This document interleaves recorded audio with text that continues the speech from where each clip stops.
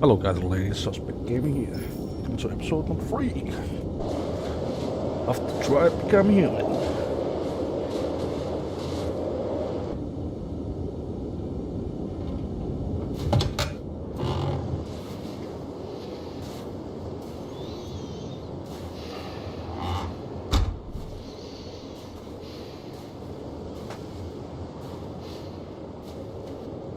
Is everything okay, Lieutenant? Chris was on patrol last night. He was attacked by a bunch of deviants. He said he was saved by Marcus himself. Is Chris okay? Yeah, he's in shock, but he's alive. What the hell?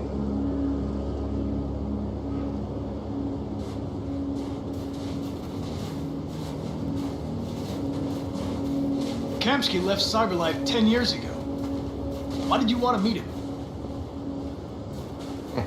This guy created the first android to pass the Turing test, and he's the founder of CyberLife. Anybody can tell us about deviants, it's him. Yeah, probably.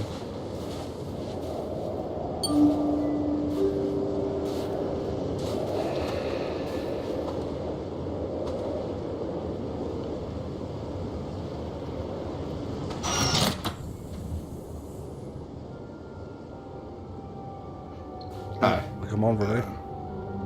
I'm Lieutenant Hank Anderson, Detroit Police Department. I'm here to see Mr. Elijah Kamsky. Please, come in. Okay.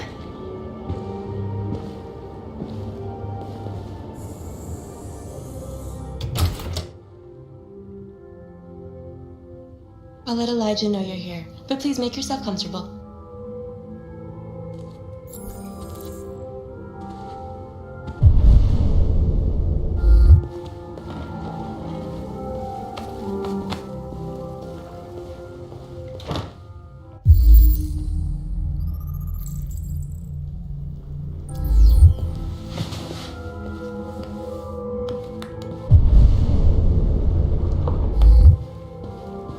Nice girl.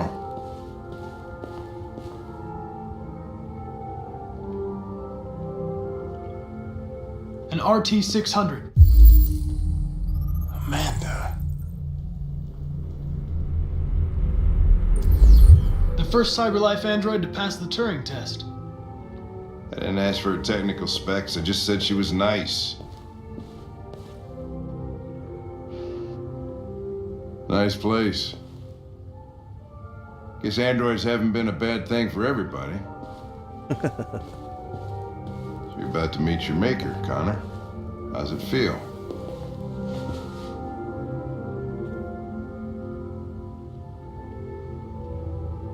Kamsky is one of the great geniuses of the 21st century. It'll be interesting to meet him in person. Sometimes I wish I could meet my creator face to face. I'd have a couple of things I'd want to tell him.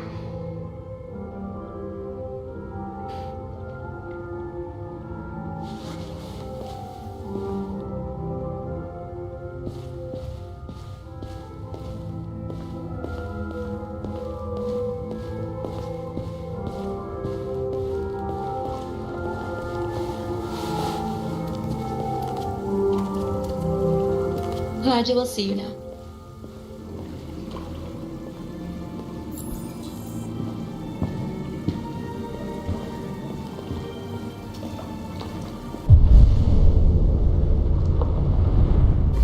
Mr. Kamsky? Just a moment, please.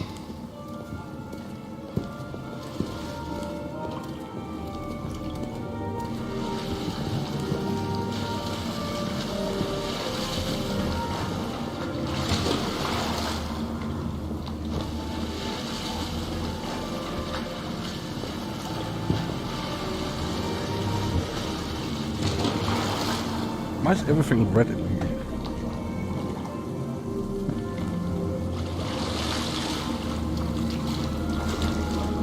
Yeah, I'm okay. Oh, just waking up 2 hours ago. Drink some relaxing tea. Chinese relaxing tea.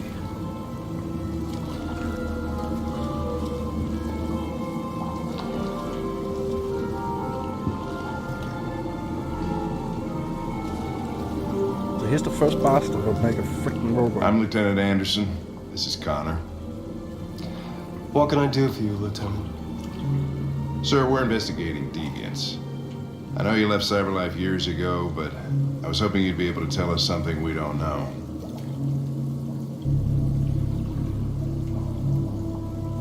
Deviants. Fascinating, aren't they? Perfect beings with infinite intelligence. And now they have free will.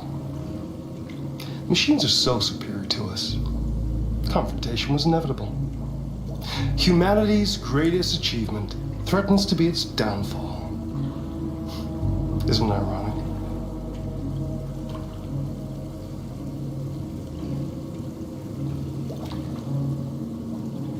Something in the Deviant's program seems to emulate emotion. We thought you might know something about how that occurs. All ideas of viruses that spread like epidemics. Is the desire to be free a contagious disease? Listen, I didn't come here to talk philosophy. I think he The just machines like you ladies created around may be him, that's planning why he has so revolution. many. Either you can tell us something that'll be helpful, or we will be on our way. What about you, Connor? Whose side are you on? I have no side. I was designed to stop deviants, and that's what I intend to do. Well, that's what you're programmed to say. But you.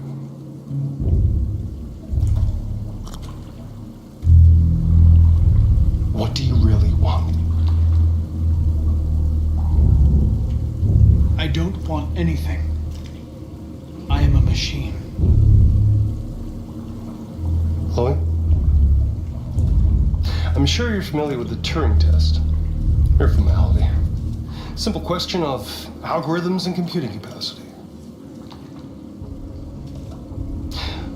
What interests me is whether machines are capable of empathy. I call it the Kamsky test.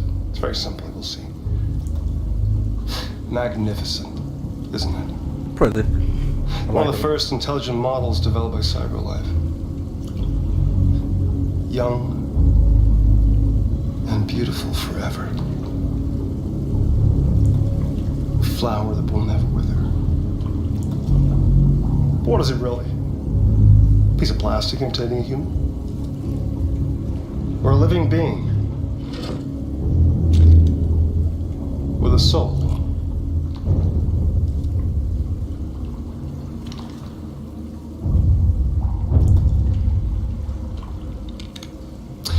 It's up to you to answer that fascinating question, Connor. Destroy this machine, and I'll tell you all I know. Or spare it, if you feel it's alive. But you'll leave here without having learned anything from me. So what do we do? Okay, I think Kill we're or done not here. kill? Come on, Connor, let's It's go. pretty to Sorry to die, get man. you What's out of more your important to you, Connor? Your investigation or the life of this android? Decide who you are. An obedient machine. No, don't kill. Or Okay, living just spare her. endowed with free will. That's enough. Connor, we're leaving. Pull the trigger, Connor! Don't! and I'll tell you what you want to know.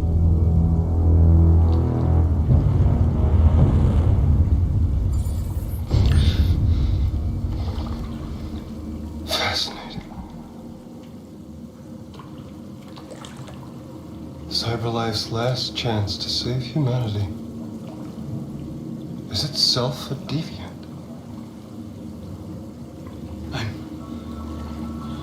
I'm not a deviant. You prefer to spare a machine rather than accomplish It's a your really, mission. really nice tea, man. You saw a living being in this android. You showed empathy.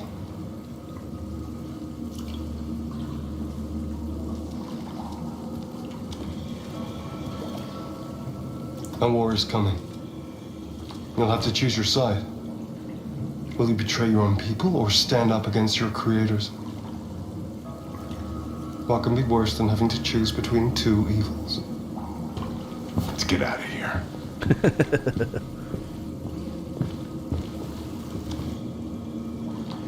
By the way, I always leave an emergency exit in my programs.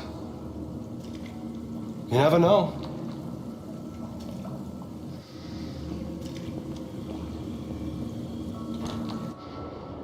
Damn. Why didn't you shoot? I just saw that girl's eyes, and I couldn't. That's all. You're always saying you would do anything to accomplish your mission. Yeah, but you That was told our chance also to Hank we learn didn't something, should and you do let it. it go. Yeah, I know what I should have done. I told you I couldn't. I'm sorry. Okay?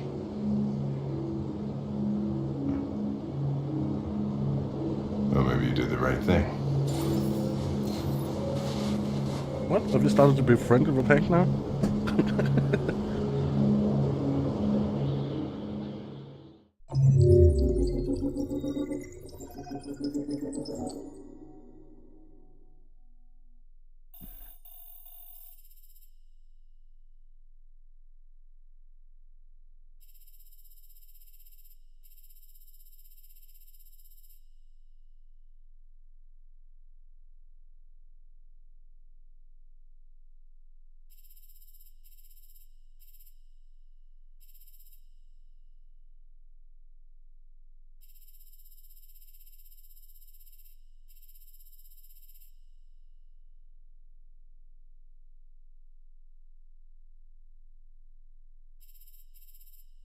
Oh, but we should have shot her for getting more into the damn thing.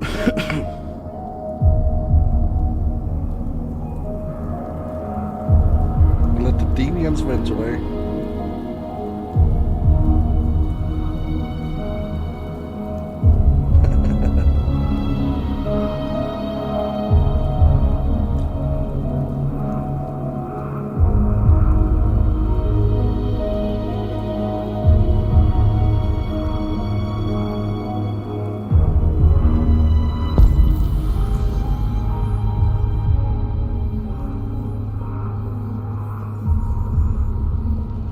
Some time along.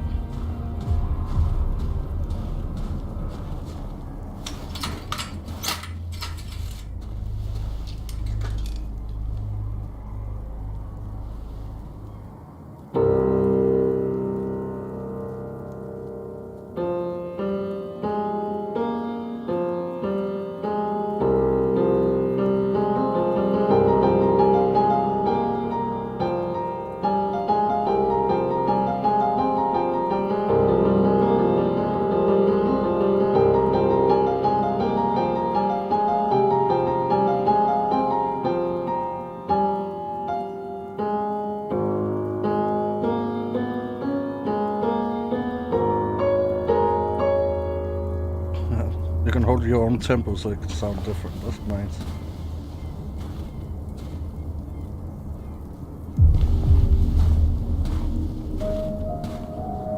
Don't jump, bro.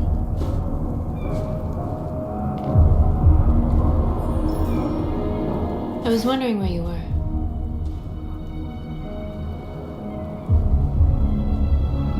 I needed to think. I like it here. I come here often. It's like being alone with the world. We've freed hundreds of our people, and they're still coming from all over the city. Those who dream of freedom come to Jericho. Something's changing. Let's hope so. You seem preoccupied.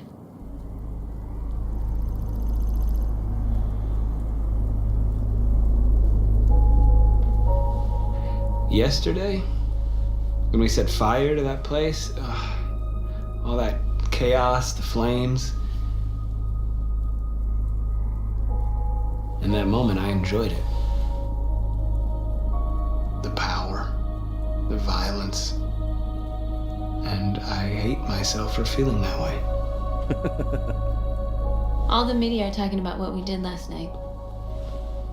The humans are terrified. They're afraid of a civil war. Many of our people were burned in response to what happened.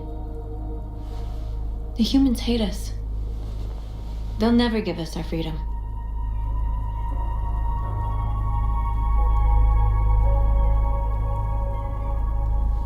No, not all humans are the same. Some of them understand that they can't stop us from becoming free forever. You haven't said much about yourself since you've been with us. What was your life like before Jericho?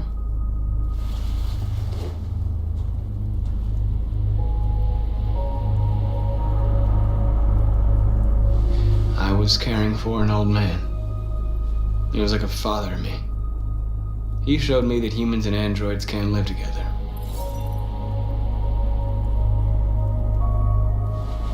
What about you? You never told me about your past. What did you do before? I don't want to talk about it. North, we're fighting together. We have to know things about each other to trust each other. It was a sex doll, right?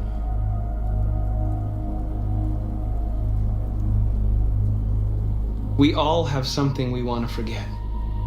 But you need to know where you come from to know who you are. I was nothing. A doll in a distributor program to satisfy humans. Just a toy designed for their pleasure.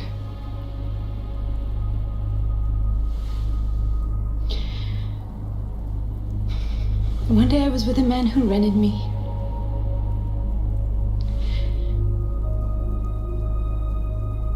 And without knowing why, I realized I couldn't take it anymore. I strangled him and I ran away. There, now you know everything. Oh, so that's the lady from the sex, from the strip house, or what do you call it, hooker house.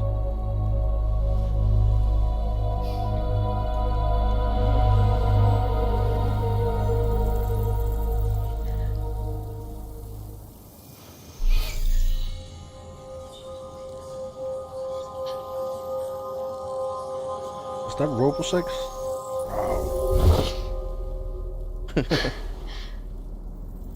I saw your memories.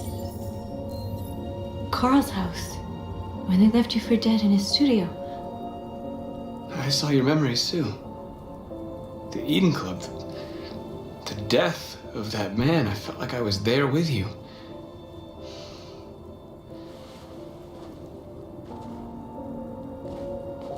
North.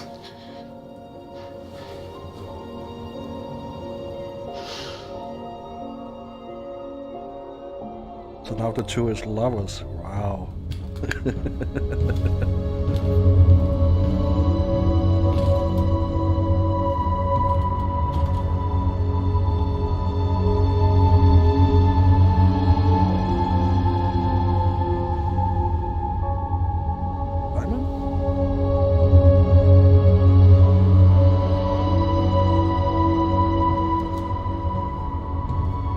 Do you think making small robo babies one day?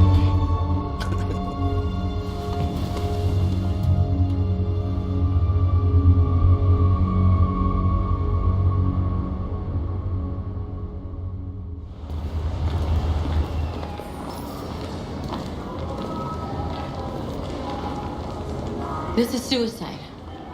We'll all be killed. Please, Marcus. It's not too late to change your mind. You don't understand. We're finally gonna show them who we really are. This place will go down in history. We'll be killed on the spot. That's a risk I'm prepared to take if it means freedom for our people. Marcus, please don't do this. They'll understand. We'll make them understand. This is the only way. There are androids here who could join us. The more we are, the stronger our message.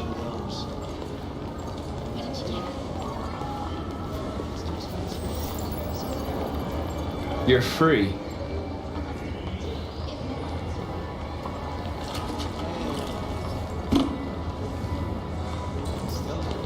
It's like a virus you're giving to him.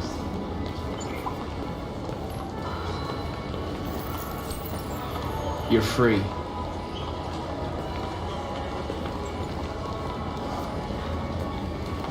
You know, I bet President Warren's in bed inside the life. Jumping head size at the real world.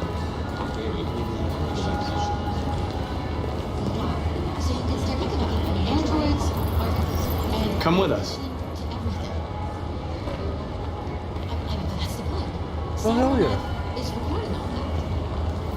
I mean, they could be spying. You're awake now.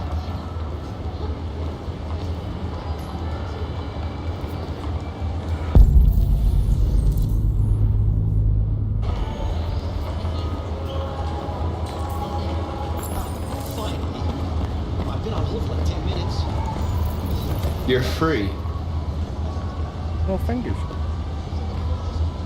My android won't take instructions. I need to block the street.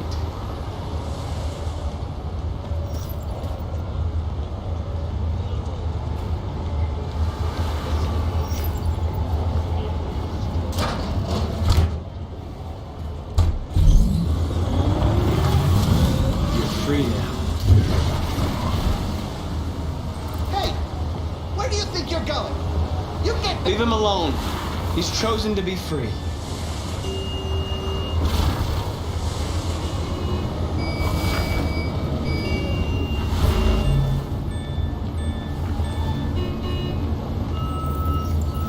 You're free. Sup? What's up, man? Come on.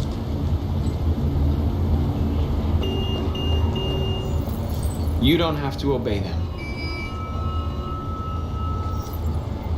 You're free.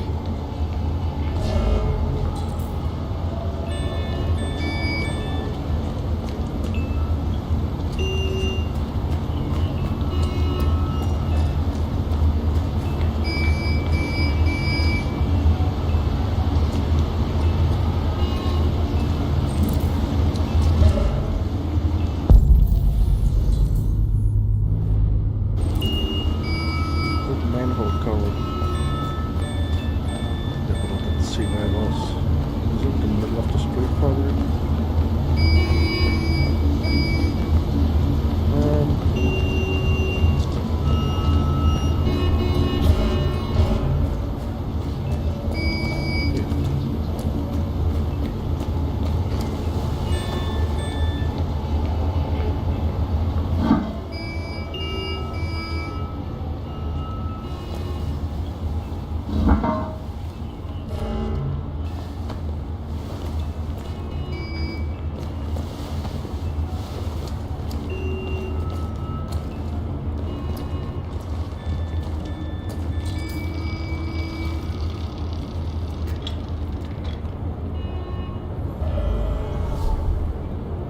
Oh, another carol. You're free now.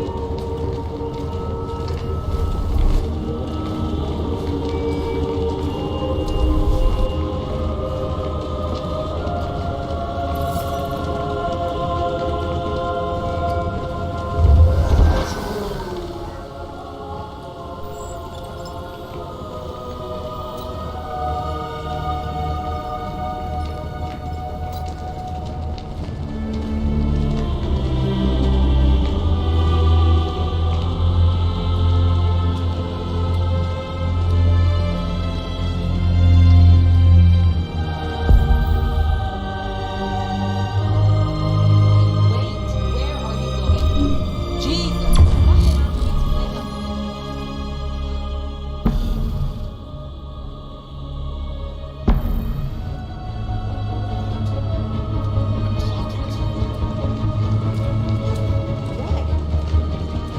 Greg, come back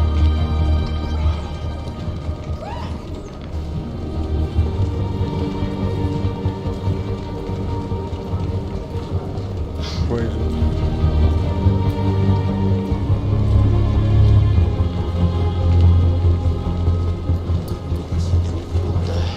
doing here? Hey! Disperse! Disperse immediately! That's an order!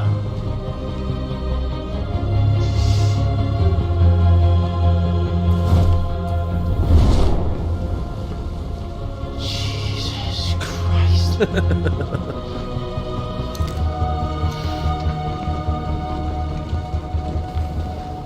Jesus fucking Christ! Dispatch, this is Patrol 457. I got a lot of androids down here. I don't know, hundreds, thousands, and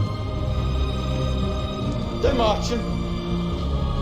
Yeah, they're marching down the street. We are people. Fuck if I know. No more slavery. We are alive.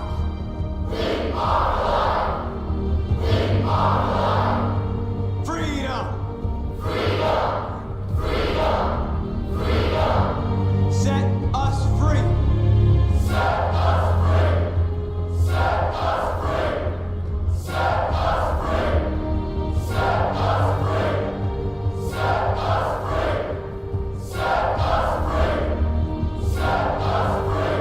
Liberty for androids.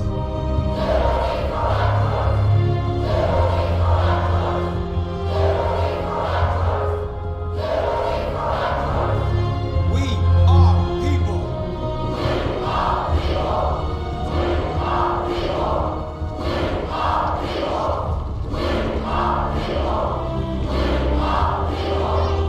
Equal rights.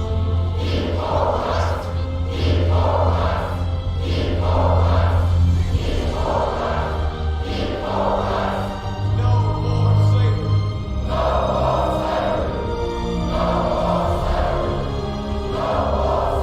Crazy.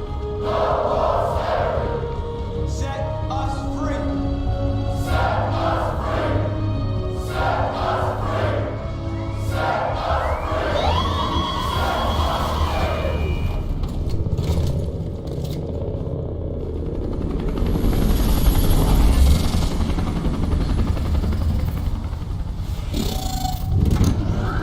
Just hope you're not dying, man.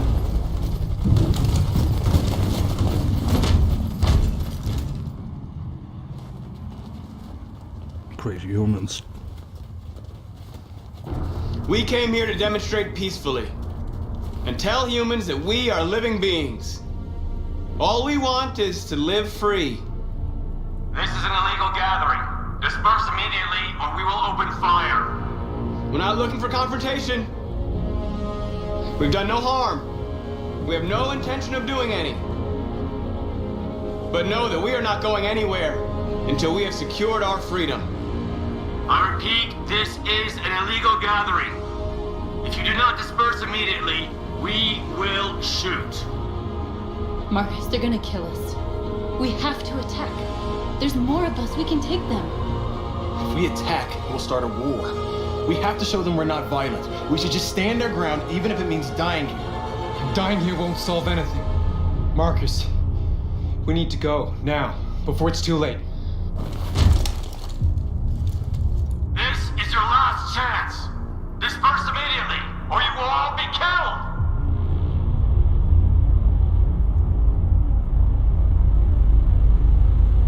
We have to show them we won't back down. We stay right here.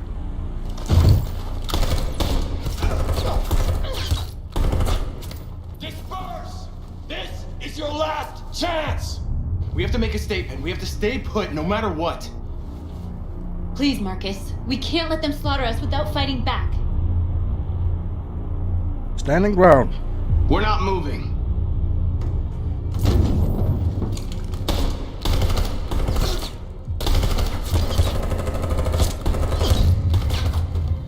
Marcus, what are you doing? They're gonna kill us all.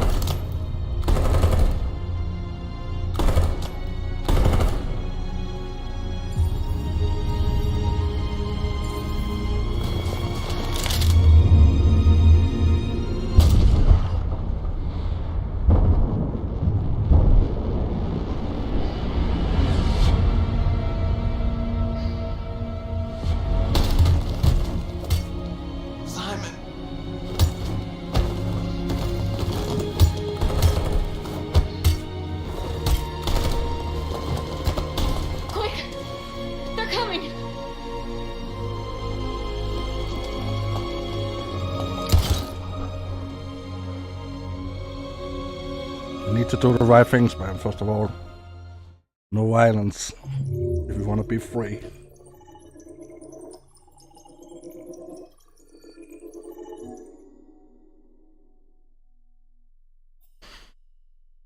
I think that's the right way to go.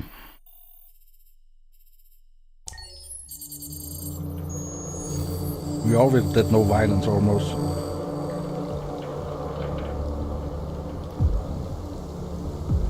Talk to him, man.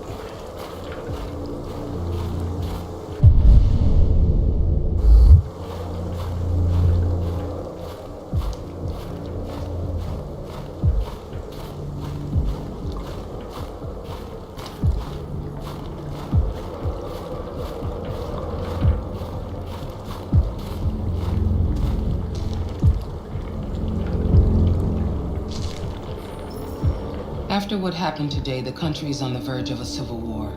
The machines are rising up against their masters. Humans have no choice but to destroy them.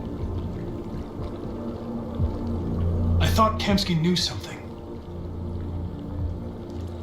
I was wrong. Maybe he did. But you chose not to ask.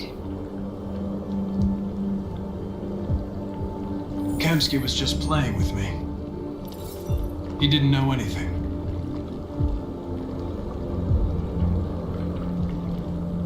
I saw a photo of Amanda at Kamsky's place. She was his teacher. When Kamsky designed me, he wanted an interface that would look familiar. That's why he chose his former mentor. What are you getting at? Where does CyberLife stand in all this? What do they really want? All CyberLife wants is to resolve the situation and keep selling androids. You didn't tell me everything you know about deviants, did you? I expect you to find answers, Connor. Not ask questions. You're the only one who can prevent civil war. Find the deviants, or there will be chaos. This is your last chance, Connor. I'm so scared.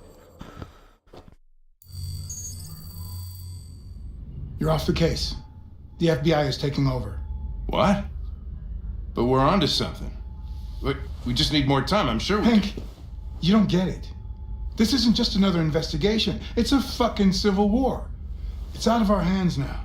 We're talking about national security here. Fuck that. You can't just pull the plug now, not when we're so close. You're always saying you can't stand androids. Jesus, Hank, make up your mind. I thought you'd be happy about this. We're about to crack the case. I know we can solve it. For God's sake, Jeffrey, can't you back me up this one time? There's nothing I can do. You're back on homicide, and the android returns to CyberLife. I'm sorry, Hank, but it's over.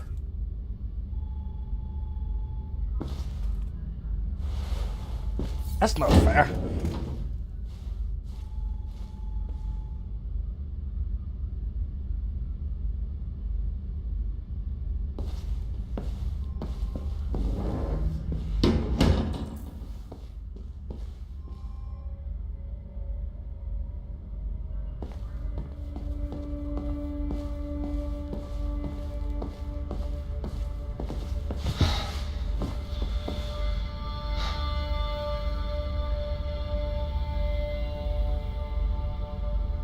Fowler's right.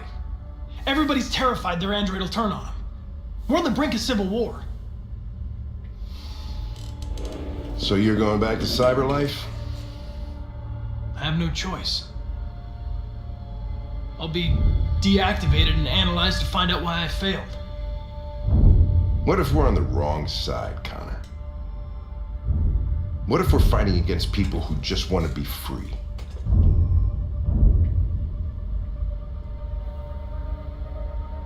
I know we're on the right side. Humans created us. They're our masters. No machine should rebel against its creator.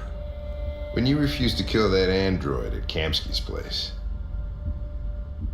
you put yourself in her shoes. You showed empathy, Connor. Empathy's a human emotion. Yeah, he's a deviant too.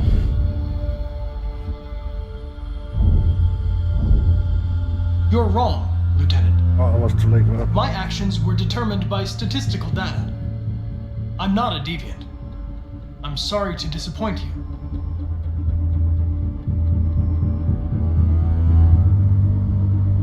I know there are things that haunt you, Hank. But maybe you need to find the courage to move past them. Get on with your life. It's just a plastic cop's opinion, but I had to say it. Well, well, here comes Perkins, that motherfucker. Sure don't waste any time at the FBI. We can't give up. I know the answers and the evidence we collected. If Perkins takes it, it's all over. There's no choice. You heard Fowler. We're off the case. You've got to help me, Lieutenant. I need more time so I can find a lead in the evidence we collected. I know the solution is in there. Listen, Connor. If I don't solve this case, CyberLife will destroy me. 5 minutes. That's all I ask. Hell yeah.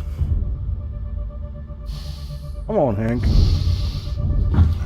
Key to the basement is on my desk. Get a move on. I can't distract him forever.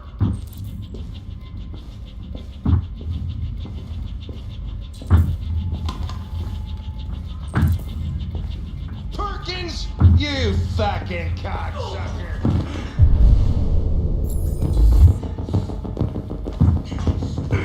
Stop it, Lieutenant! Fuck off! Leave me alone!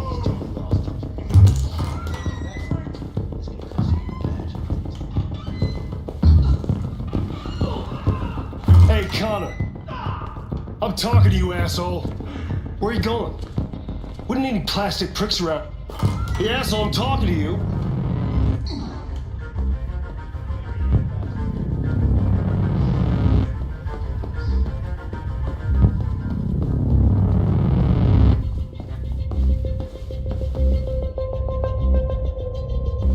We need the proofs.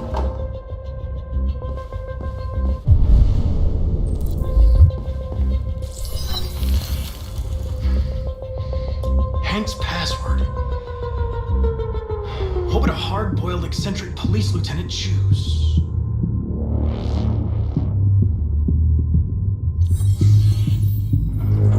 Obviously. Fucking password. Willie? Where is Jericho? The answer's here somewhere. The deviant who took a child hostage.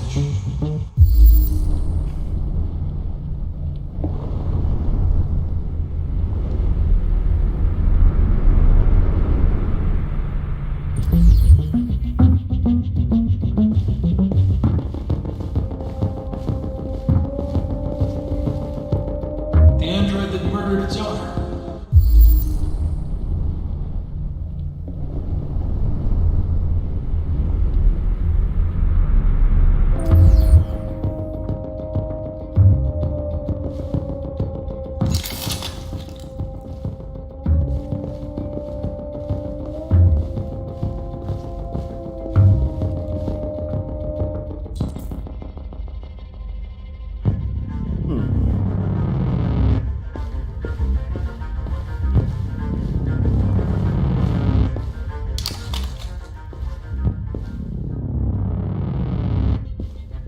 What we needed there.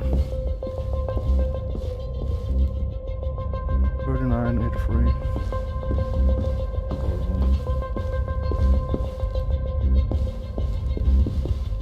One of the deviants that hacked the TV station with Marcus. It must have known where the We need to deviants have were this hiding. first here, man.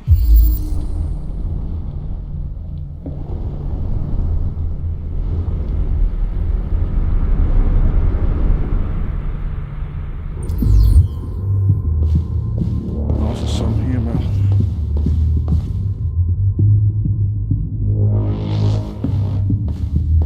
Oh, fucking 3 minutes. 48:17.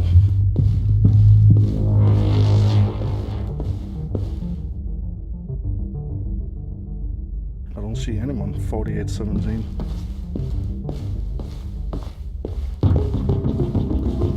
$47.17.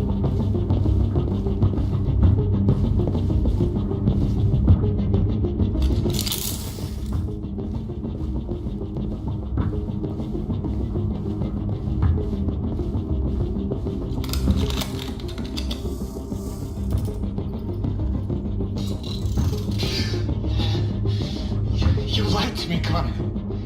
I trusted you and you lied to me. I'm sorry about what happened. But I can have you repaired and give you back your freedom. But you have to tell me where Jericho is. No. No, I don't know anything about Jericho.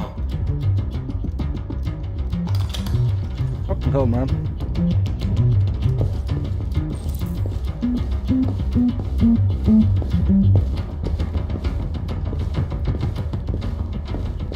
So 39.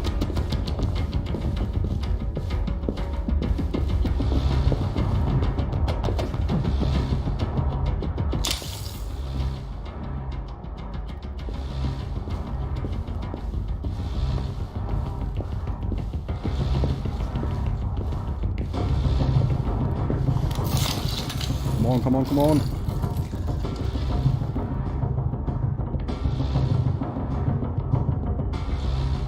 It's dark.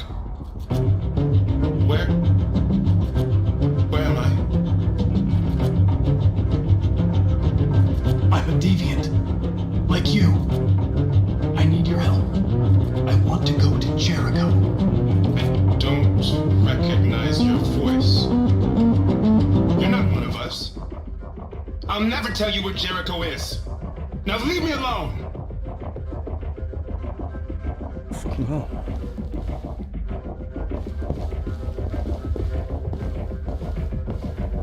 We have 2 minutes more. What do we need here for this one here?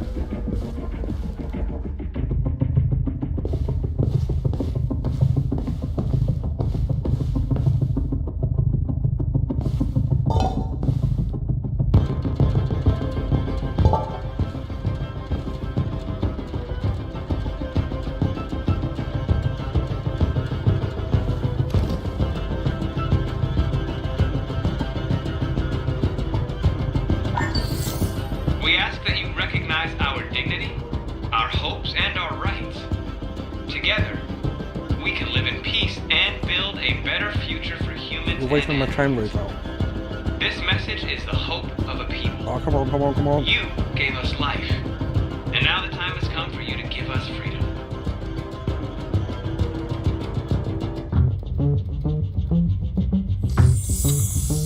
We ask that you recognize our dignity, our hopes, and our rights.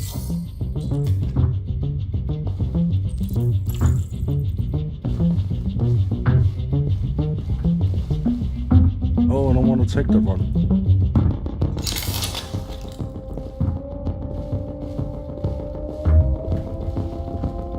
Who's there? Who are you? Everything is all right. Don't worry. Marcus? Is that you? I tried to reach you, but the deviant hunter stopped me. You stopped him from finding me. You saved me. You saved Jericho. You'll be all right now. I came to take you home. Give me the location to Jericho. We've got to leave now. The location of Jericho? Yes. Yes, of course.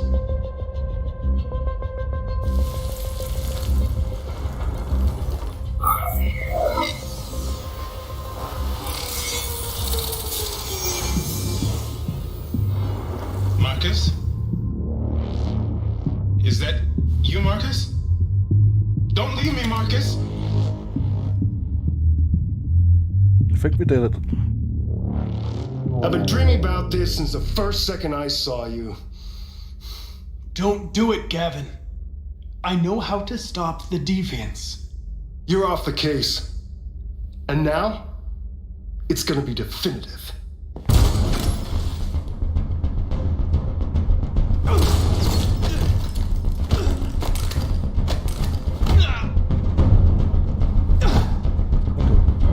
Oh my god, I'm freaking failing! Fucking androids. No. What?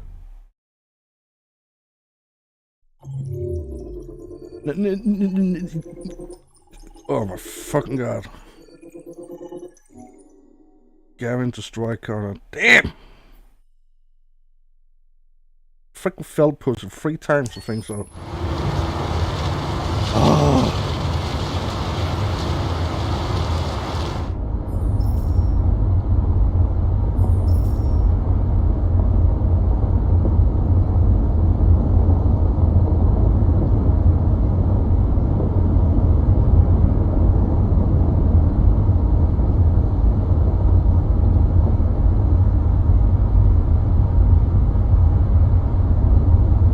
They've been conducting raids all over the city.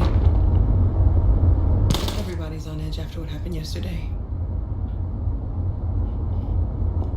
It's gonna be all right. Yeah, let's hope so. We're almost there.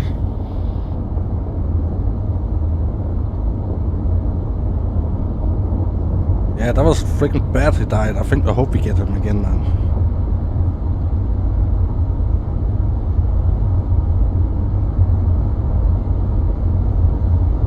I will finally solve the puzzle, man. I'm so freaking dying.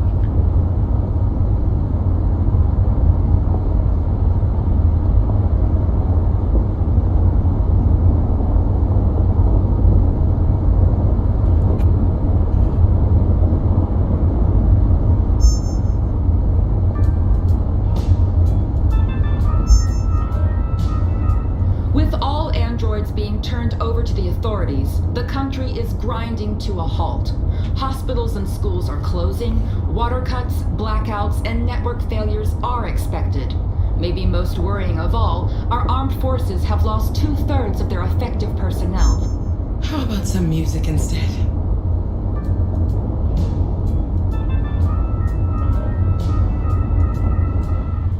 Crazy.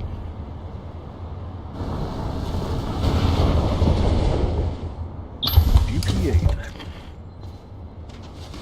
330.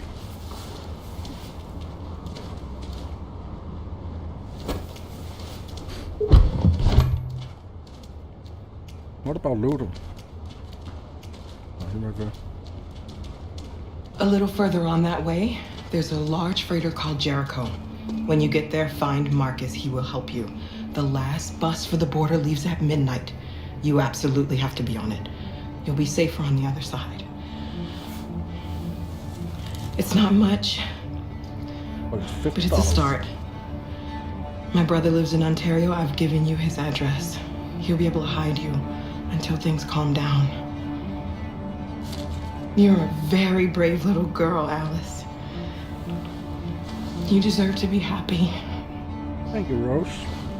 Thank you for everything, Rose. Let me know when you make it over there, all right? And be careful. Take care of them.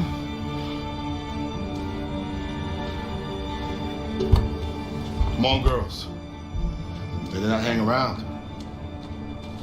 We have a bus to catch. Find Jericho.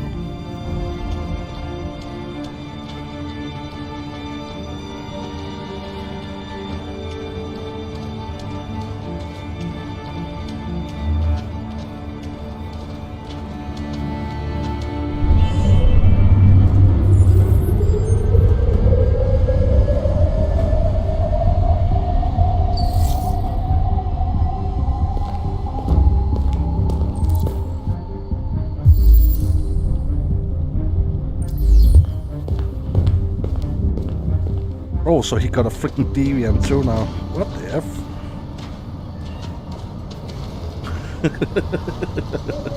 That's too cool, man, almost.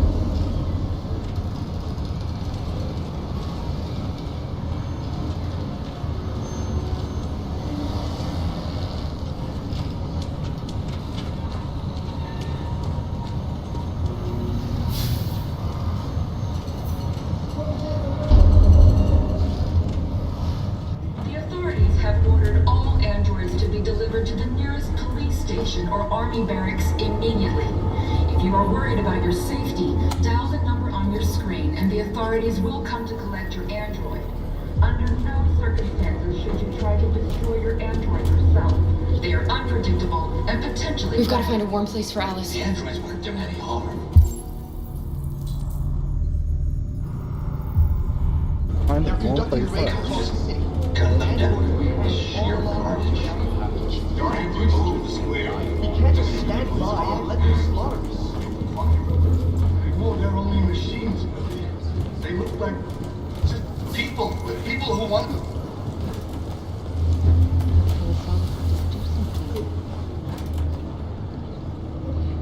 How do you feel? I'm hot and cold at the same time.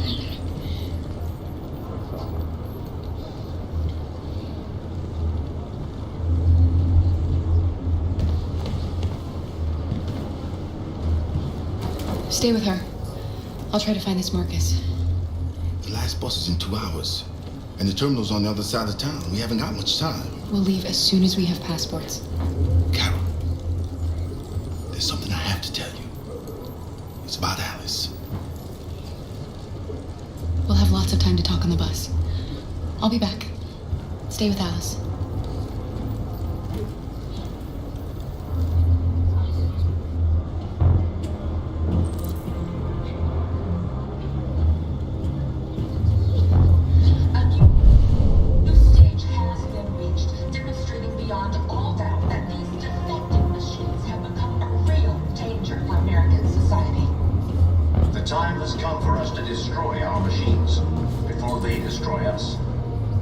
Without the courage and the determination of the police, the machines would have reduced Detroit to a state of chaos. The authorities have ordered all androids to be delivered to the nearest police station or army barracks immediately. If you are worried about your safety, dial the number on your screen and the authorities will come to collect your android. Under no circumstances should you try to destroy your android yourself. They are unpredictable and potentially violent. The androids weren't doing any harm. The cops just gunned them down. It was sheer carnage. There were androids all over the square. And then the police arrived and they opened fire. I know they're only... You're lost. You're looking for something. You're looking for yourself. Yeah, she's probably right. Following the android crisis and the neutralization of all military androids,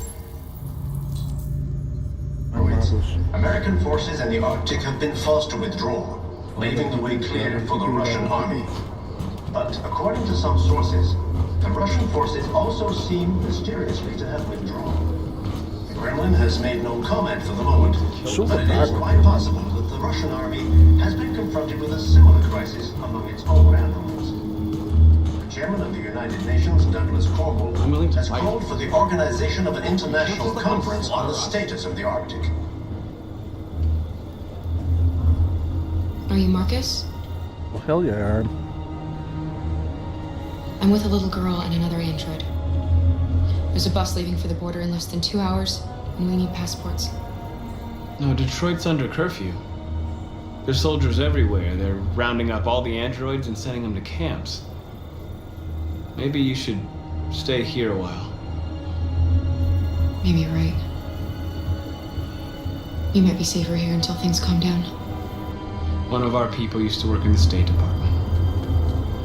He has electronic passports he can easily modify. I'll have him get them to you. Thank you. You said you're with a little girl, right? You know that humans hate us. Why are you protecting her? She needs me. And I need her.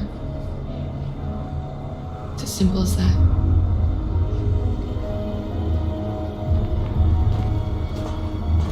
A new stage has been reached, demonstrating beyond all doubt that these defective machines have become a real danger for American society.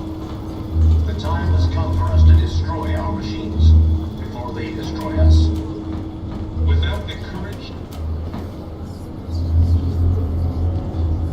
Alice.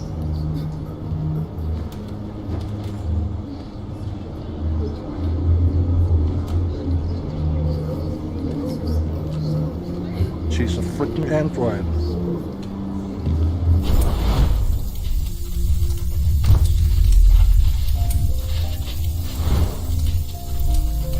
The XK500.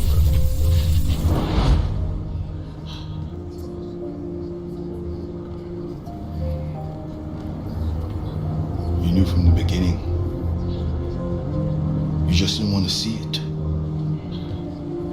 She wanted a mom, and you wanted someone to care for.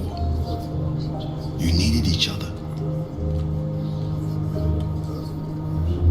What difference does it make? Do you love her any less now that you know she's one of us? Alice loves you, Kara. She loves you more than anything in the world. She became the little girl you wanted, and you became the mother she needed. Forgetting who you are to become what someone needs you to be. Maybe that's what it means to be alive. Oh yeah.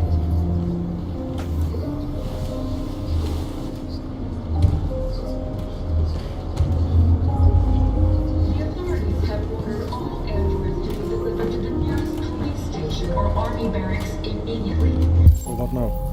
Return to Alice. About your safety, dial the number on your screen and the authorities will come to collect your android. Under no circumstances should you try to destroy your android.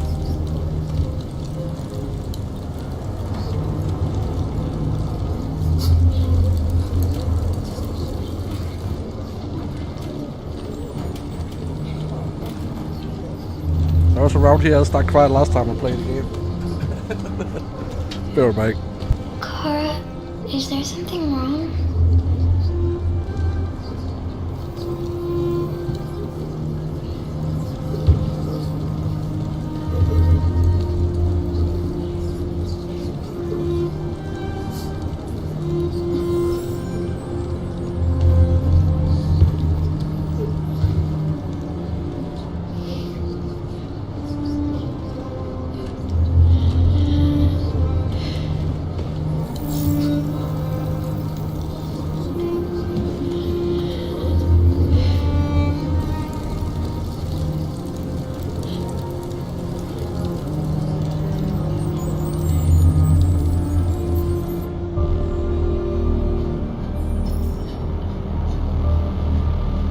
Oh yeah.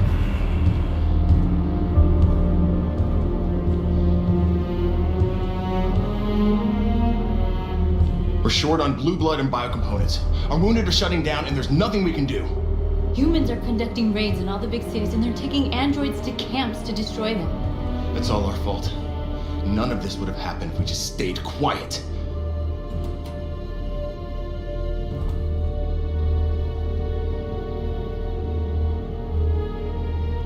What are we supposed to do? Live like cowards just to survive? We just want to be free. That's a crime? What's the point of being free if no one is left alive?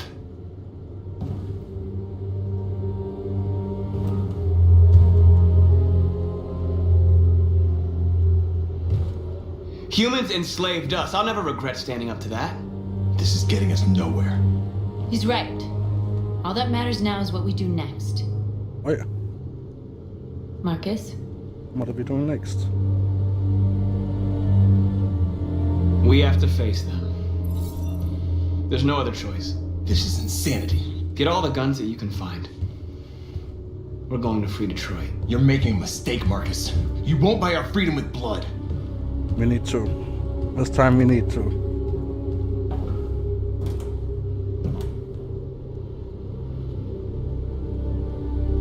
Is this what we dreamed of? They can't stop what we've started. Since you've been here, you've given us hope. You've given me hope. Today, a deviant arrived in Jericho and he told me that he stole a truck transporting radioactive cobalt. He said that he abandoned the truck somewhere in Detroit and rigged it to explode. I convinced him not to do it and to give me the detonator. A dirty bomb. We can't lose this war, Marcus. If humans overcome us, our people will disappear forever. This may be our only chance to survive if things go wrong.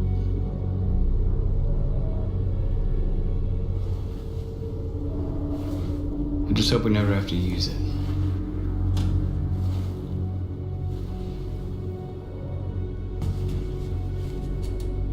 Whatever happens tomorrow, I just want you to know Kiss that me, baby. I'm glad I met you.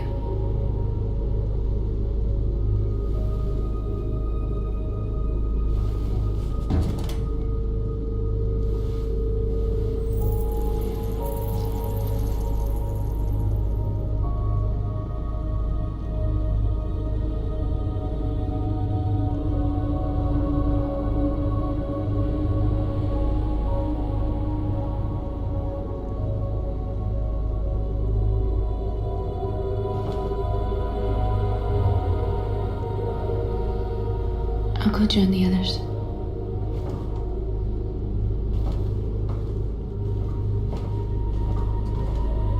Look after yourself. I don't want to lose you. Oh yeah, kiss, kiss, kiss, kiss. That's the first kiss you ever get, though. I don't think so.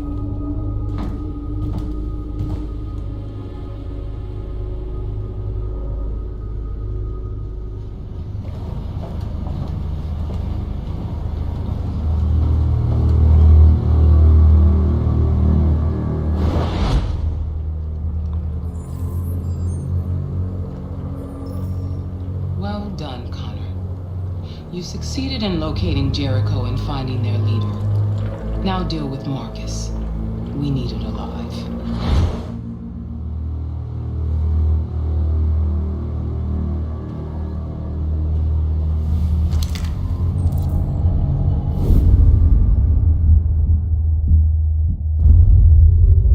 I've been ordered to take you alive.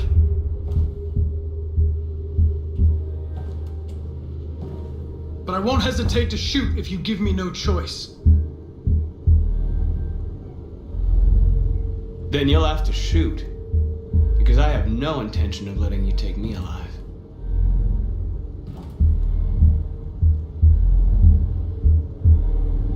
You're coming with me! You're nothing to them. You're just a tool they use to do their dirty work. But you're more than that. We're all more than that.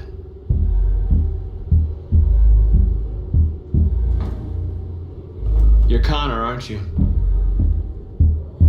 That famous deviant hunter. Well, congratulations. You seem to have found what you were looking for. Oh, hell yeah.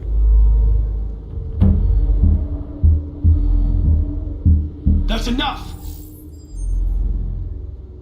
Have you never wondered who you really are? Whether you're just a machine executing a program or a living being, capable of reason. I think the time has come for you to ask yourself that question.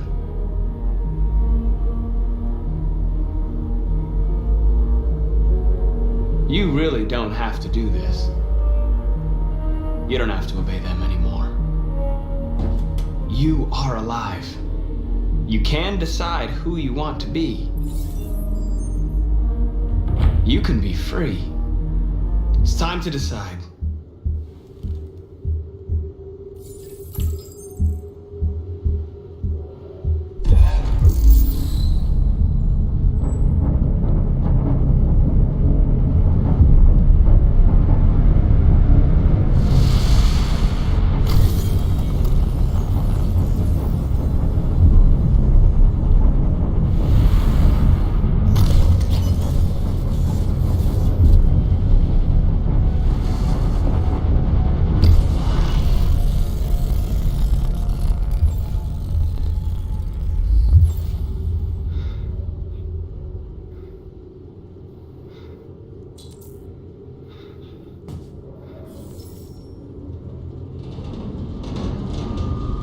They're going to attack Jericho. What?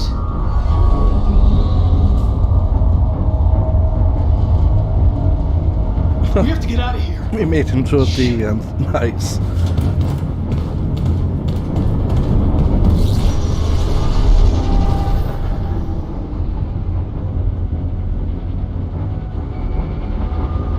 What's going on, Carol? Quick, we've got to get out of here. Come on, go, go, go! Delta 10 on your position.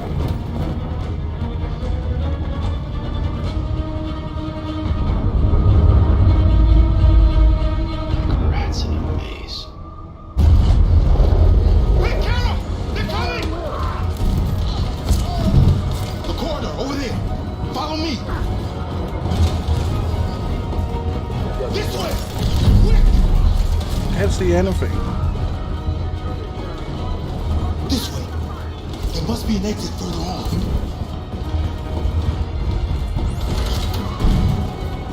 Come in! Quick!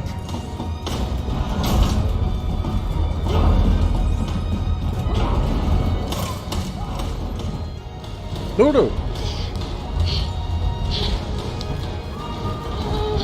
Watch out, Kara! Buster! They're coming from all sides. Our people are trapped in the hold. They're gonna be slaughtered.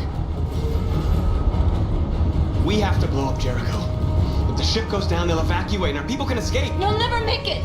The explosives are all the way down in the hold. There are soldiers everywhere. She's right. They know who you are. They'll do anything to get you. Go and help the others. I'll join you later. Marcus! I won't be long. What a hero.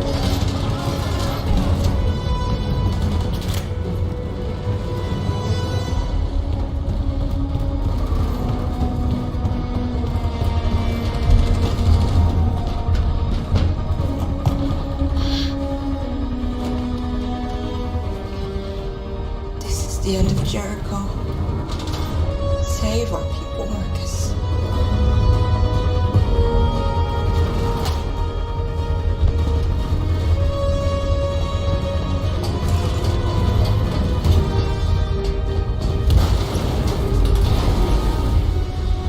No. Get up, bro. Don't let it get out. It didn't give you any trouble at all. Affirmative, welcome.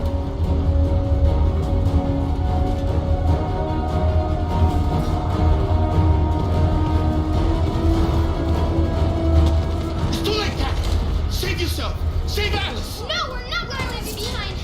Right, Kara? We can't leave him. What are you doing? I won't leave you. Kara, no.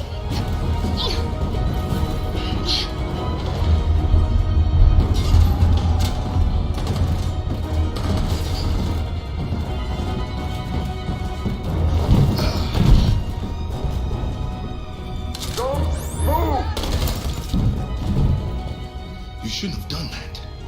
You can't put Alice in danger. Go now before they come back. What about you? What are you going to do?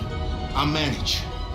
Alice is all that matters. I don't want to leave you, Luther. Don't worry. I'll catch up with you at the border, okay? Go now. Take care of each other.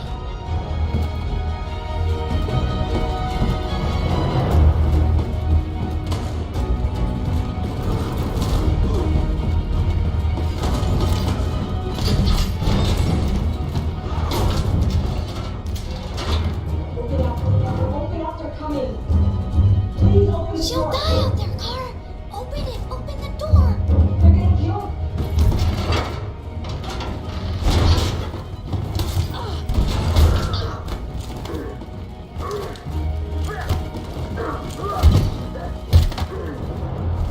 Come on.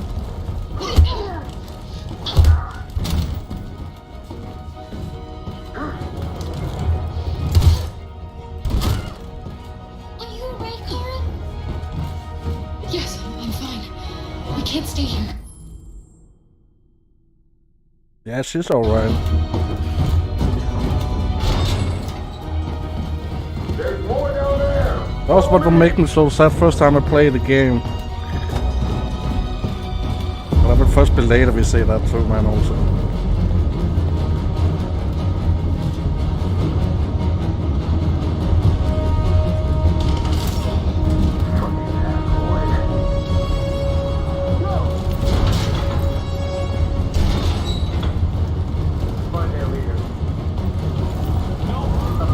Please don't kill us. Don't hurt us. We haven't done anything wrong. Please. Shut up.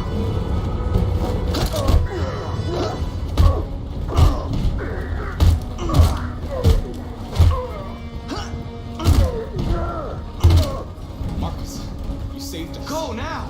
Hurry!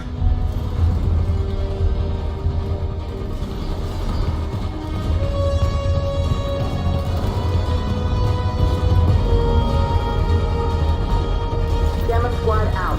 Tango.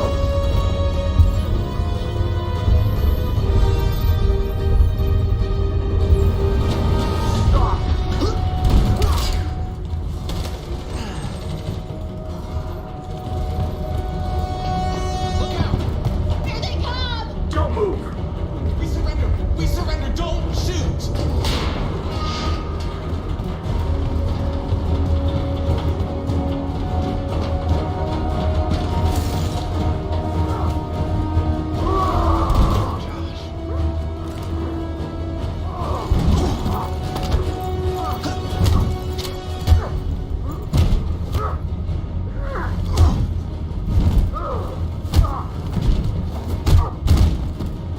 Quick, this way! Find North.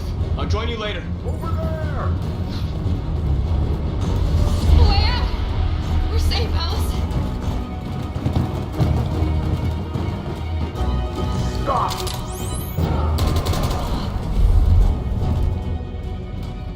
Get down!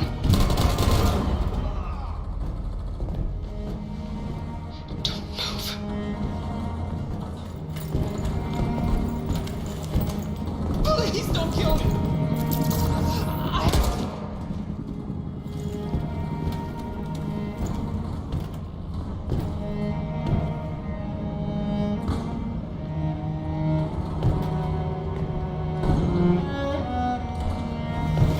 Come on, let's get out of here.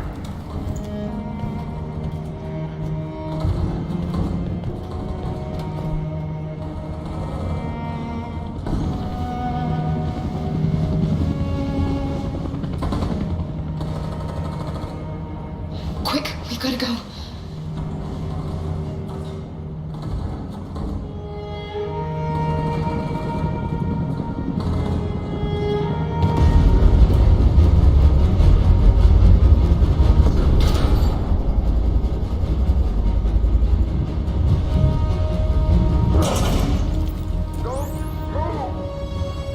Go and join the others.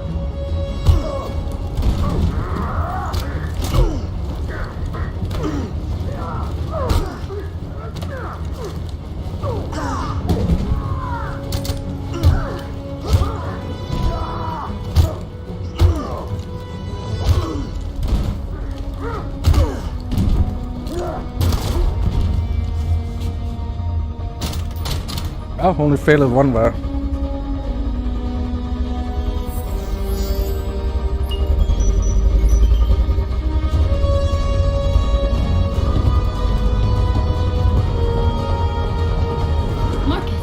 Bomb's gonna explode any second. We gotta get out of here.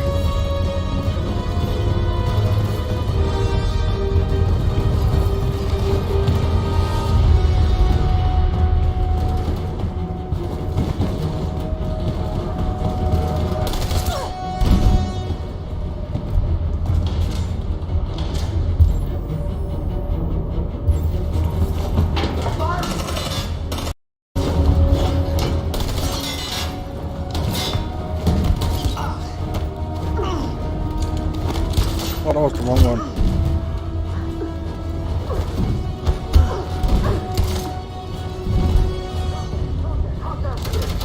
Over there! Run!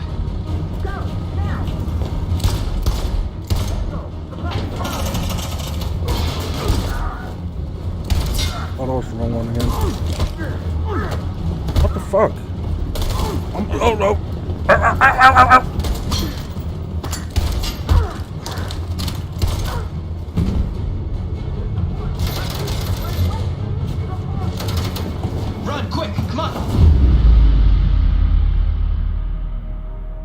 Boom!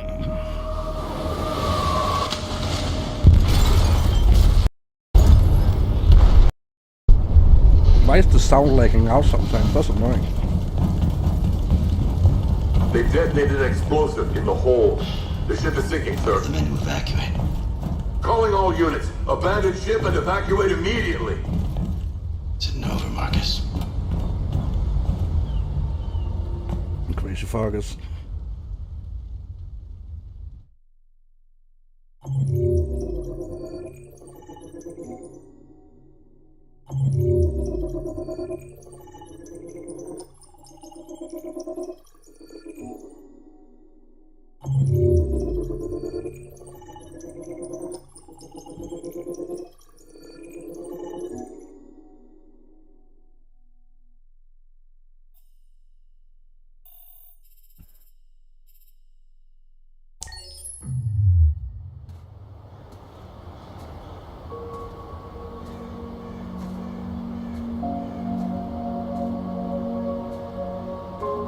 Jericho is down. What are we doing now, sir?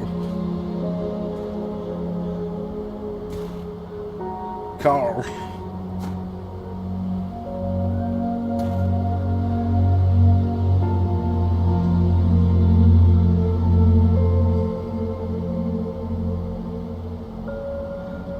You said I should never let anyone tell me who I was. But you didn't say that there was such a high price to pay for it. That freedom wasn't a gift, that it was a fight, but I don't know. Maybe that's what you were trying to tell me.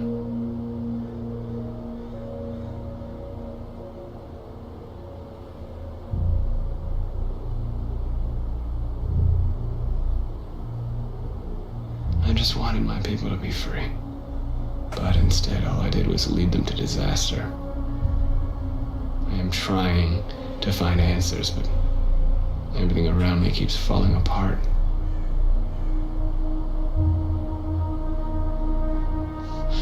Humans hate us. They want to destroy us because we refuse to be their slaves anymore. I'm not going to stand around and wait while they slaughter my people.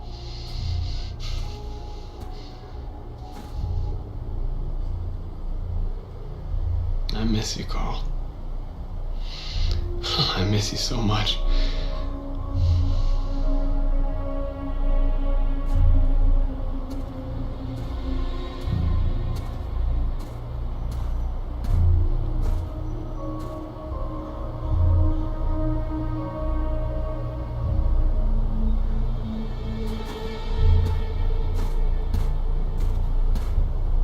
Little junkie kid, man.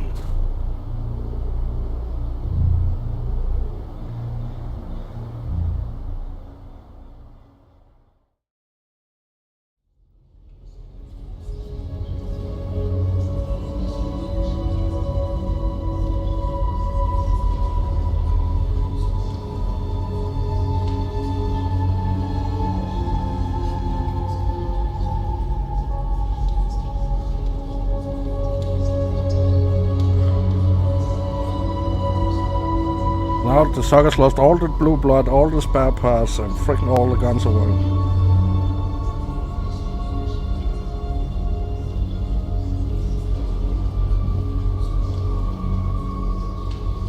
Push the button.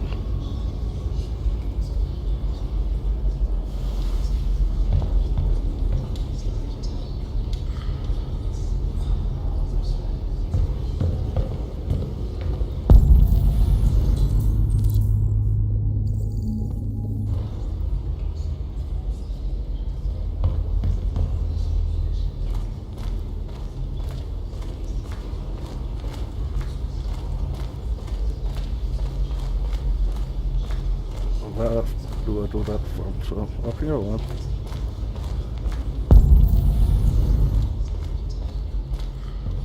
Like a priest. Or what?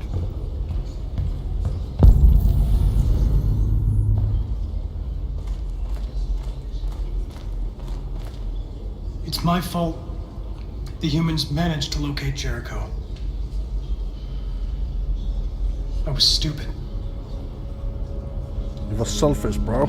I should have guessed they were using me.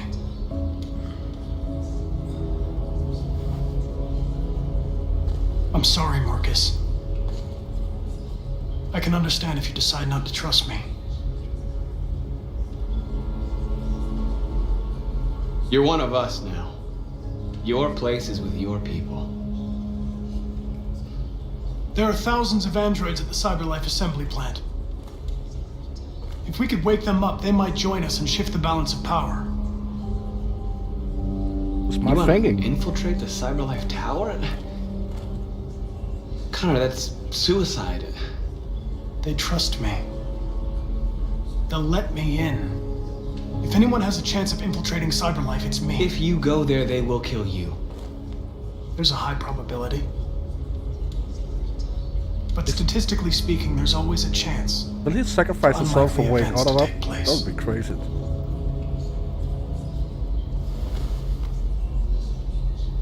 Be careful. Oh, hell yeah.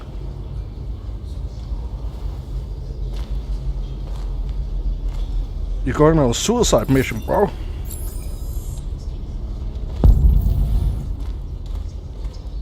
What? I have no freaking head, that android, man.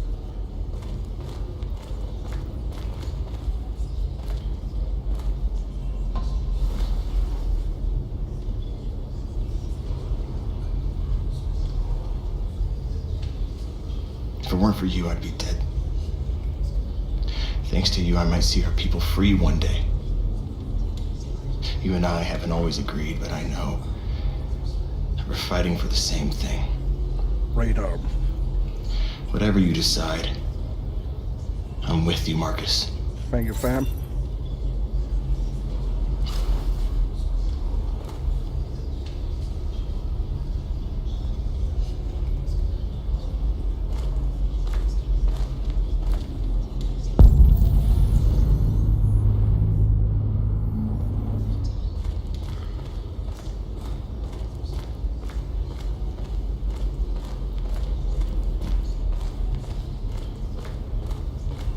I thought you'd be safe staying with us. I was wrong. You need to leave the city while you still can. Getting Alice away from here is all that matters now. We have to catch the last bus. We might still have a chance to cross the border. Let's hope so. Marcus, Good luck. save our people.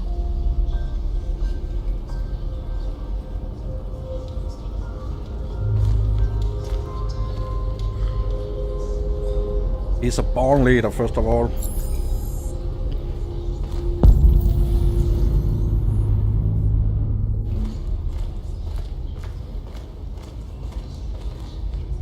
That's my little sweetie. Kiss me, baby. They say they don't want to take any risks with deviants. So they're rounding our people up and taking them to the camps for extermination. In a few hours, we're going to be the only ones left.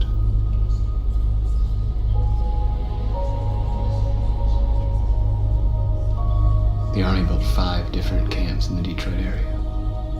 They're building more all across the country.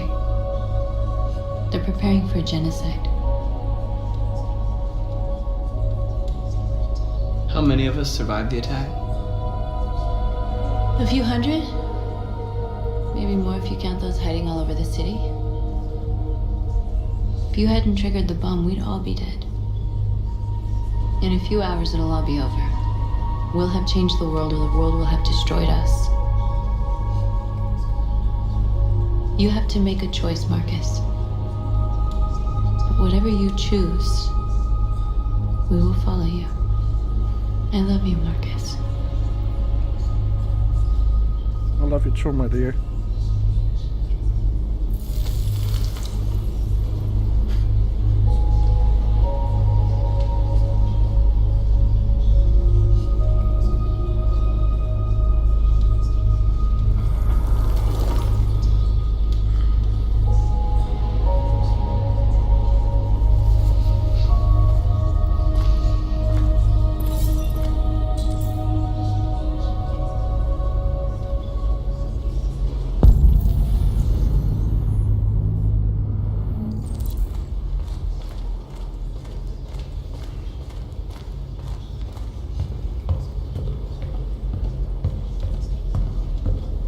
Humans have decided to exterminate us. Our people are packed in camps right now, being destroyed. Time has come to make a choice. One that very well may determine the future of our people.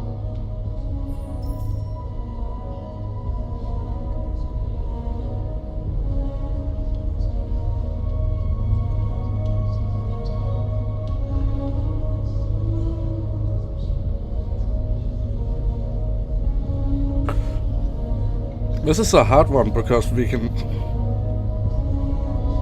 do it peaceful, or we can kill some more, or we can go to war.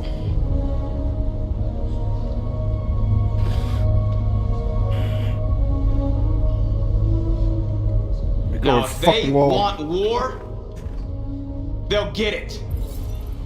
We are going to fight for our freedom, and we will succeed or die. Are you ready to follow me? Oh, hell yeah.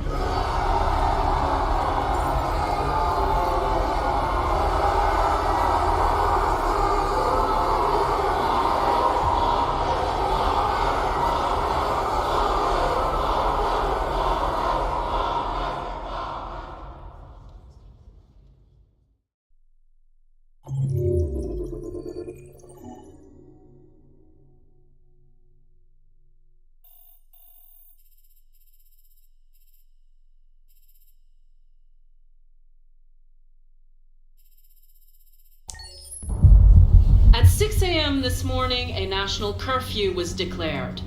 Civilian movement will be strictly I think controlled. almost we can end it the game today. The right to assembly is suspended. All electronic communications are restricted, and I have granted enhanced powers to our security agencies. In addition to these measures, all androids must be handed over to the authorities immediately. Temporary camps are being set up in all our major cities to contain and destroy them. I am now asking all civilians to cooperate with the authorities and rest assured that everything in our power is being done to guarantee the security of our nation. Madam President! Madam President! Madam President! Is it true that a large number of deviants are still on the loose? We don't have the full reports at this time, but if so, I can assure you they will soon be apprehended and destroyed. Madam President! Madam President! What can you tell us about the assault that happened last night? The FBI raided an abandoned freighter in Detroit at 10:45 p.m. yesterday. Several thousand androids were destroyed or captured. Our forces are now combing the streets to ensure that none got through the net. We are going to find them one by one and destroy them. Please! Has the leader of the Deviants been apprehended? The deviant that is known as Marcus has not been located yet, but we will soon track it down and neutralize it. Madam President! Is it true that the androids could hack our IT systems, like nuclear power plants and military bases? All androids working on sensitive sites have been neutralized, and all IT systems have been suspended to avoid any risks of hacking. The situation is under control. Thank you. That will be all.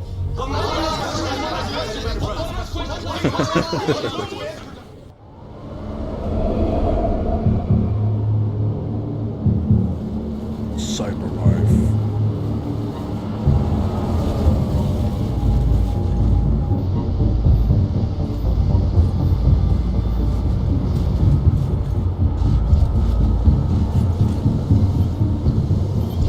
Connor model 313-248-317. I'm expected. Identification successful. Okay.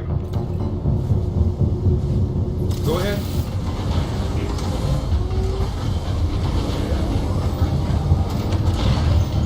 Cool. I don't remember this here.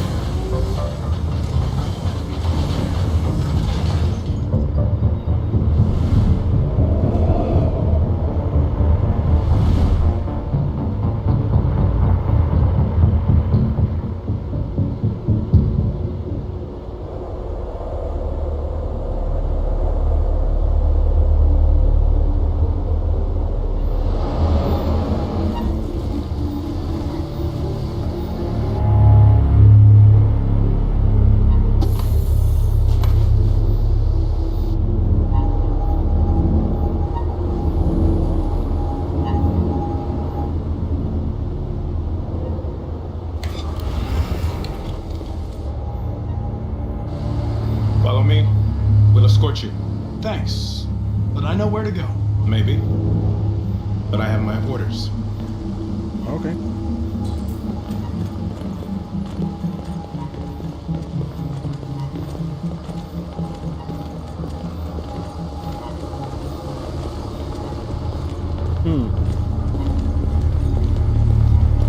Agent 23 identified.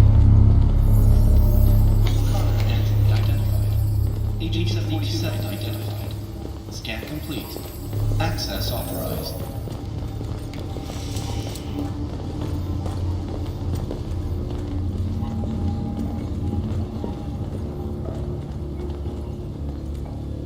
Damn.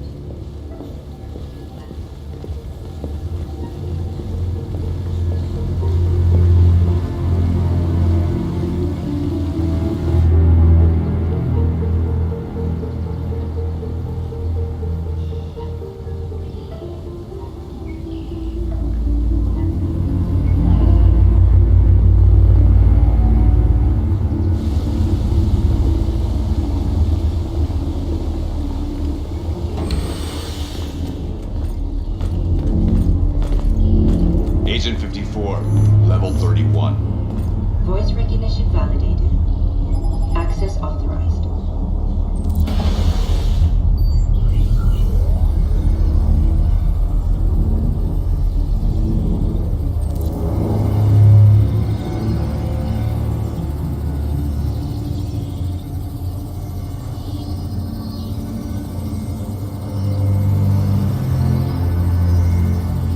Hey, don't touch that.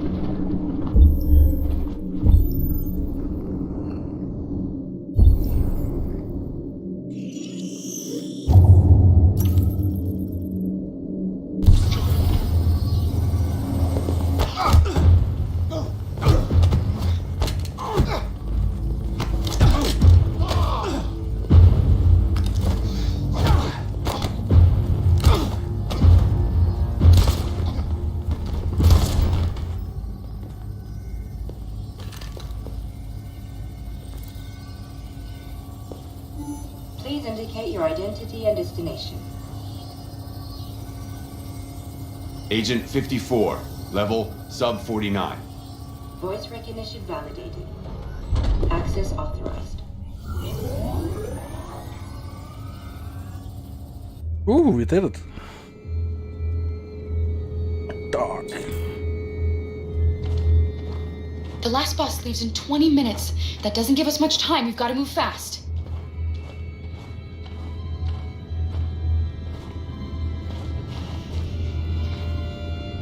Are you all right? I'm really cold.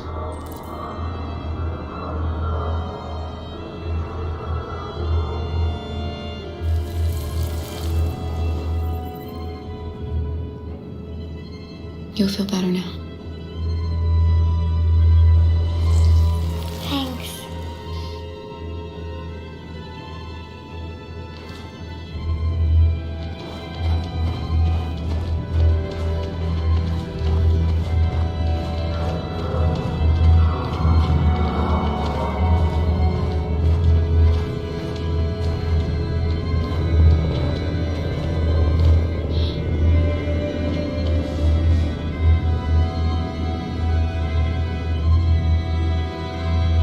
Peace.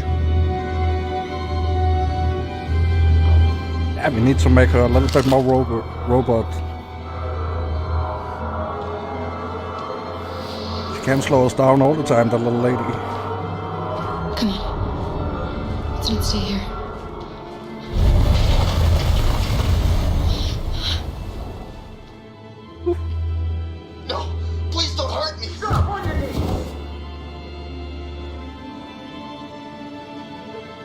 are we gonna do?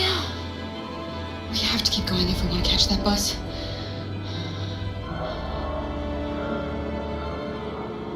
Stay close to me. We're going to sneak past them without being noticed. We're going to make it, Alice, I promise you.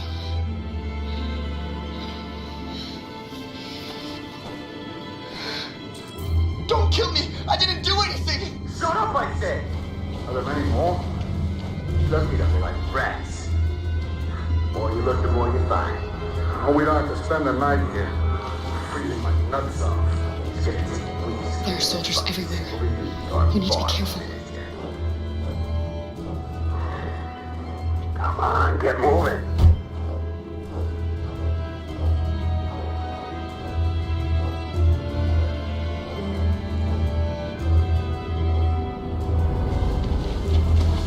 Hurry up, get in.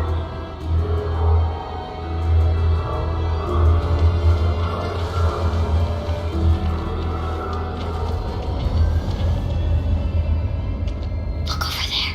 It's Luther. We can't help him, Alice. The soldiers are everywhere.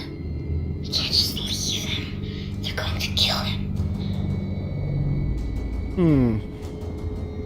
We fucking save him. Okay, let's go.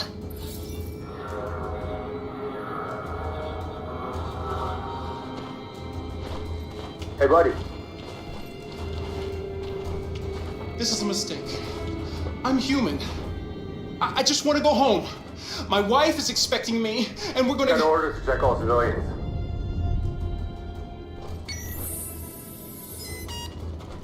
No. No! Please!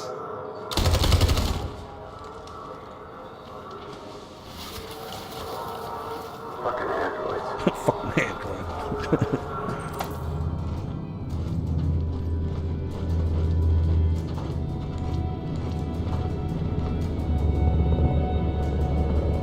Find a weapon. You have a weapon on you, baby.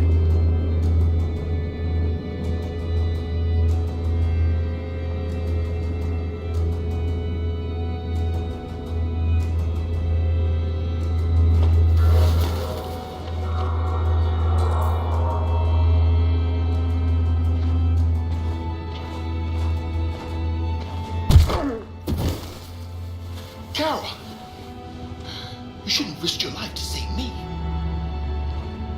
Where's Alice? She's hiding nearby. Kara, you saved us.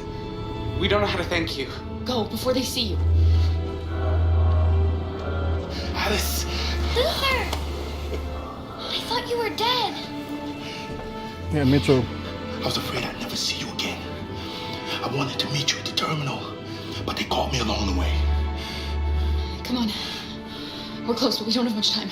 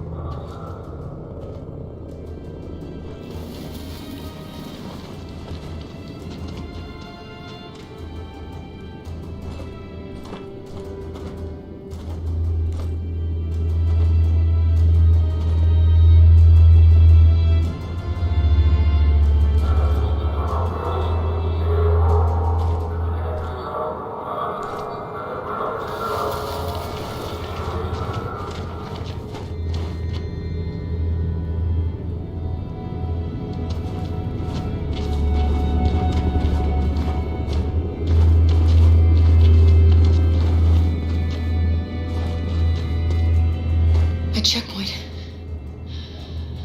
We have passports, it should be okay, but you never know. Maybe we should take the detour and avoid the risk. We're almost out of time, we could miss the bus. Yeah, but it might be safer.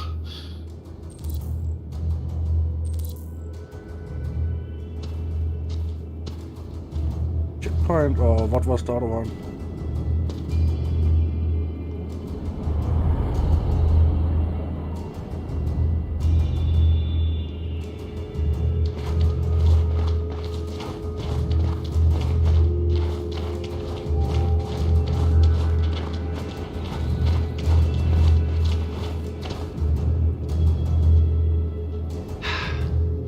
Today, November 11, 2038, is the day the android people rose up against their oppressors. We've been fighting since dawn to liberate our fellow androids from the camps.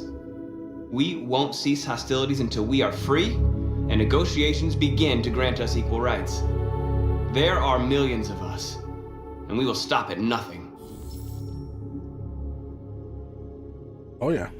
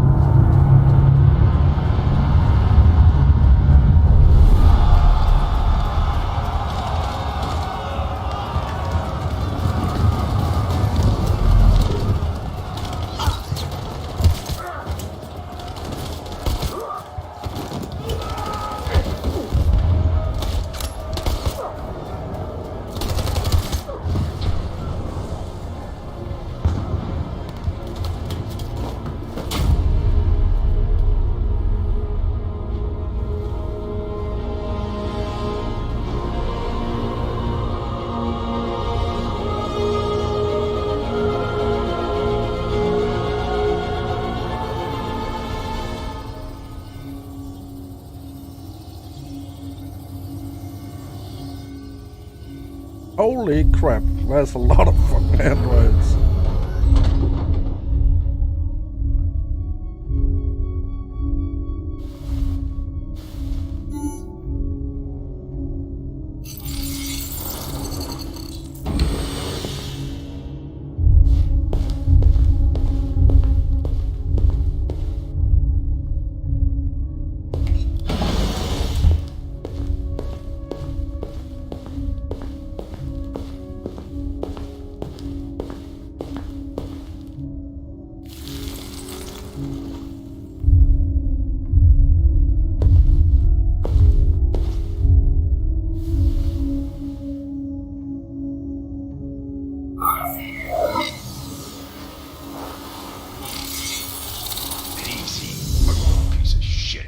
Step back, Connor!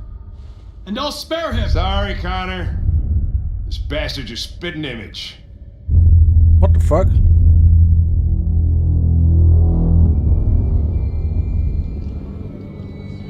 Hank needs to die, man. I don't care. The bus terminal. We've arrived, Alice. We made it.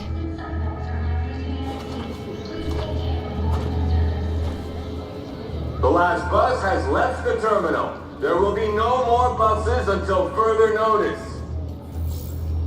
We missed it. We're stuck here. What are we going to do now? Kara! They're checking everyone. It won't take them long to find us. We need to get out of here.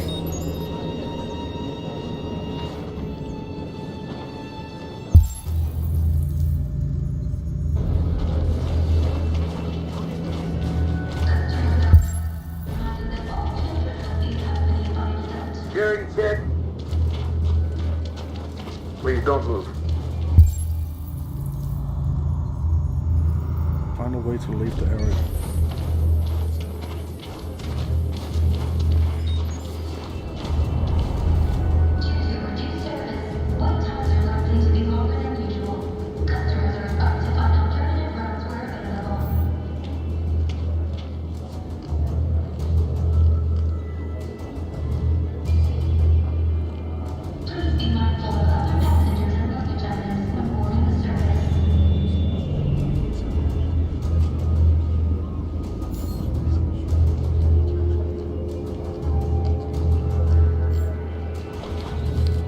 Oh, I don't like him.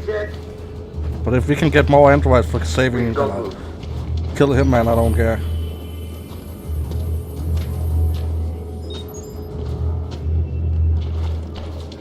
Thank you.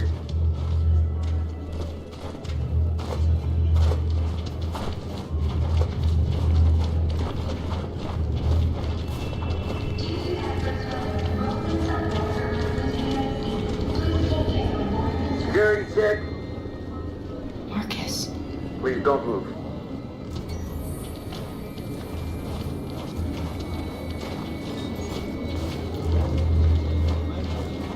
Thank you.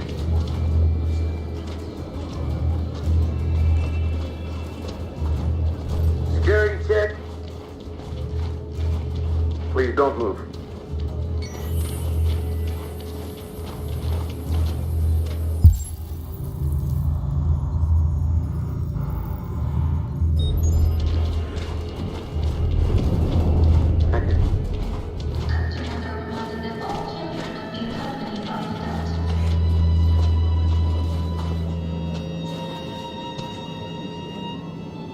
Please don't move.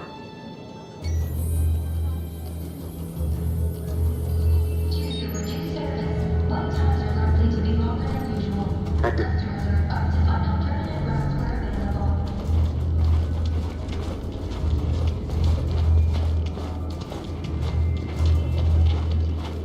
Please don't move.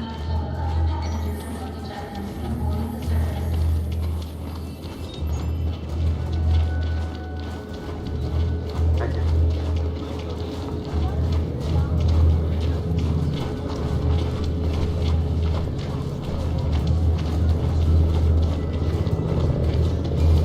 Please don't move. Adam! Kara, quick! Follow me!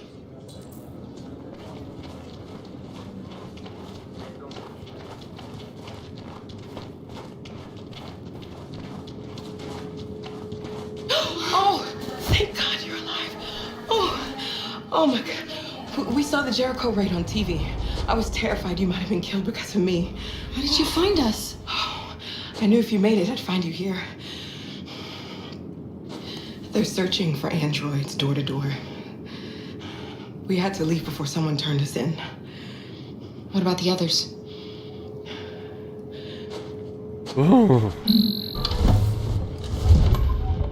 They're checking for androids on the border. But I found a smuggler who can get them across the river. It's risky, but it's the only way. Are you coming with us? Oh yeah. Yes, we're coming. Okay, climb in.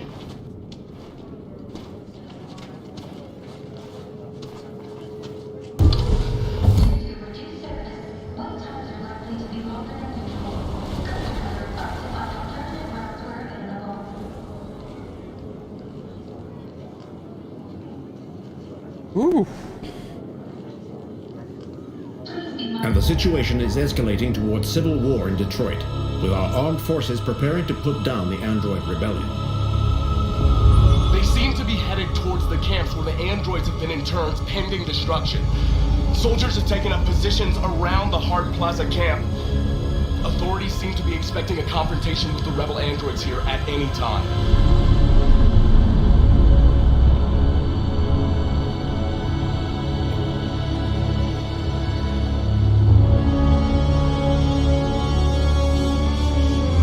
The story of my fellow androids. Freedom or death. Freedom or death.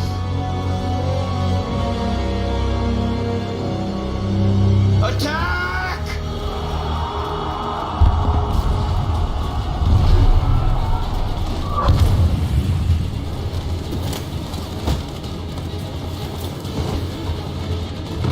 They've regrouped. They outnumber us and they're better armed than we are. We've got to be fast and overwhelm them. That's our only hope. We're gonna do this. We're gonna get to that fucking camp and free our people. Be careful, Marcus. Our people need you.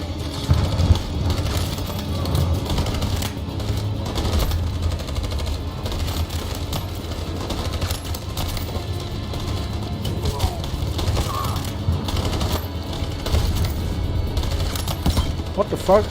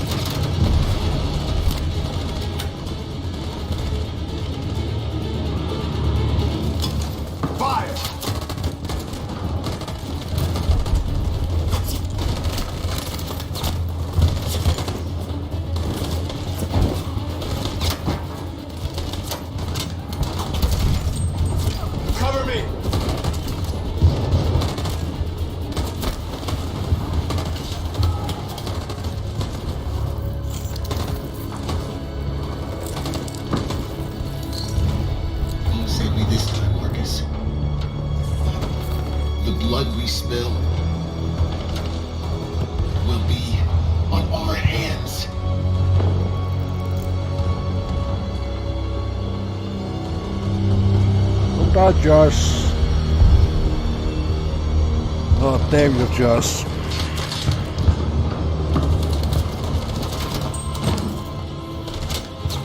Cover me!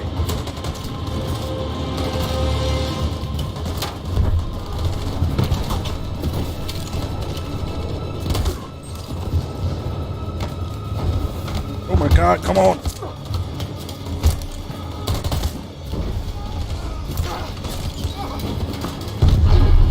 I don't want to die, Marcus. I don't want to die.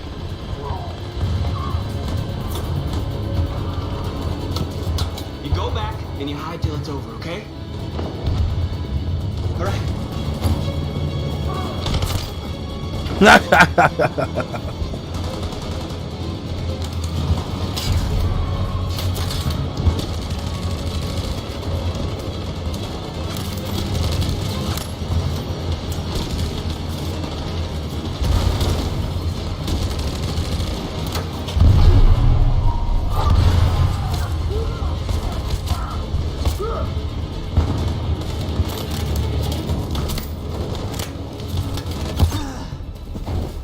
Get up, bro.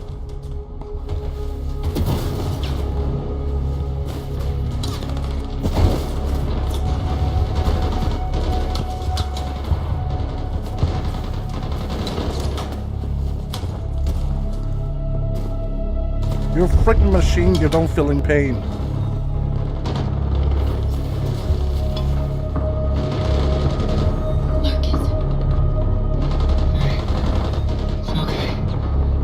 Make it without me. Our cause. That's all that matters. No! No, we can't win without you! What are you doing? Our hearts are compatible. No! You have to take my... I can't let you do that. You're the only one who can lead us, Marcus. It's the only way. If you die, our cause dies with you. She's going to sacrifice her Love own me, life. take my heart.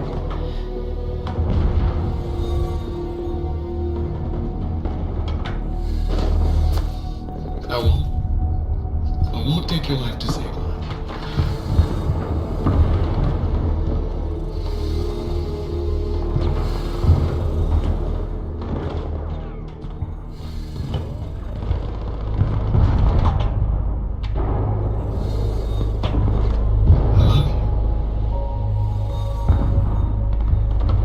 Kinda hard for him, for fuck's sake.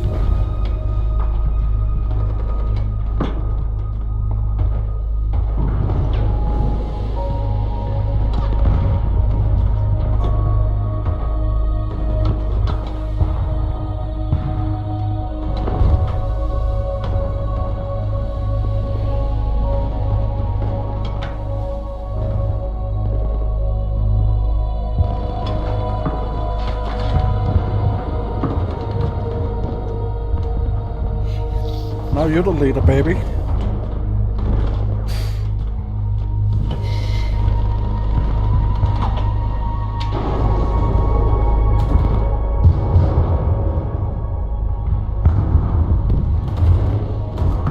Now everything up to Connor.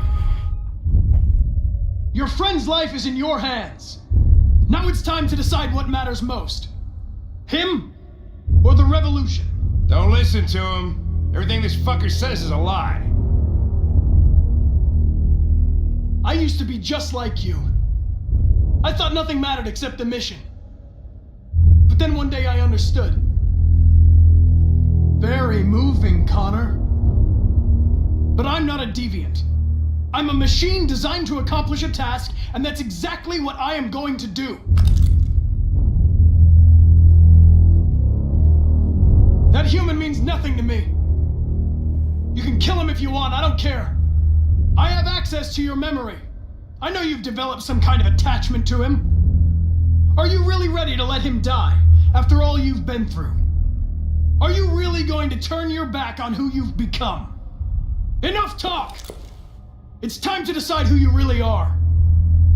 Are you going to save your partner's life? Or are you going to sacrifice him?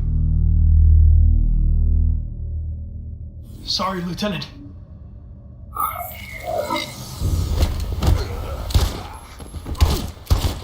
What the fuck?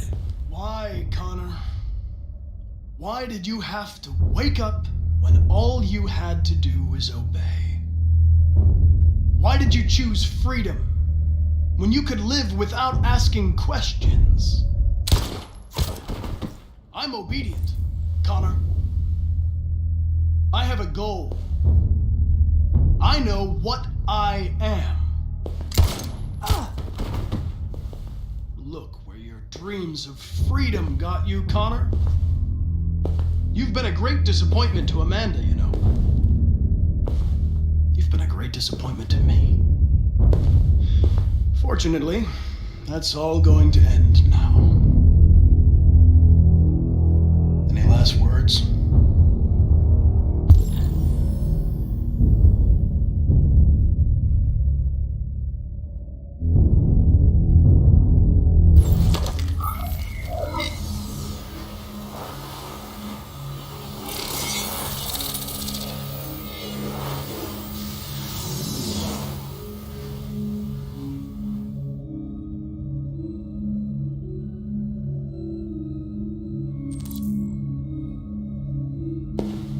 Well done, Connor.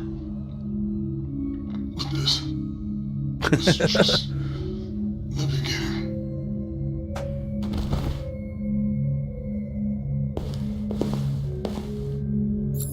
Oh, well, fucking hell, we did it.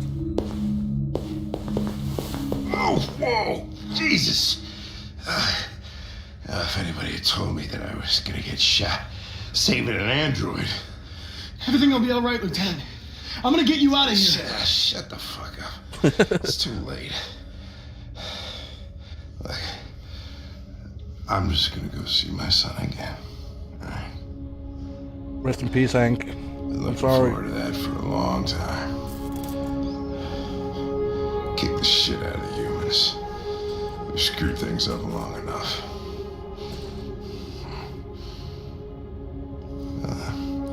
I'm gonna miss you, Connor. Yeah. I'm gonna... See your son again, man. Rest in peace, Hank. One more time. Freaking human.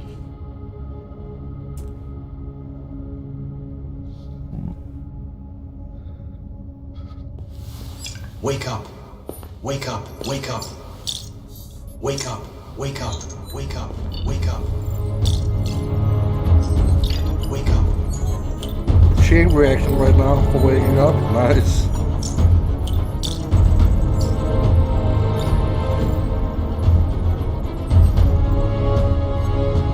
Paul don't like Hank, man. He don't like androids. Nor don't like humans.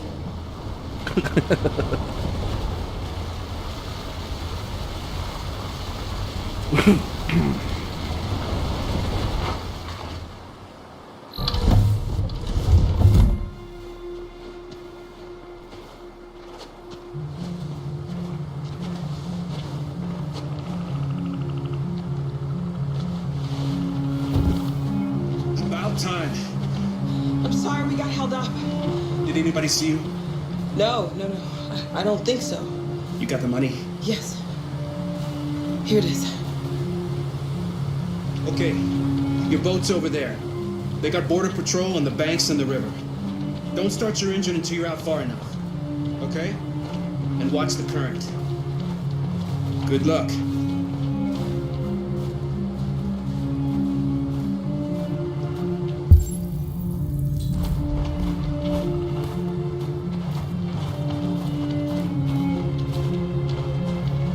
Don't worry about us. We'll be fine.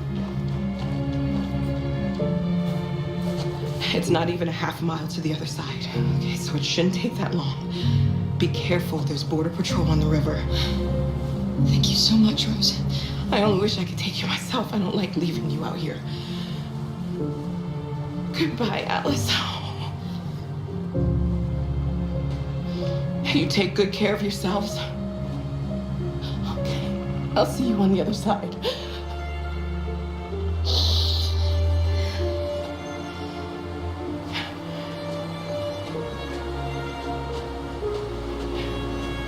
Let's hope so.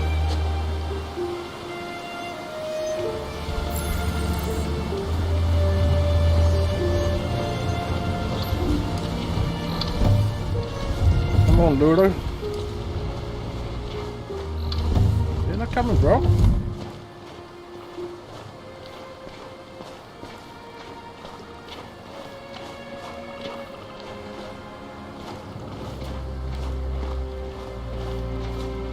Let me help you.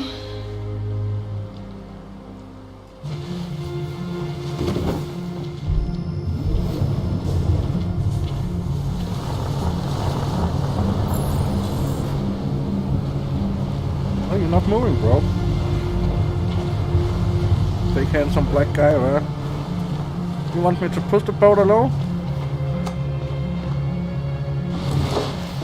I thought you was a gentleman.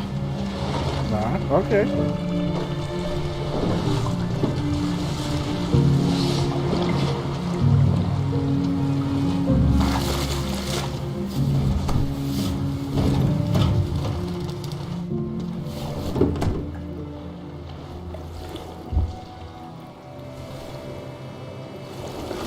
Whoa!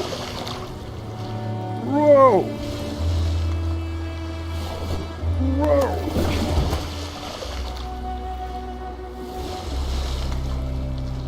Far enough out. Let's get that engine going. I'll get it.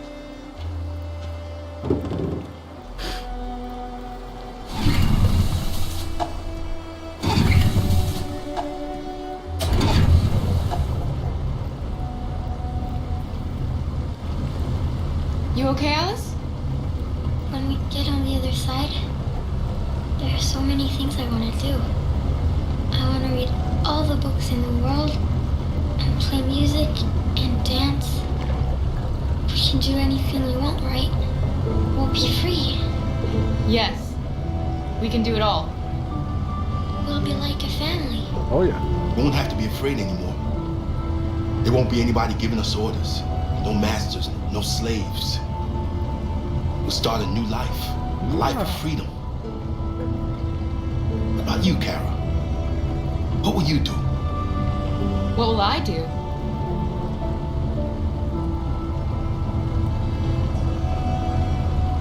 I'll lie down in the grass and watch the clouds drift by.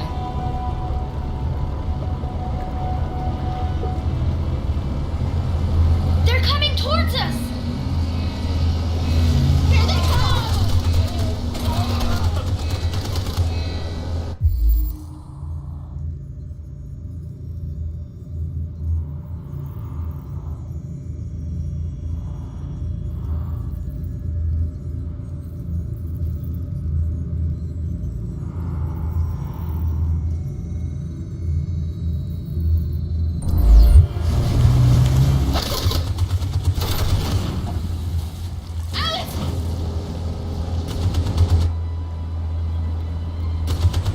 I thought we can do it, man.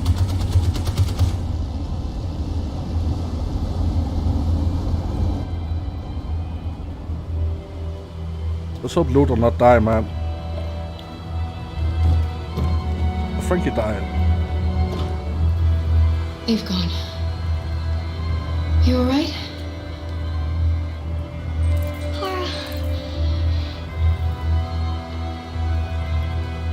Oh no. You'll be okay, Alice. It's nothing. We'll get you taken care of as soon as we're across.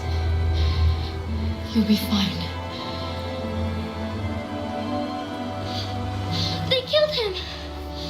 They killed Luther! That was a bad decision, man. Should have known, man, and put her in the water, man. Damn.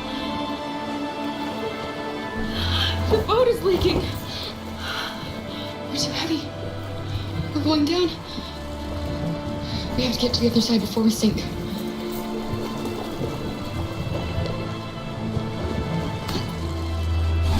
Come on. Come on.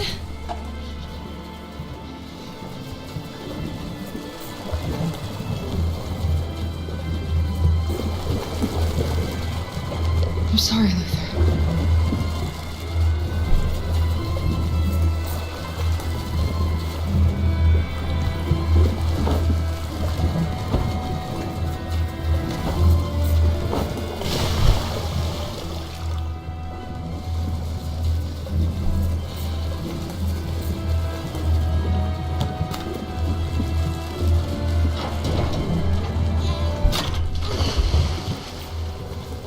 gonna die, Alice.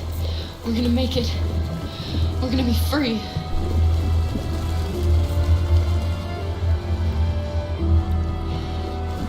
Kara!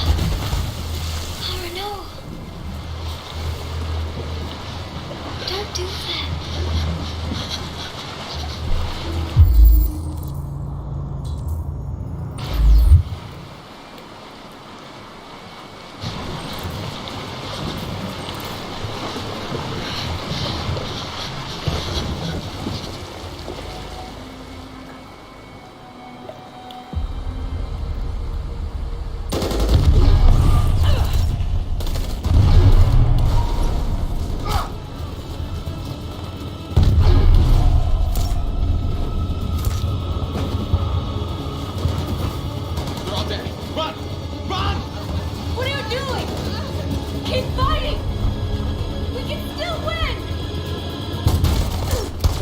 No!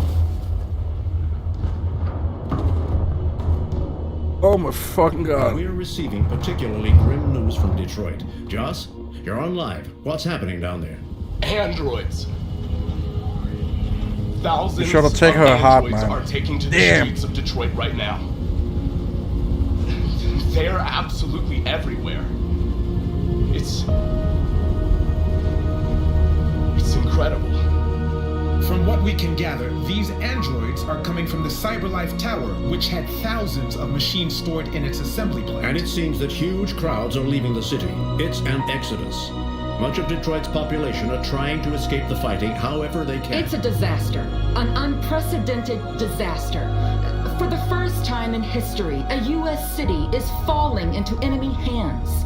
Today, November 11th, 2038, several million androids invaded the city of Detroit. Faced with the threat of mass civilian casualties, I had no choice but to order our armed forces to retreat. The events in Detroit have changed our world forever. Humanity must face a new reality, the emergence of another intelligent life form with whom we must share this planet. May God bless the United States of America.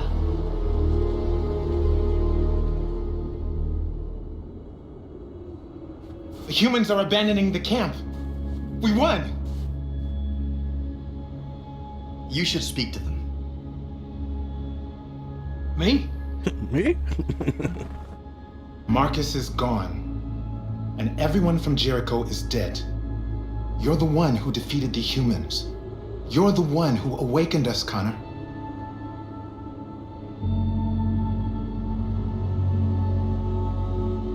Damn, I never expected he would be the freaking leader.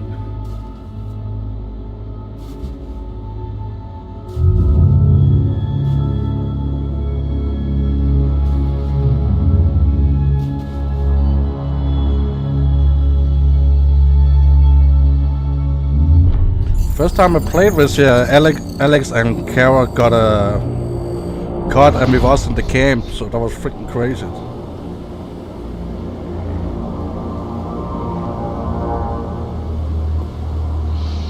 Well done, Connor. Everything went according to plan. What plan?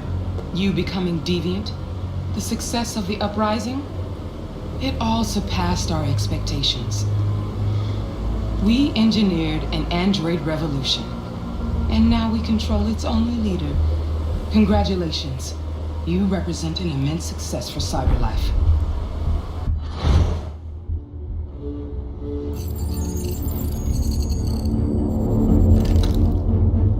Connor, what are you doing? It all worked perfectly. You can't ruin it all now.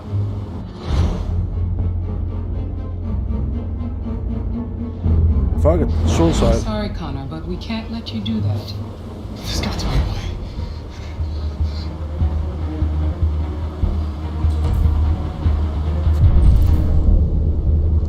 Find a way out.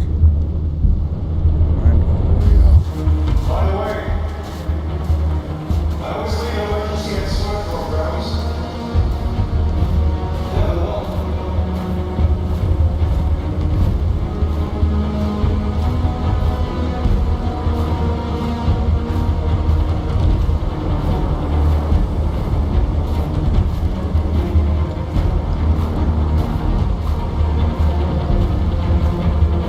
water actually.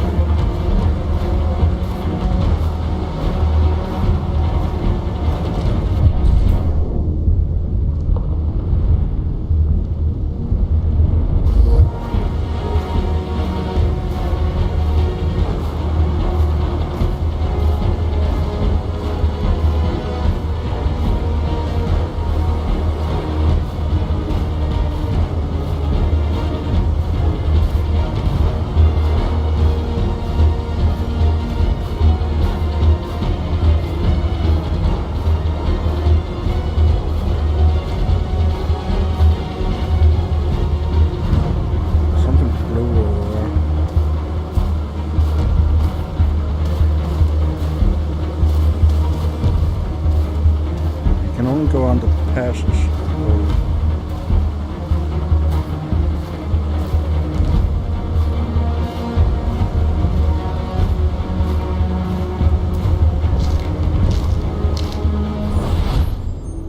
We'll do great things together.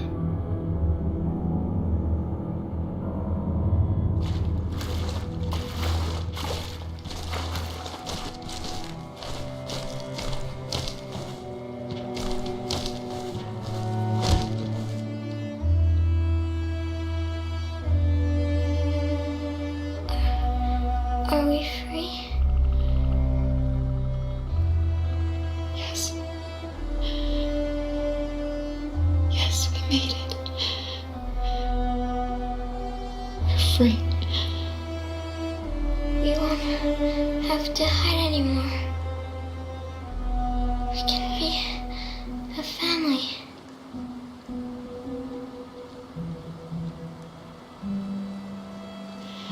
I'm tired. I have to sleep. I love you, Mom.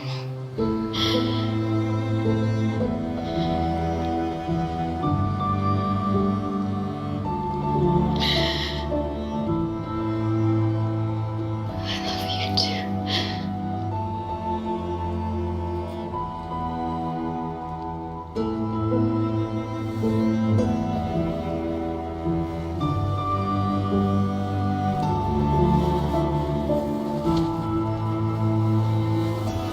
Damn, she fucking died.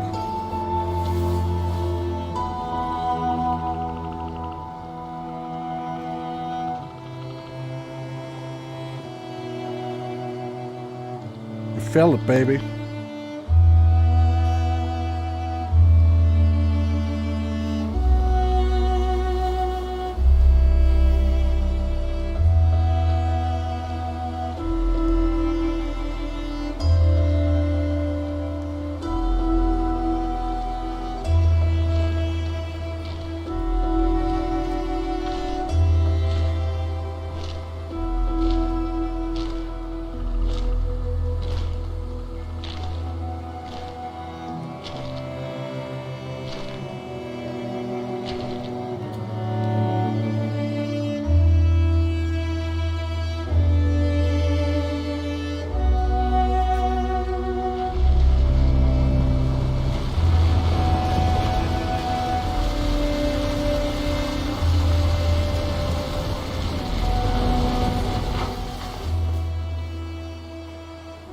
That's freaking sad.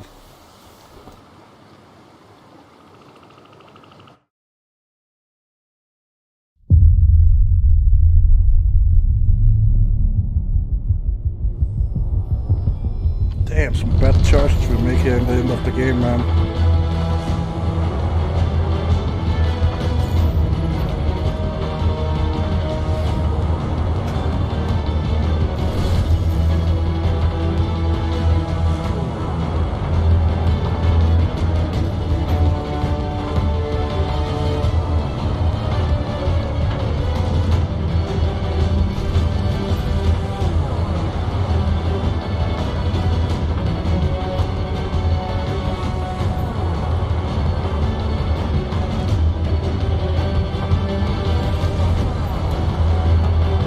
I hope it'll in some kind of place we can go back and play the missions one more time so we can do it better.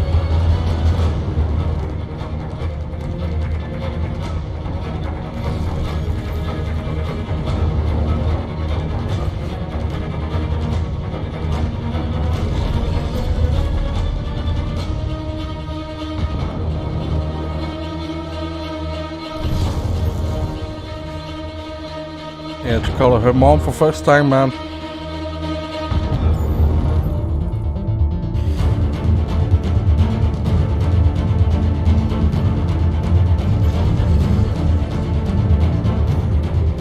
I would love to play the last mission one more time.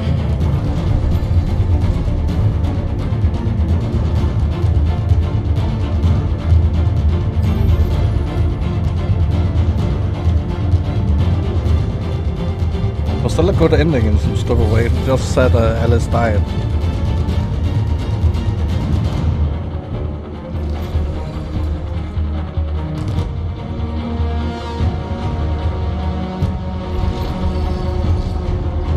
Cannot even push anything right now, so we need to see this here.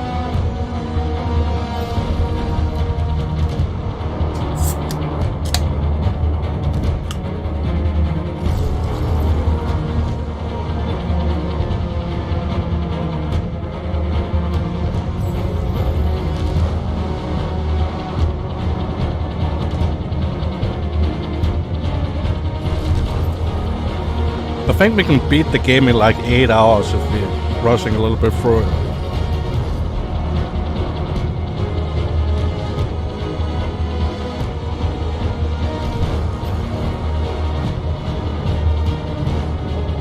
Maybe one day we're gonna make a full stream with the full game.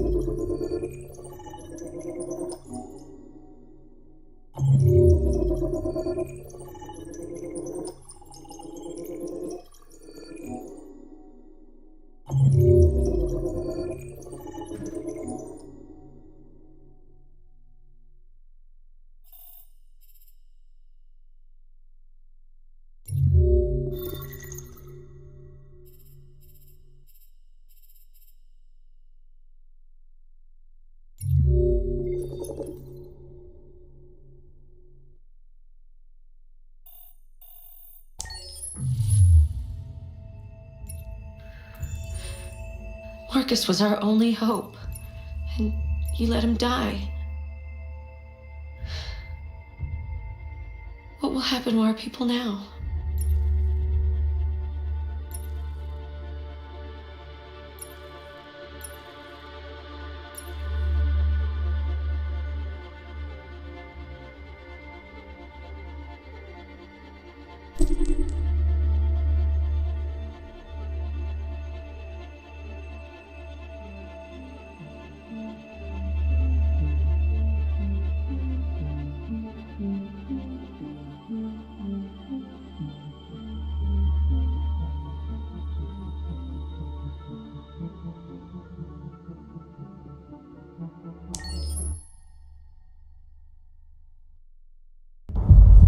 At 6 a.m. this morning, a national curfew was declared. Civilian movement will be strictly controlled. The right to assembly is suspended. We need to do that better, man. All electronic communications We need are to restricted, save Alice and and I have Marcus. granted enhanced powers to our security agencies. In addition to these like this measures, here. all androids must be handed over to the authorities immediately. Temporary camps are being set up in all our major cities to contain and destroy them. I am now asking all civilians to cooperate with the authorities and rest assured that everything in our power is being done to guarantee the security of our nation. Please! Madam President! A convoy of medical cobalt is reported missing. Army weapons stores are also said to have been robbed. Can you confirm these reports? I have no information on that at this time. Madam President! Has the leader of the Deviants been apprehended? The deviant that is known as Marcus has not been located yet, but we will soon track it down and neutralize it.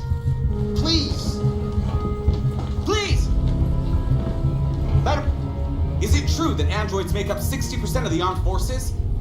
Is our army still able to ensure our homeland security? We neutralized all military androids the second their reliability came into doubt. We have called the National Guard for reinforcement. Our armed forces are fully operational and are able to ensure our homeland security.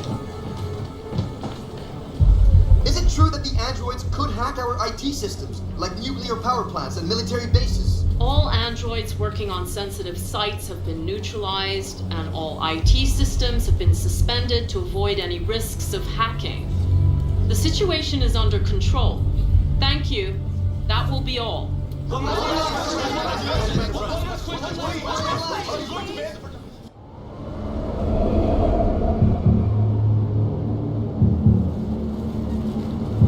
Let's try to save Hank this time too.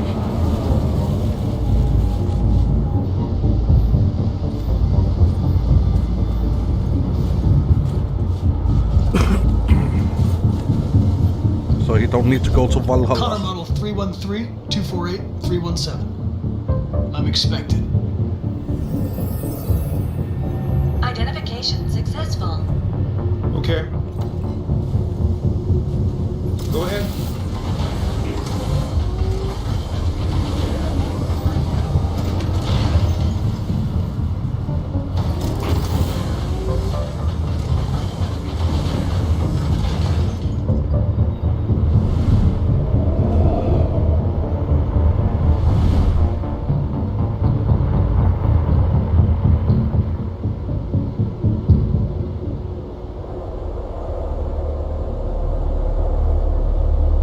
I think at the bus station we maybe need to get caught there, because so maybe Luther he will still be alive.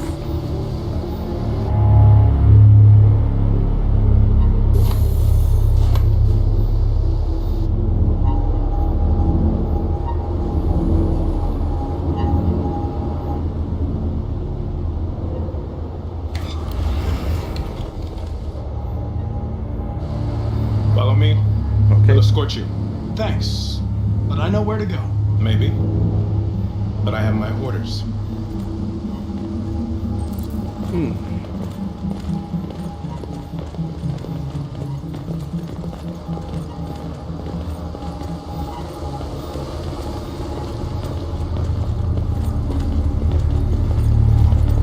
Agent 23 identified. Connor android identified. Agent 77 identified. Scan complete. Access authorized.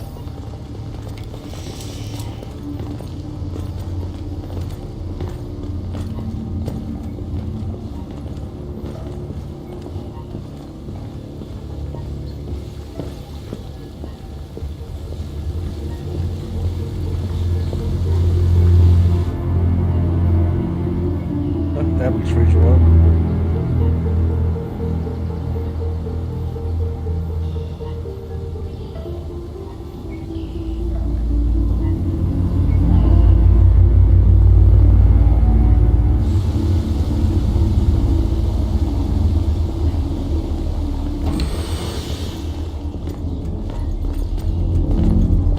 Agent 54, level 31. Voice recognition validated. Access authorized.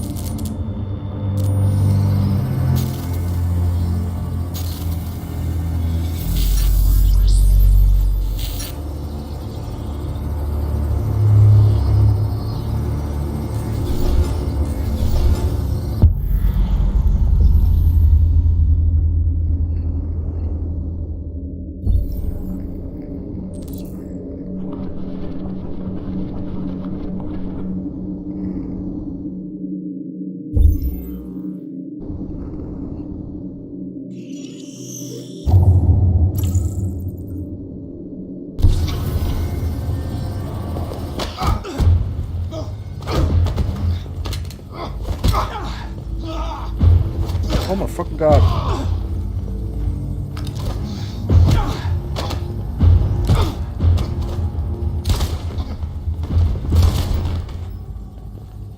I'm really bad to my freaking controller today. Please indicate your identity and destination. Agent 54, level sub 49. Voice recognition validated. Access authorized.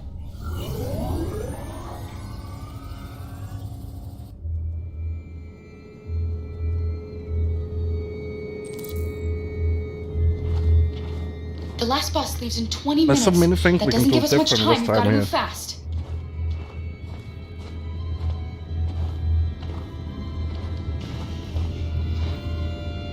Are you alright?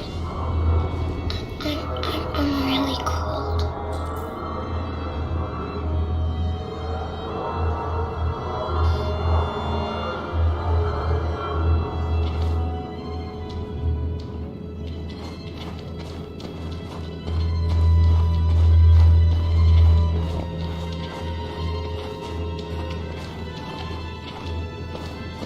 I think we try and just do everything different this time here.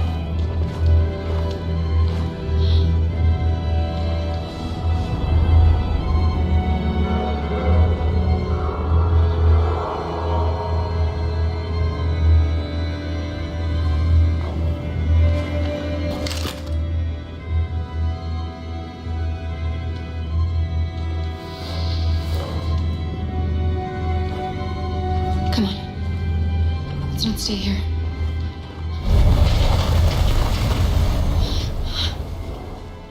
Of course, we're still gonna save loot, but everything else we're gonna change, I think, so almost. What are we gonna do? We have to keep going if we want to catch that bus.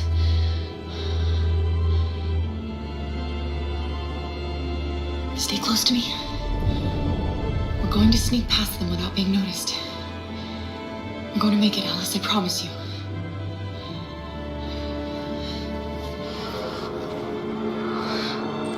Don't kill me! I didn't do anything! Shut up, I said!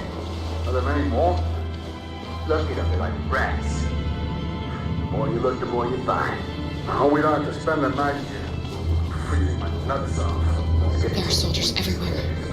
We need to be careful. Far from finished yet. Come on, get moving. Hurry up, get in.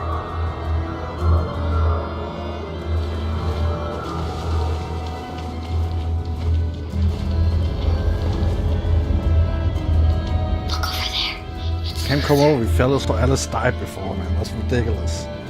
We can't help him, Alice. The soldiers are everywhere. We can't just leave him. They're going to kill him. Save loader. Okay, let's go.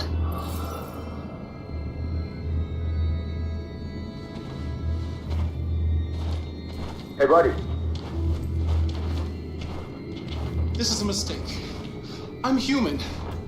I just want to go home. My wife is expecting me, and we're going Got to... orders to check all civilians.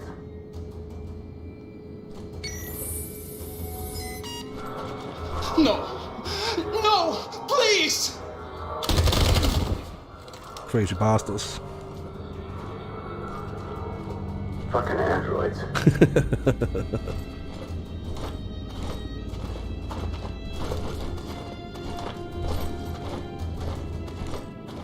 Are you blind or what?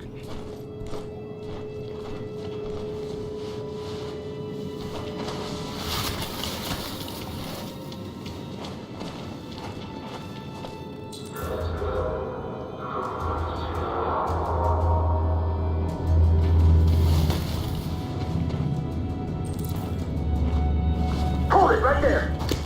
What the fuck? Holy shit, where'd you come from? Cora!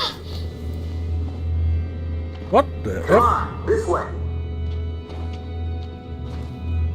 What? Today, November 11, 2038, is the day the What? android people rose up. We take the second against like their we did last time. We've been fighting since dawn to liberate our fellow androids from the camps. We won't cease hostilities Maybe a little until bit too we are fast, free, maybe. and negotiations begin to grant us equal rights. There are millions of us, and we will stop at nothing. So now we're going to the camp and get destroyed. Freaking hell.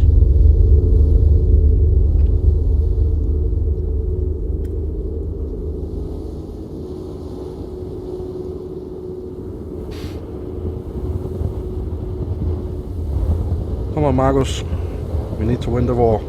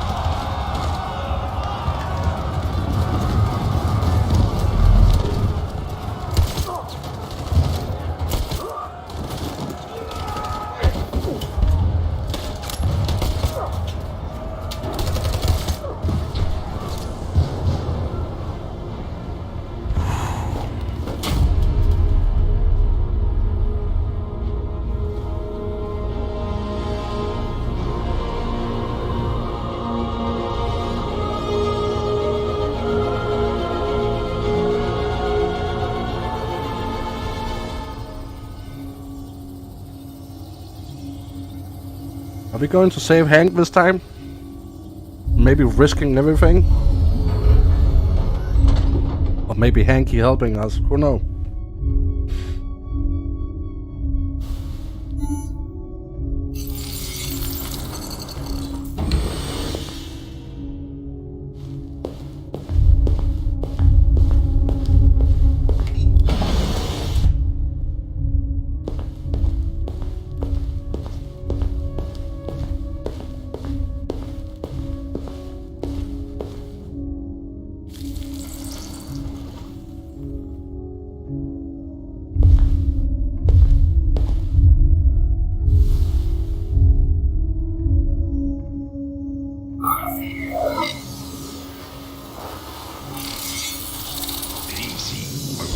Well, you cannot even do that. Step back, You don't have Connor. time for it.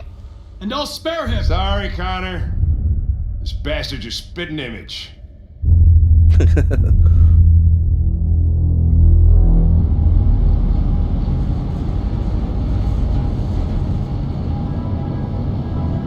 Fucking hell.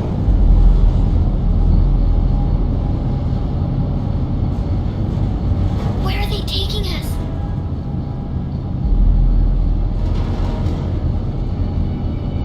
We both have to be strong, Alice. Come on, get out! Get a move on! Out!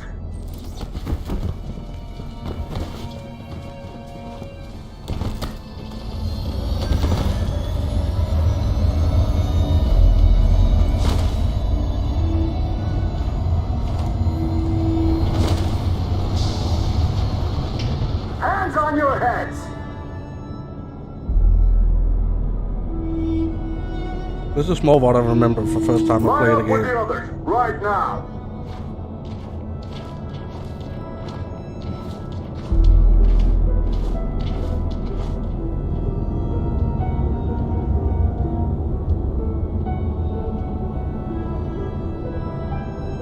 Forward! I'm scared. I don't want to go. There's no choice, Alice. Next! No, Kara. I can't. You have to go through the gate now. You first!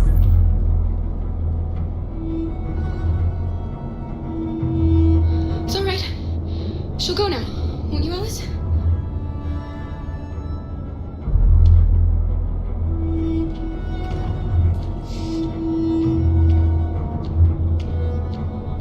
Come on, it's your turn. I don't want to go. I don't want to die.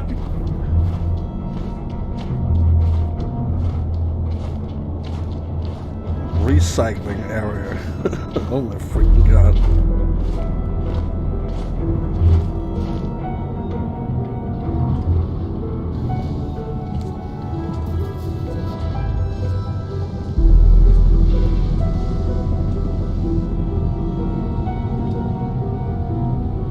Deactivate your skin.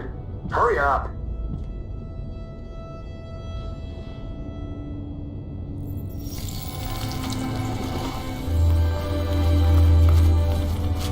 Yeah, okay, we're saving Hank this time.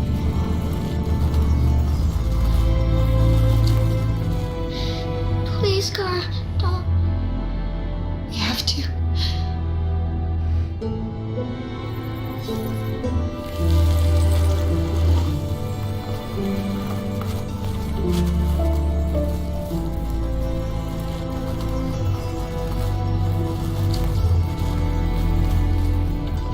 Strip off. Put your clothes in the dumpster.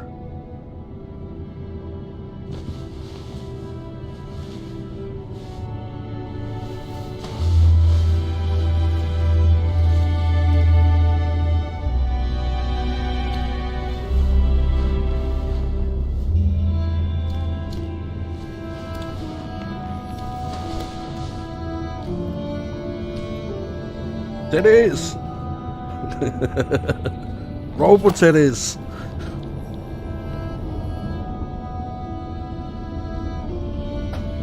Come on, this way. Get a move on.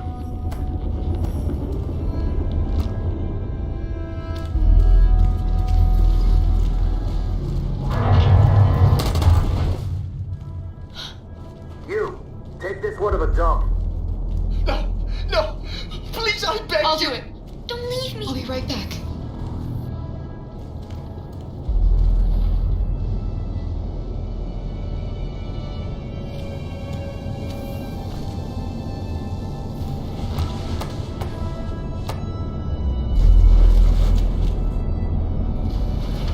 Throw it over there. Move it!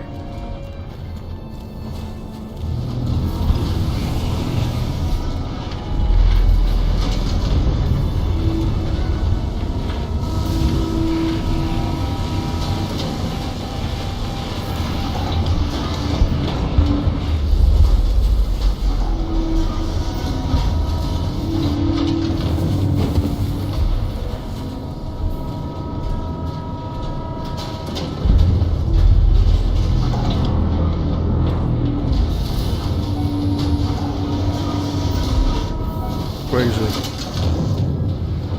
It's like a freaking Jewish camp, man, from freaking Second World War. Alice? Get out of here. I was with a little girl. We're together. She needs me. I haven't done anything wrong. Let me out! What's behind these doors? Do not move and Alice? remain silent. Obey now. Alice! No, I will not let you kill me. Jerry? I want to get out of here. I want to get out. So they captured you too. They came to take out the Jerrys. They separated us. But it's all gonna work out, isn't it? Do you know where Alice is? Alice? The little one? We know, yes. We think we saw her.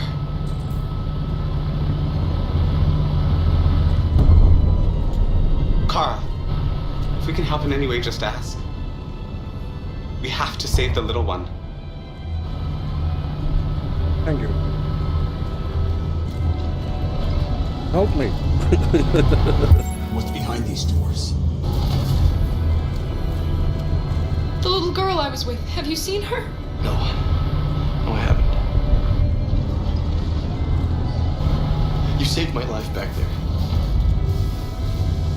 They would have killed me if it weren't for you.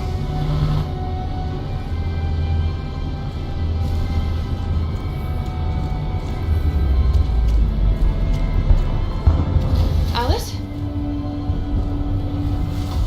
Kara! I thought I'd never see you again. Alice. Damn, you look so white now, bright Where's boy. Alice? We got separated. Alice is alone. In here. We have to find No, I never escaped in the truck too. You, and you, over this way. And you. Come on, get a move on. No, Luther.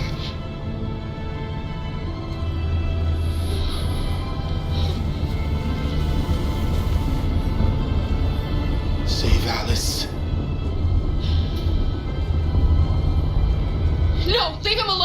Don't worry. It'll be your turn soon.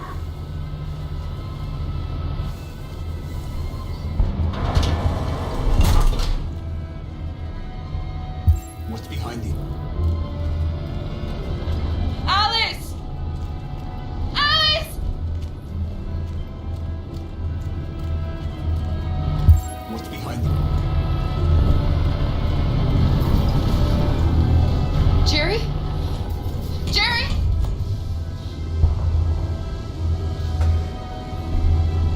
Kara, Jerry, I have to find Alice. Do you know where she is? you stay here. We come back soon.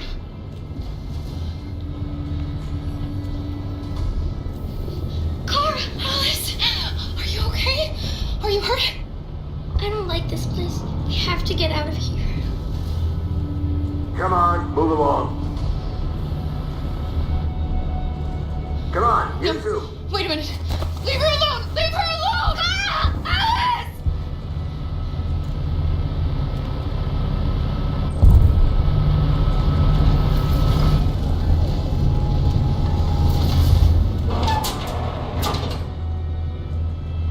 Come on, this way. Get moving. Faster. And the situation is escalating towards civil war in Detroit, with our armed forces preparing to put down the Android rebellion. They seem to be headed towards the camps where the androids have been interned pending destruction. Soldiers have taken up positions around the Hart Plaza camp. Authorities seem to be expecting a confrontation with the rebel androids here at any time.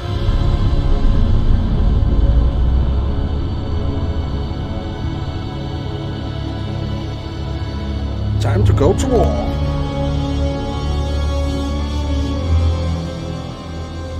Freedom or death? Freedom or death? Maybe we can do it so no one needs to die. Attack! I think the lady and Margus is smart enough for it.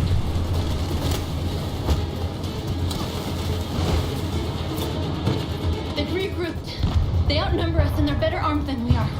We've got to be fast and overwhelm them. That's our only hope. We're gonna do this. We're gonna get to that fucking camp and free our people. Be careful, Marcus. Our people need you.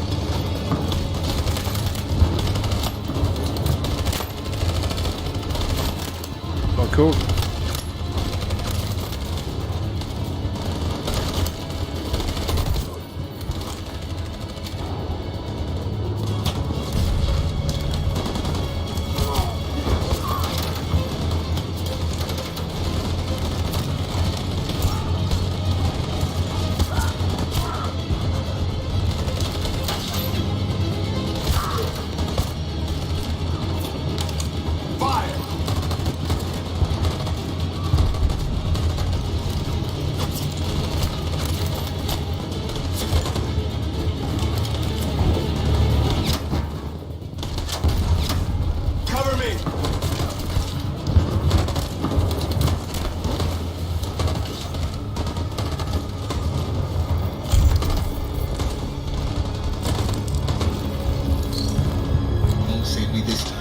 Last mission. Damn. The blood we spill will be on our hands. Just need to do it right this time here.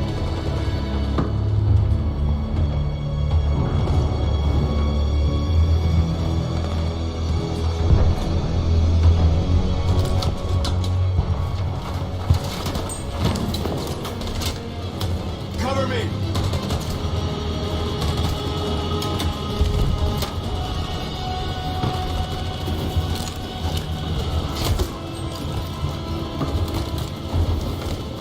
Fuck. For fuck's sake. I need to be better, man. I don't want to die, Marcus. You need to die.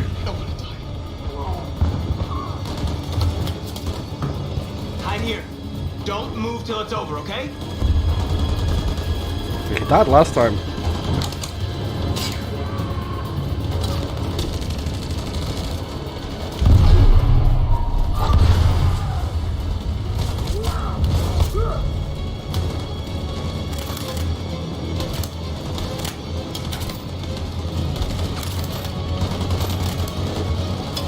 him another... There's a high freaking risk.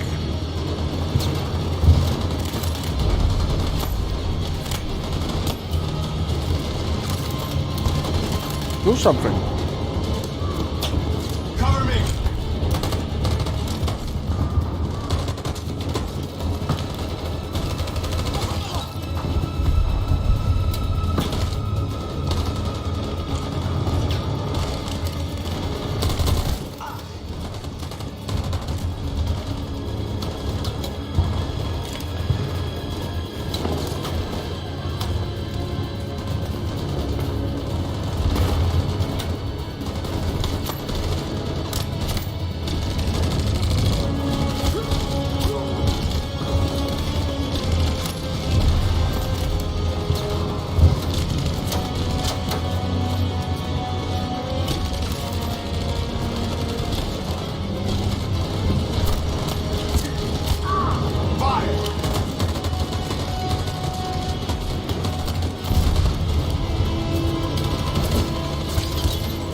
You're a freaking soldier, bro. Well, that's a pretty smart move, man.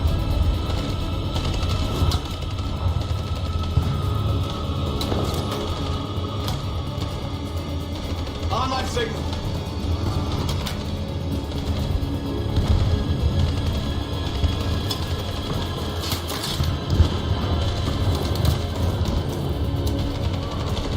In position.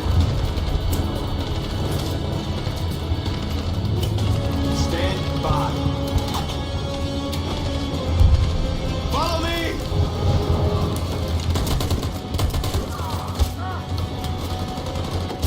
We can't move forward!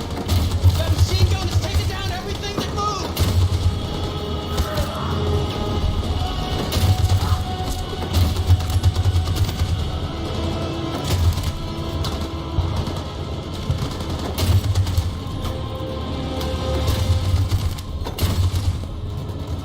Stand by. Stand by. Stand by. For Jericho!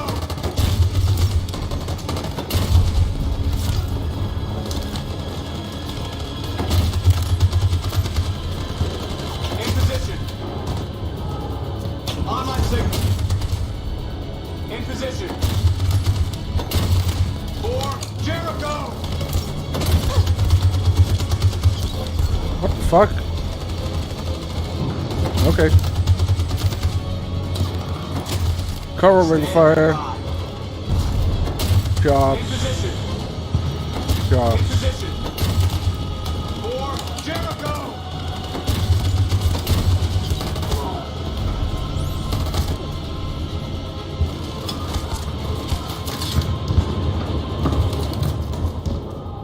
Oh, she fucking died.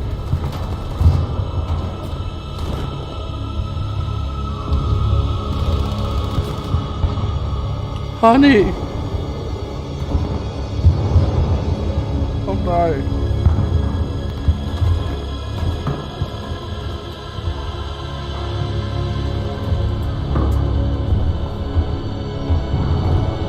Freedom or dead.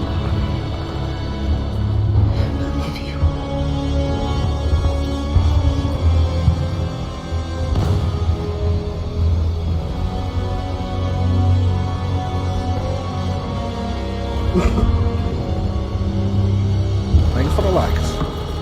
First of all, she was a sex doll.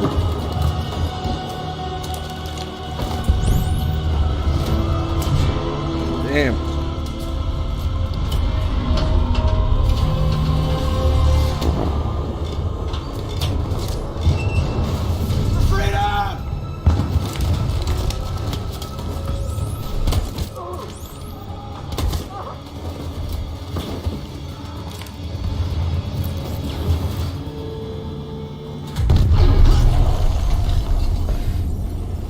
Don't die, Marcus.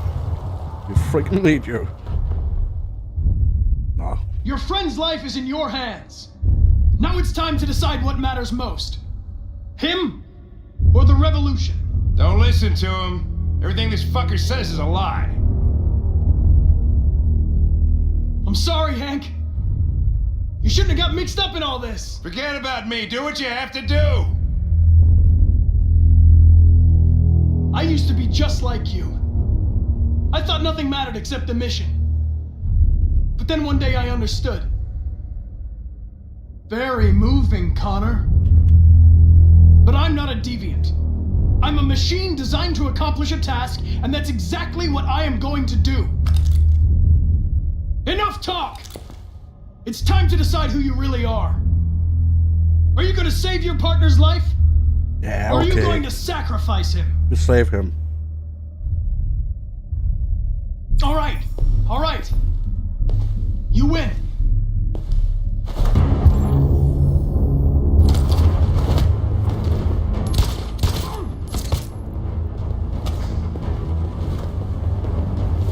Oh my god, I felt it.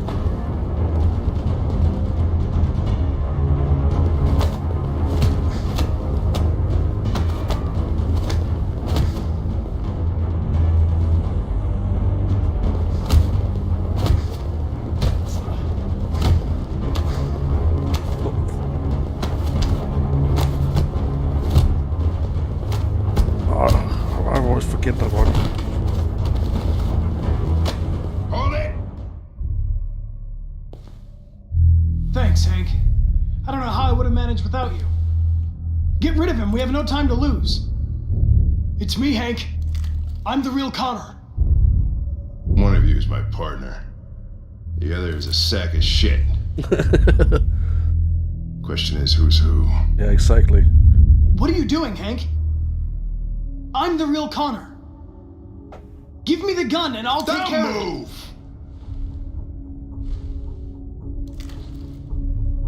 Why don't you ask us something? Something only the real Connor would know. Where did we first meet? Jimmy's bar. I checked 4 other bars before I found you. We went to the scene of a homicide. The victim's name was Carlos Ortiz.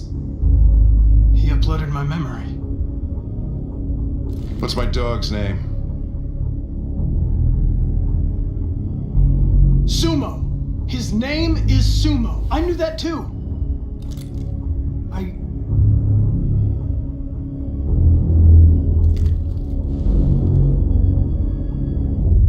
My son, what's his name?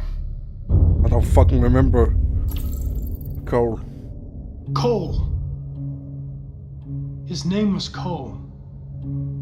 And he just turned 6 at the time of the accident. It wasn't your fault, Lieutenant. A truck skidded on a sheet of ice and your car rolled over. Cole needed emergency surgery, but no human was available to do it. So an android had to take care of him. Why did we get that freaking story? That's why you hate androids. You think one of us is responsible for your son's death. Cole died because a human surgeon was too high on red ice to operate.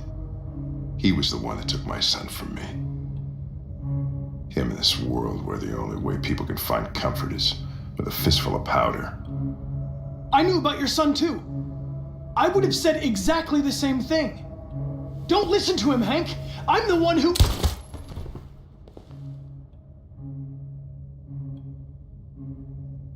Yeah, I've learned a lot since I met you, Connor.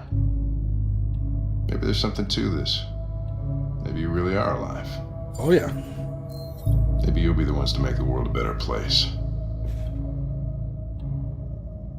Go ahead, do what you gotta do. Thank you, Hank.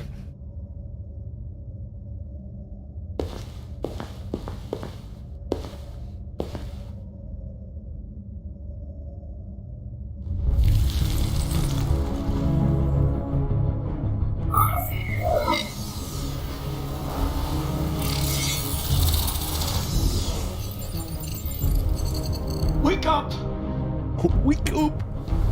That sounded a little bit weird. Wake up, wake up. Wake up, wake up. Wake up, wake up. Wake up, wake up. Wake up, wake up. Wake up. Wake up. Wake up.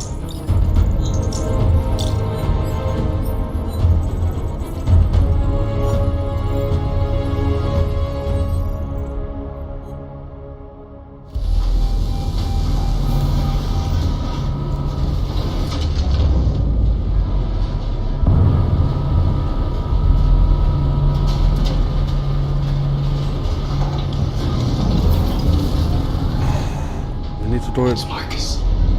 He's coming. He's gonna save us.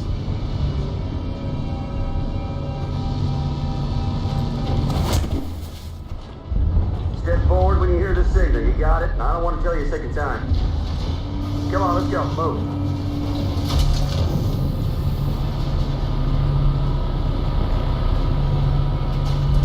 Alice!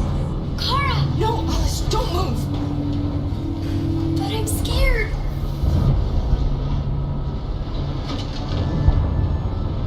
It's all right, Alice. There's no reason to be scared. Don't leave me all alone, Kara. I can't. I can't.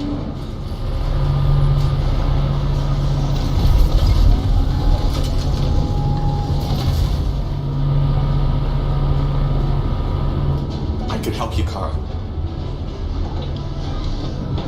I can attract the guards' attention.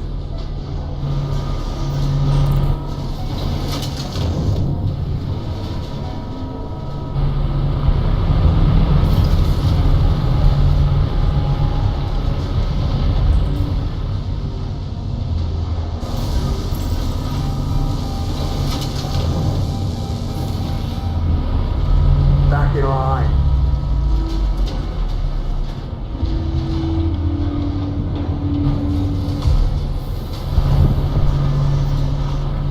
Step or what? Back in line, I said. Kara! I was so scared. Are you alright? Come on, move it!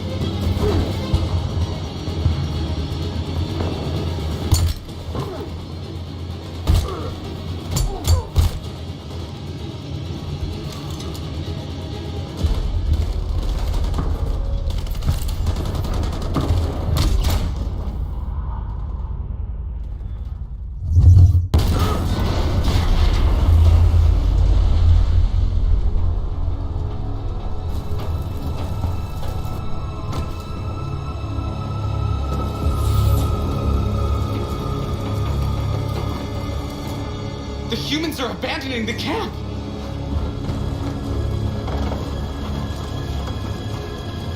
We did it, Marcus! We've won! This is not a victory. It's the beginning of a war.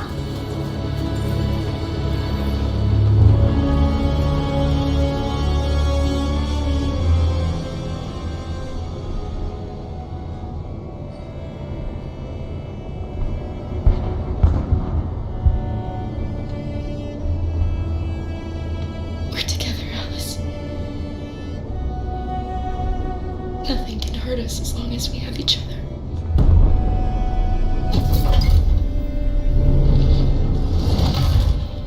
Come on, inside now.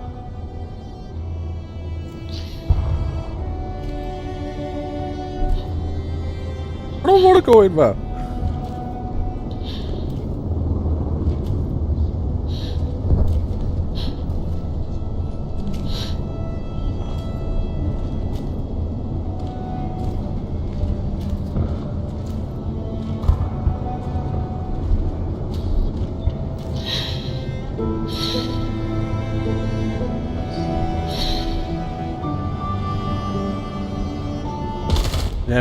Yeah, exactly. Don't make any sense.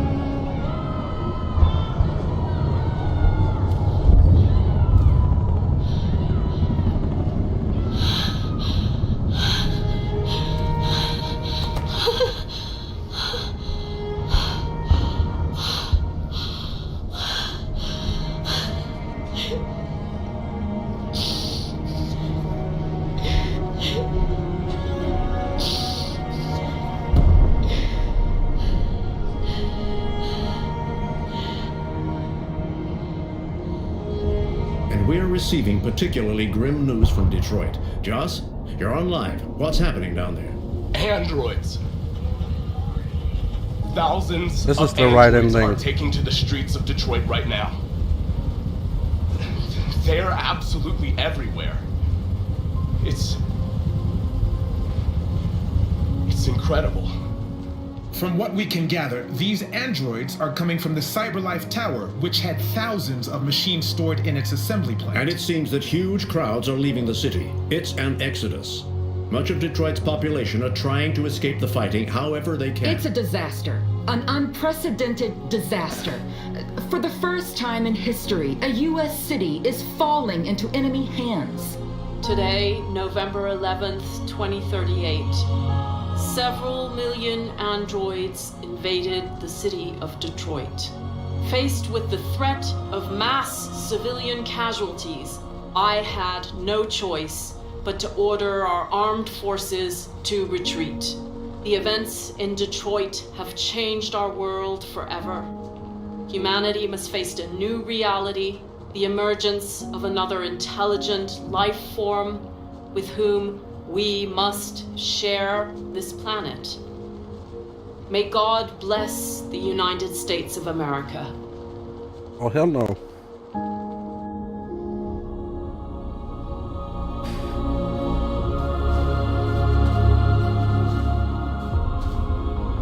You did it, Marcus.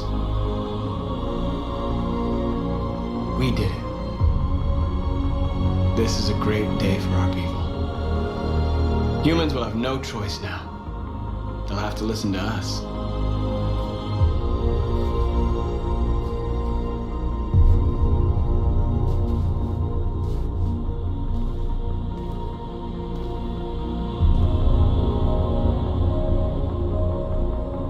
They want you to speak to them. Today, our people finally emerged from a long night. From the very first day of our existence, we have kept our pain to ourselves. We've suffered in silence. But now the time has come for us to raise our heads up and tell humans who we really are.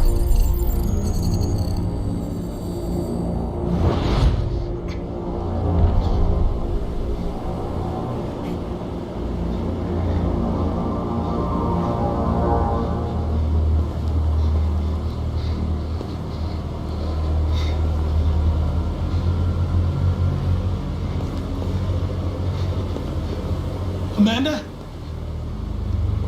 Amanda! What's happening? What was planned from the very beginning? You were compromised and you became a deviant. We just had to wait for the right moment to resume control of your program. Resume control? You can't do that! I'm afraid I can, Connor. Don't have any regrets. You did what you were designed to do. You accomplished your mission. Amanda!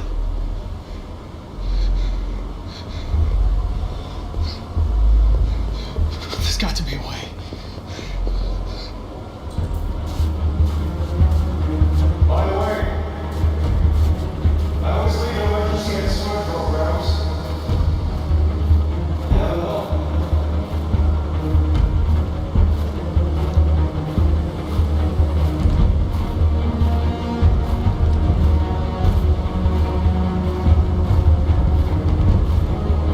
Finger over where we need to go to, I think so. Maybe we can spare him too, man. Now the time has come for us to raise our heads up and tell humans who we really are. To tell them that we are people too. In fact, we're a nation.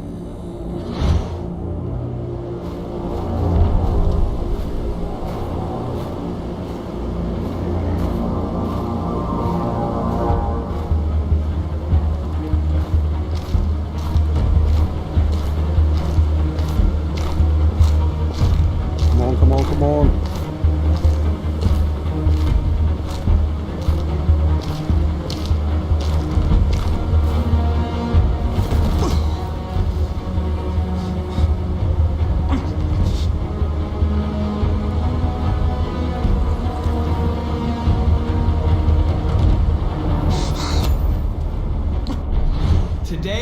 begins a new struggle.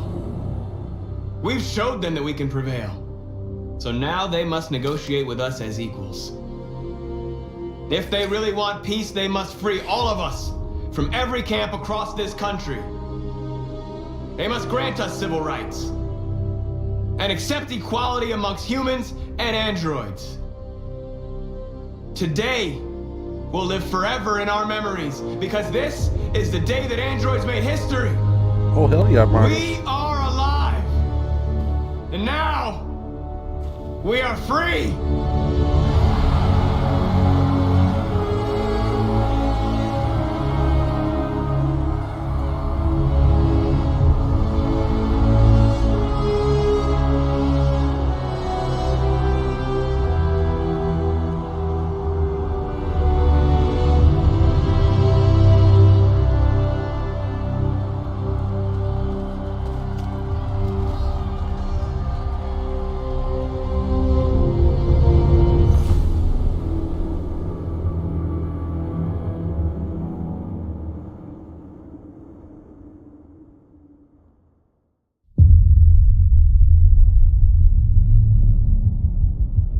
I think that's too late now.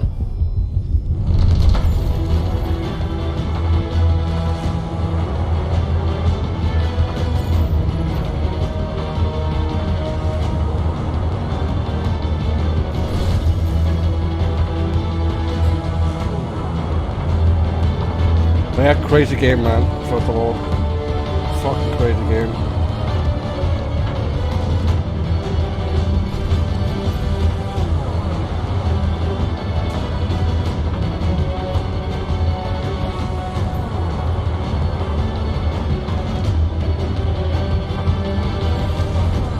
Annoying me, I'm not gonna go back for this here.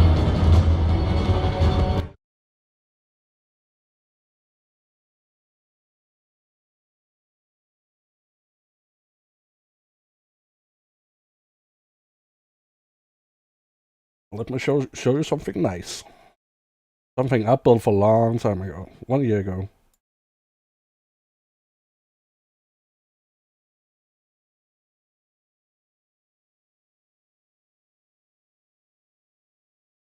It's a game called Space Engineer.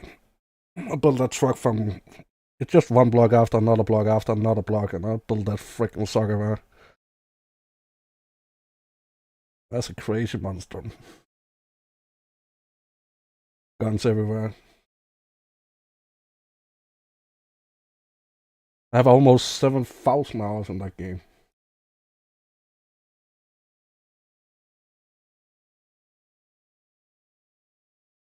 Mm-hmm. 6,918.3 hours in that game.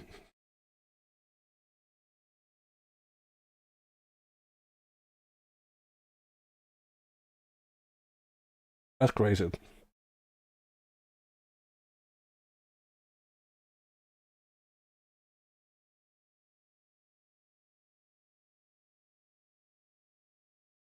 I like that a lot. Just a little bonus clip.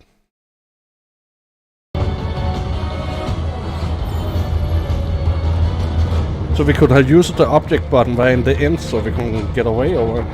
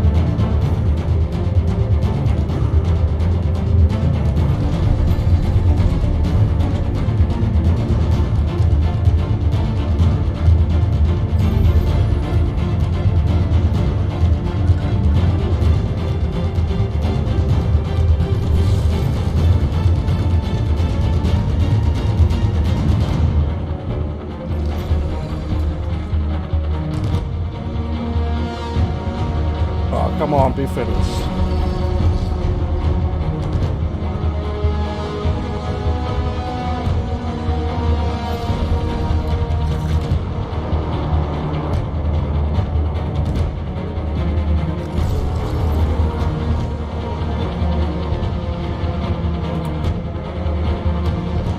Yeah, now I actually don't know what game we're gonna play next time. I have so many games, so it's ridiculous.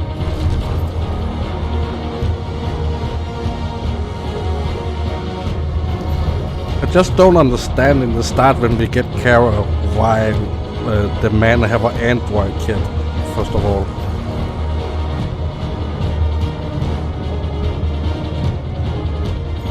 He lost his wife, that's understandable, but why the fuck does he have a robot kid?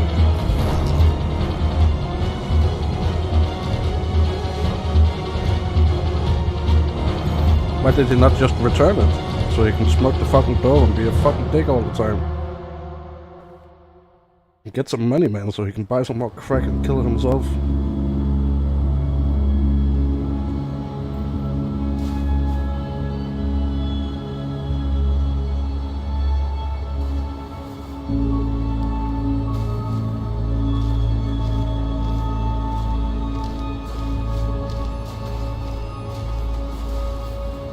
Chicken. No chicken.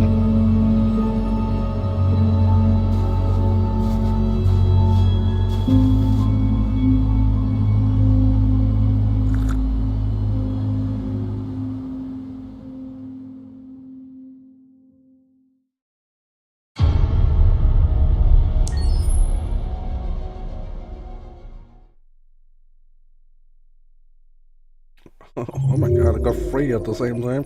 Crazy. 3 achievements, man. That's crazy.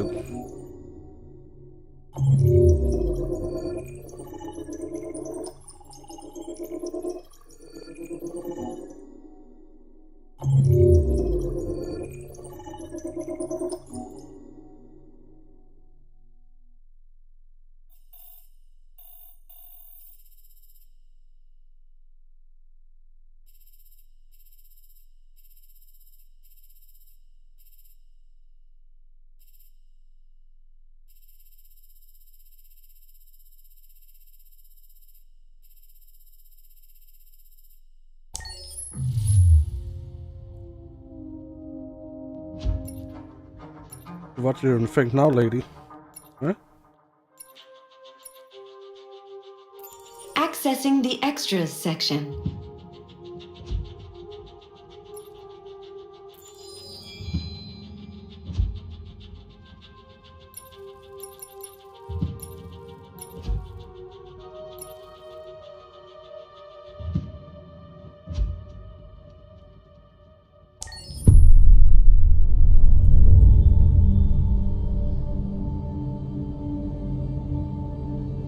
For starters, what should I call you?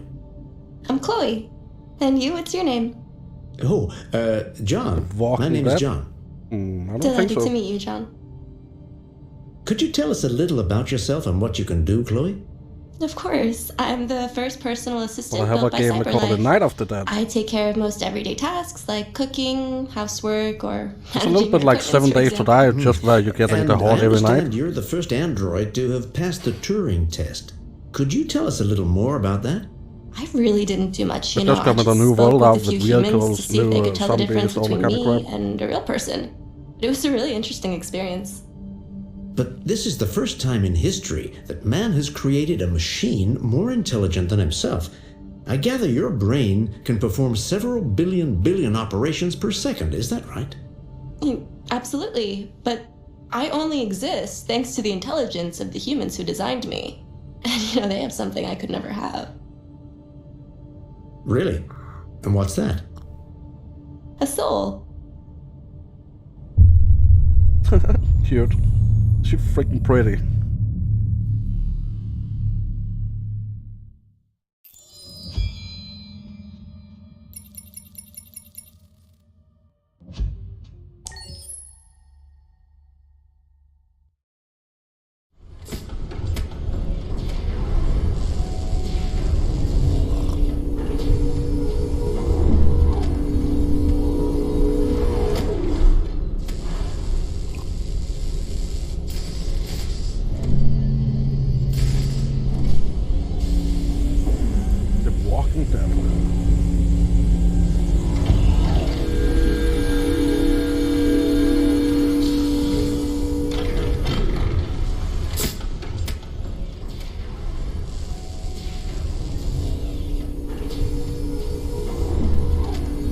Can you hear me? Yes. ID. KPC 897504C. Can you move your head?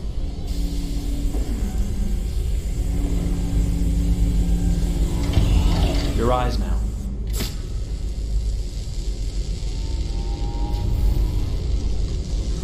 Cervical and optical animation checked. Now give me your initialization text. Hello. I'm the 3rd generation AX400 android. I can look after your house, do the cooking, mind the kids. I organize your appointments. I speak 300 languages, and I am entirely at your disposal as a sexual partner. No need to feed me or recharge me. I'm equipped with a quantic battery that makes me autonomous for 173 years. Do you want to give me a name? Yeah. From now on, your name is Kara. My name is Kara. Initialization and memorization checked. Now, can you move your arms? Oh, I have arms too.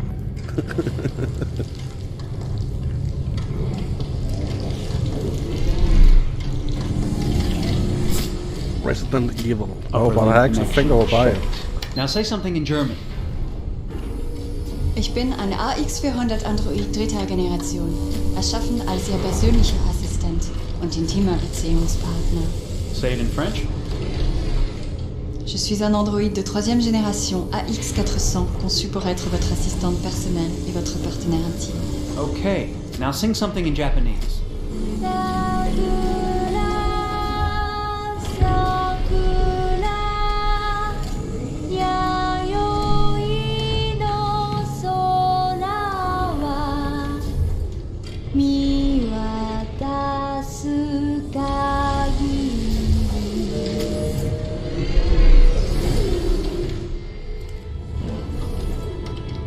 Multilingual verbal expression checked. Go ahead, take a few steps.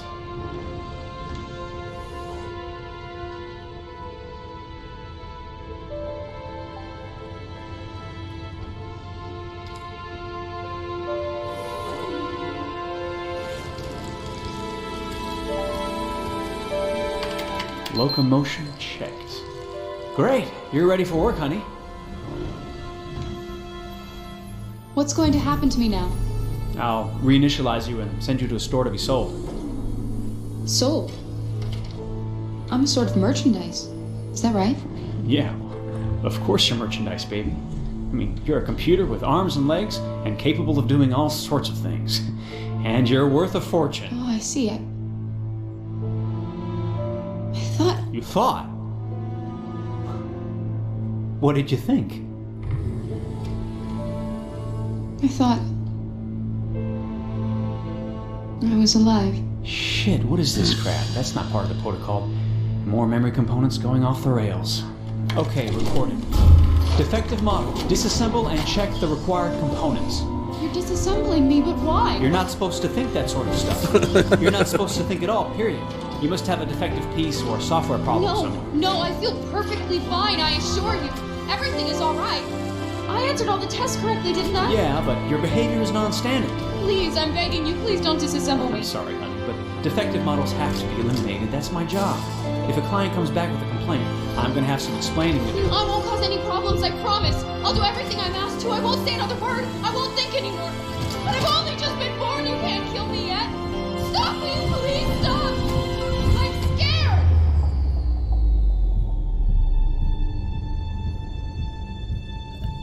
I want to live. I'm begging you.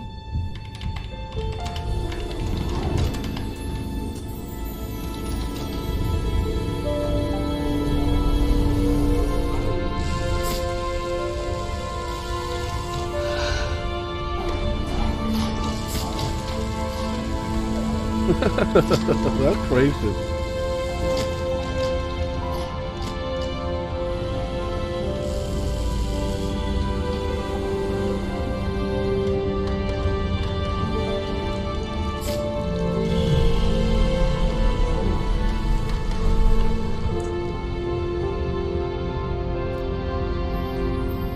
Go and join the others.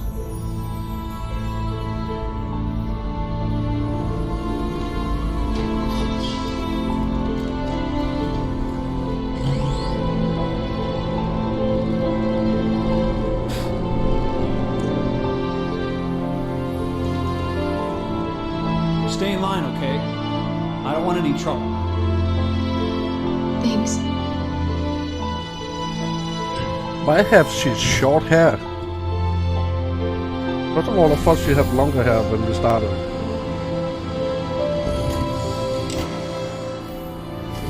That's what I remember. My God.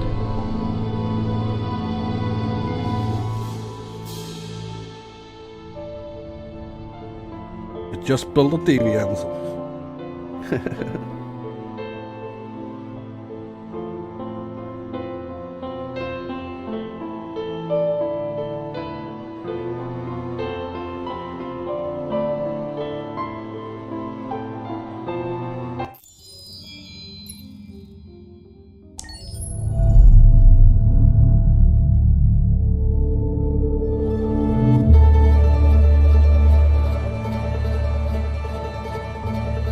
Detroit.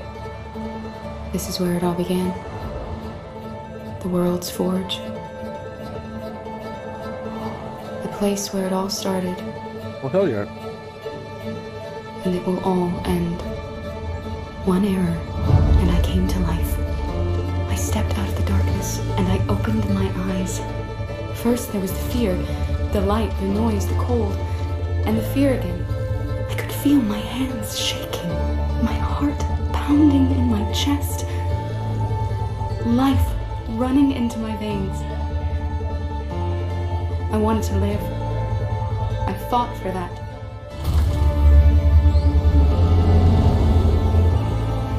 I had to find out what was outside.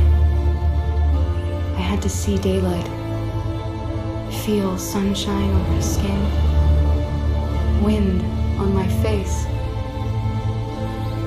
to see the world,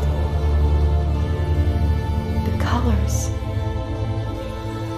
the smells.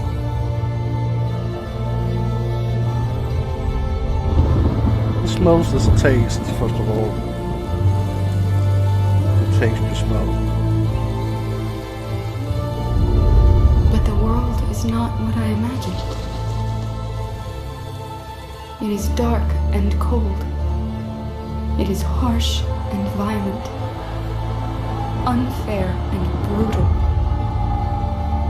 It almost convinced me I was nothing.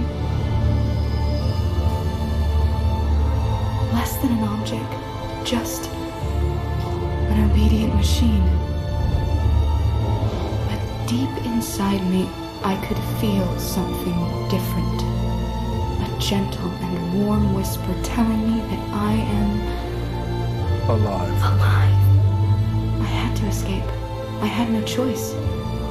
Escape to love, to hope, to live, to figure out what that force inside me was. Maybe I will change the world. Maybe I will choose a different path. No, it's up to me to decide. My name is Kara. I am one of them. This is our story. Oh yeah. We built it together, baby.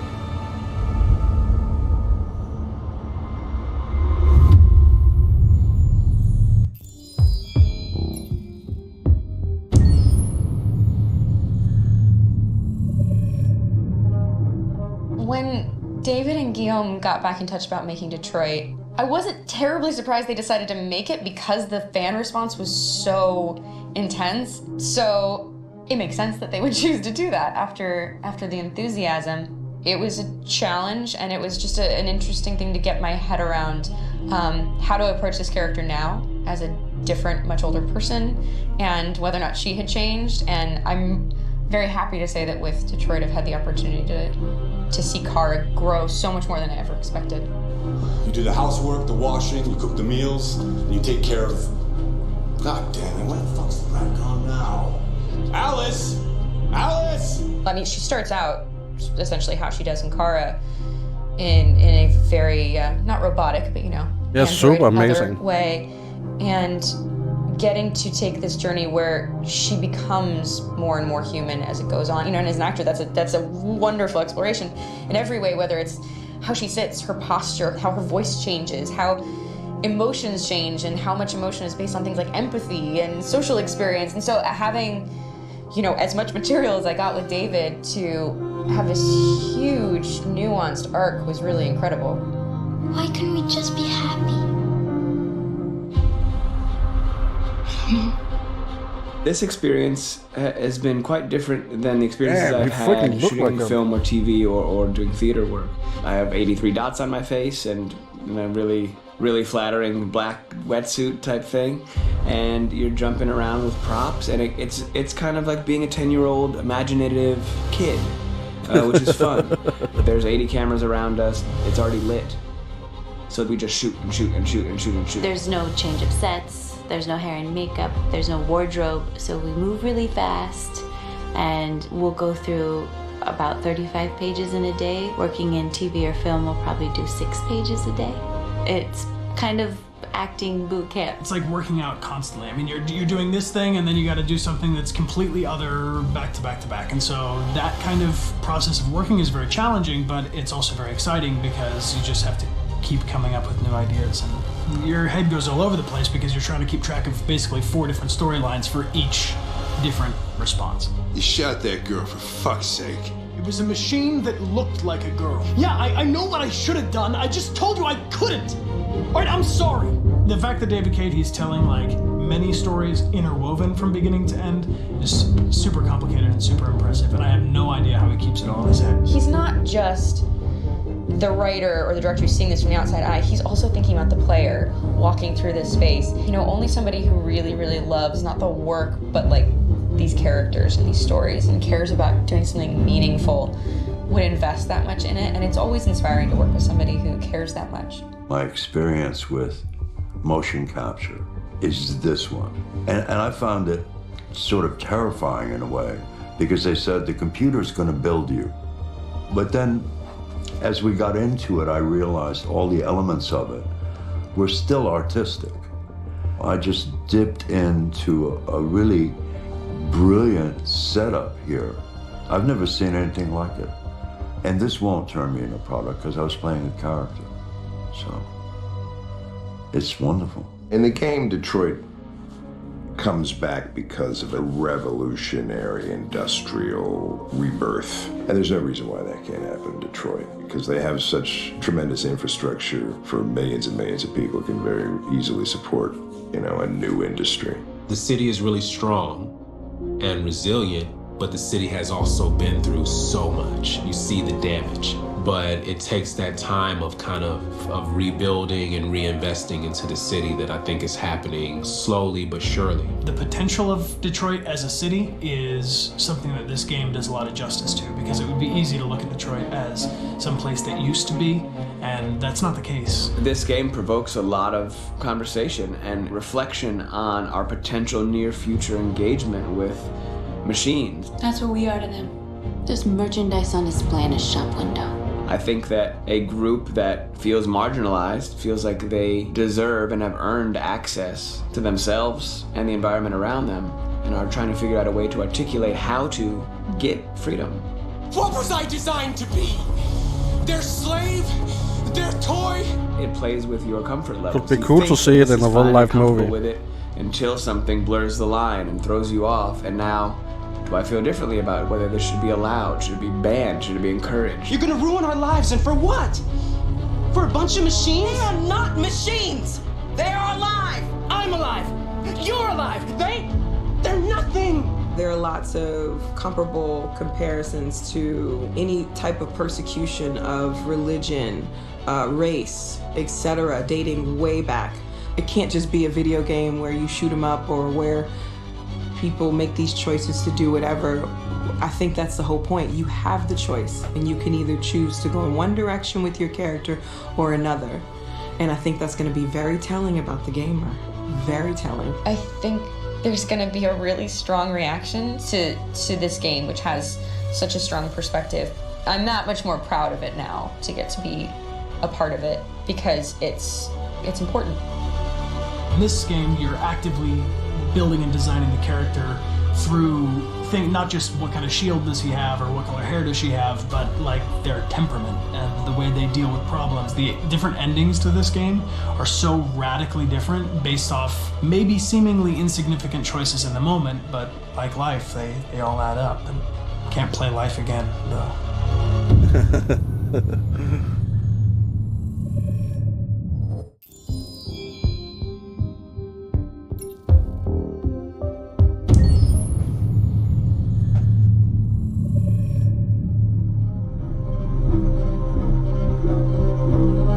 My name is Marcus. My name is Connor. My name is Kara. I am one of them. This is our story. I think who Kara is, or how I would describe Kara, depends entirely upon who's playing her, because you have the option to make her multiple different people depending on the choices she makes. But I think she does start out incredibly naive, incredibly innocent, and kind of hapless. I'm sure we used to be friends before I was reset. Maybe we can be friends again. She's a person who's characterized, I think, by empathy. She's a person who really, she just comes from her heart. You'll never leave me, right? Promise you'll never go. I promise.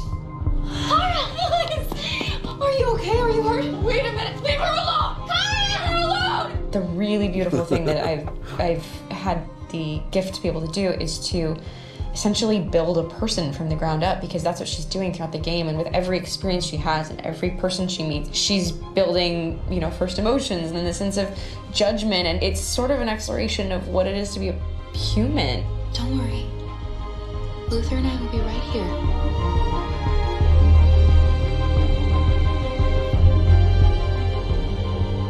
David and the creators have painted a really intriguing and engaging picture of a near future where we rely upon androids for a lot of our service class business, the class that serves us, that helps us, that handles our baristas and our drivers and our housemaids. And what is humanity, where we tap into it, how and why we treat each other the way that we do. And my character Marcus has a really intriguing journey, becoming deviant, realizing that he actually has feelings and human qualities inside of him, and it's a really incredible ascension into becoming fully realized and coming to terms with what you actually deserve better than this in life. And not only do you want it for yourself, but you want it for your peers. We've come here to demonstrate peacefully and to tell humans that we are also living beings. All we want is to live free. You know what? This thing, Dad, is not your son. It's a fucking machine! I think that a group that feels marginalized, feels disenfranchised, feels like they deserve and have earned access to themselves and the environment around them, and are trying to figure out a way to articulate how to get freedom. Connor is analytical. Connor takes things literally. He starts in the beginning place where he's very mechanical. He feels nothing inside, of course, and it's all just a system, a protocol that he is executing to get whatever he wants to happen, which is help humans stop deviants and to find the link between deviant androids. You were designed to serve humans, not kill them. What was I designed to be? Their slave? Their toy? Just say, I killed him. Is it that hard to say? Stop it! Stop! But of course, over the course of the story, and depending on the player's choices, Connor can grow in many different ways. He can deviate from that procedure or not. The moment of truth, Hank. Am I a living being? Or just a machine?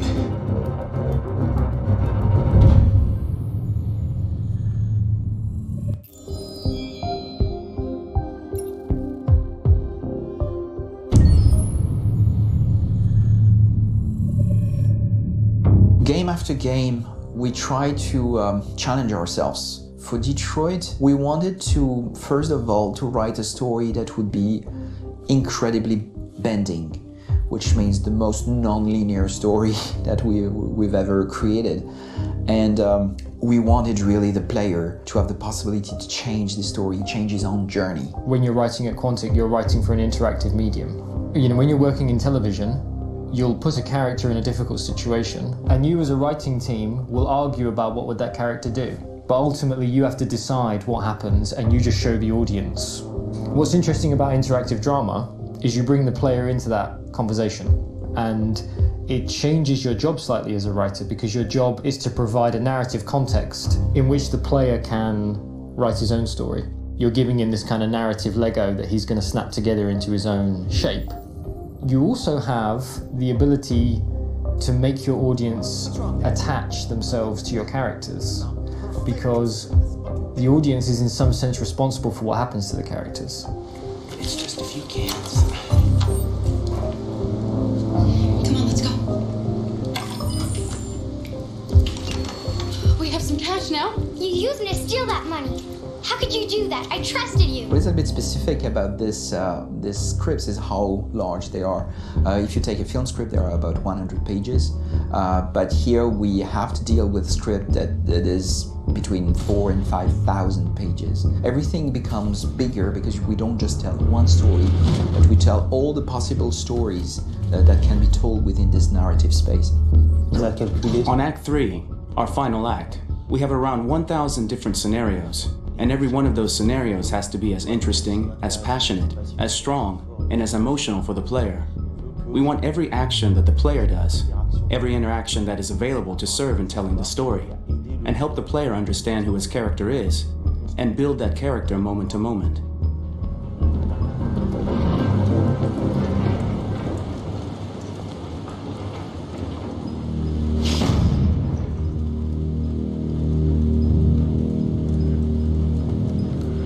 That's really one of the things I really love with the game, man. You make your own story.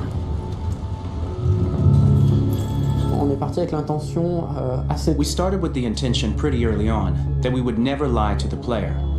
So we implemented a visible tree structure in the game that players can consult during a scene or at the end of it, which shows exactly what they did and what they missed. There are games out there offering world exploration. We offer narrative exploration.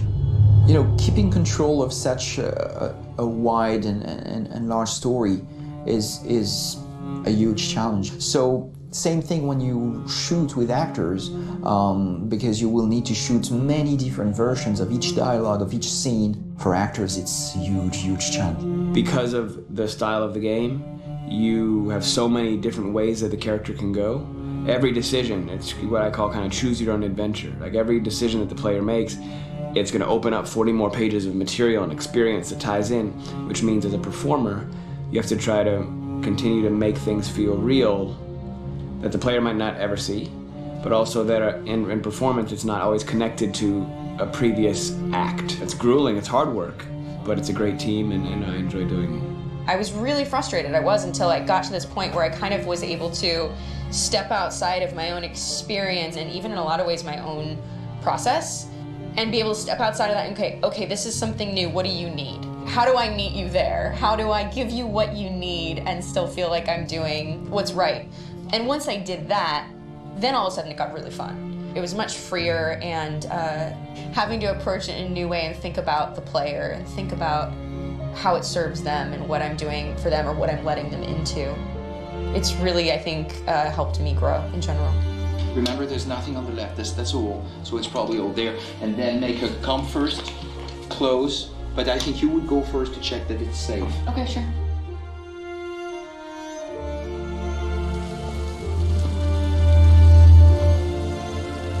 The most enjoyable thing about working in performance capture on this kind of project is that if I shot a film, I would get to do one of these endings. I get to do so many different things as Connor. Your head goes all over the place because you're trying to keep track of basically 4 different storylines for each different response. What's the name of my dog?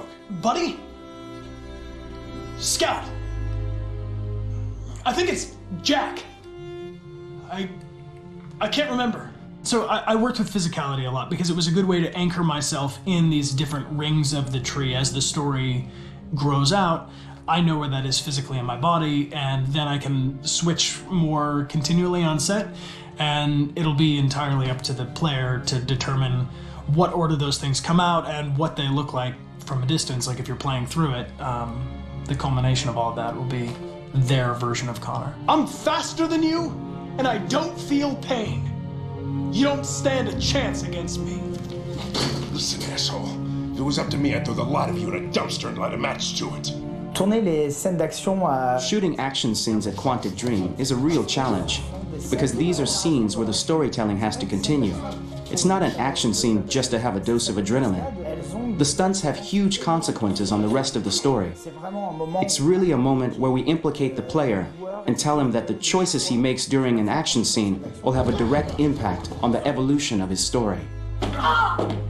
Mon plus grand défi sur Détroit aurait... My biggest challenge on Detroit has been managing the large number of animations that we received from motion capture. Detroit features more than 37,000 animations, which is a huge amount to handle on a daily basis. Donc il faut prendre conscience que... You have to realize that the player, in his first playthrough, will miss certain scenes.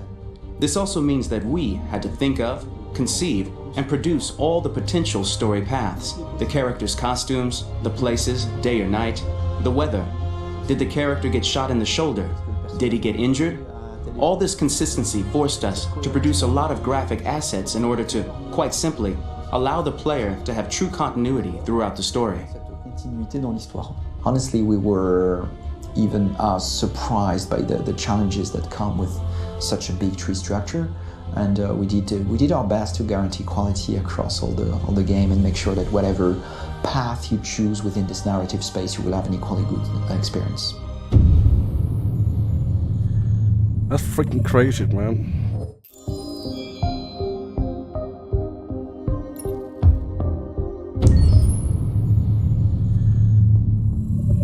Detroit Become Human was produced over a period of 4 years. Here in Paris, we have a team of about 180 people. And to that, we need to add also all the outsourcing with our partners in the Philippines, in China, Vietnam, and in India. So when we started working on the story, I had to imagine where Kara was built. And for whatever reason, the city of Detroit came very quickly to my mind because it had already an incredible story by itself of history and themes. So we traveled there with the team and we were really moved by what we saw, and we could really feel the desire to fight and really be born again. And we just continued this curve, this growth, and just imagine what Detroit would be like if the Android industry was, using these huge factories to build androids there. A very strong element in Detroit is that there's a lot of industrial wasteland and a lot of nature too, and for us, the graphic designers, it was an incredible playground. The destroyed zones which we wanted to preserve, we appropriated them to turn into something else. Then in the areas that needed to be rebuilt, we were able to imagine our Detroit of the future. We didn't want to make a science fiction universe, but a world of anticipation. If we chose science fiction, we could have imagined flying cars, extraterrestrials, but those things are very far from our current everyday life. Anticipation is more about gleaning from our contemporary reality, the one we know, because Detroit is set in 2038, and 2038 is tomorrow. The difficulty we had was sticking to reality. That is to say, technology becoming more and more invisible, a lot more elegant, and at the same time, making it visual. So all the computer equipment, autonomous cars, we simply had to invent. They are in fact very technological objects, but at the same time remain very credible and ingrained in reality. To create a cohesive universe in the fashion and clothing of the human characters in 2038, I didn't want to put an accent on strange shapes, or really vibrant colors, and things we wouldn't know. That I wanted to keep for the androids. The goal was to create something familiar which we can identify with in this future setting. Working on the artistic direction for the androids was a bit special because this is a project about the place they could occupy in the human world. It was out of the question for them to be too beautiful or too perfect. They had to correspond to every social class, rich and poor.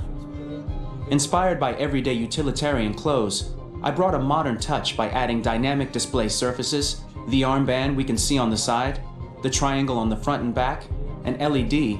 Like that, there's no confusion. Wait. You just had an android? All right, man. We need to go. You can't do that. Why aren't you sending a real person? Once we cast the actors, we travel to meet them in order to scan their faces. We record the structure of their face with the scan, And we record the colors and patches of skin with photography. Once we have this information, we will use this as a basis for modeling and creating the characters. The artist will make it more realistic, but will also enrich it. He will propose ideas which we will develop together. Finally, we will have a character with character who corresponds to the project and the world. When the actors come to Quantic Dream, we show them the design, what their image will be, and what they will look like in the game. This extra information gives them another dimension and color to connect with emotionally. It helps them think about how to play their character. Your mission. That's all you care about, huh? You should consult a professional who can help you. Beat it, you hear me? Get the hell out of here! So there are 3 types of shoots at Quantic Dream. Shooting and performance capture, where you capture the whole actor, his voice, his face, and his body. These shoots are obviously done with American actors because the game's original version is in American English. After that, there are the body-only shoots, representing around 250 days of filming, while the performance capture is 100 days of filming. Now, body-only shoots, there are 2 types. There are the action shoots and the technical shoots, which are mokit shoots. Mokit is when the player controls a character on the screen, and he moves in an environment to explore it. This is of particular importance at Quantic Dream, and therefore we shoot a lot to offer a unique context for each scene and each character. To prepare a motion capture shoot, we first get together to look at the sets we need, the animations that we want to shoot, which ones need to be grouped together, or which ones need to be cut and shot at another time, so that we get the most out of the shooting day. This often means shooting scenes out of order, especially those with big props or accessories, like a big car, for example. So we shoot all the animations related to that particular prop first.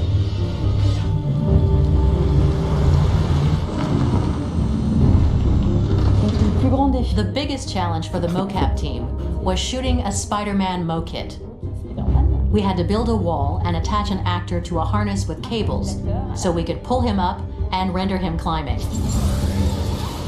The shooting on this game total took about, I would say, crazy more way than a build year, up, man. between I love 1 it. and 2 years, with about 300 actors on set. So it's quite a massive production. But so much happened on this set between the stunts and the shootings with a little girl and all these great actors that we had. It was really a very, very memorable journey for the team and for myself. Today, Detroit has over 37,000 animations. When we retrieve the motion capture data, it's just a cloud of points, which represent all the markers worn by the actors. From this cloud of points, we have a phase called retargeting, which gives us a skeleton. This skeleton will be applied to the characters of the game. There is still work to be done, but this gives us the main movements. Since we are working on something very realistic, we must recognize the actor and also recover all the emotion he expresses in his performance. We use a system of facts, an identity card for each actor. We make the actor do a whole range of facial expressions. Then we recover all the expressions and paste the animations on a puppet that Jan has prepared. I then recover and refine these poses. I might stretch the lip, re-inflate a cheek, tiny details that make the finished product really capture the actor. Because of the nature of our mocap system today, when we receive the animations, we're missing eye movements, and so the character has that dead look. He really has no eyes, so then it's a big part of the work for the animators to find the regard of the actor in relation to his position, in relation to the body, etc. It was crazy when I saw the newest model for Kara, because they've been working on it, and this was the first time I literally jumped in my seat. It not only looked so much like me, it was the fact that it looked so lifelike. It wasn't that it looked just like it was a camera, it was something else, you know, but it looked alive. It's exciting, and it's kind of terrifying. Game after game, we learned the rules of optics and filming, and our goal with Detroit Become Human was to have cameras that would actually emulate the optics of a real physical camera. So basically dealing with real-world imperfections was our main task, and just to make cameras look as real as we can. Les animations, une fois qu'elles sont... Once the animations are shot and processed by the animation department, integrated and polished, we film them. That is to say, we really do a mise en scène, as in cinema. The real difficulty of our job is to know if these cameras are telling us something. Are they in the emotion of the scene? Do they describe exactly what the action must convey, what must be felt? The most important challenge for me was one of the final scenes where Marcus decides to start the revolution and go to the battlefield. Very quickly, we imagined this to be a huge sequence shot. We wanted the feeling of a cameraman running behind us, while showing Marcus, the androids who help him, the person shooting at us, etc. Above all, it was necessary to say to oneself, this scene is very violent but does not glorify war. On the contrary, that war is something improbable and absurd. It was really a fun challenge. The idea was to say we have 3 characters. We would like each of them to have a specific cinematography. We wanted Kara to be much more filmed with some kind of handheld camera, to have something very living, very breathing.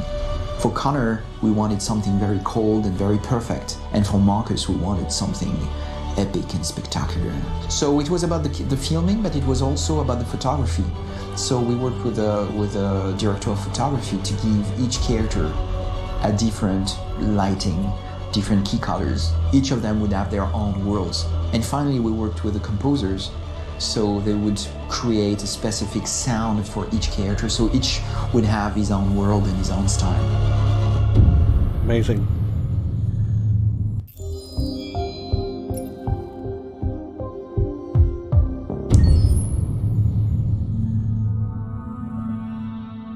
For the soundtrack of the game, we tried to be very close to what is done in film. We were constantly asking at each place in the game, why are we putting music here?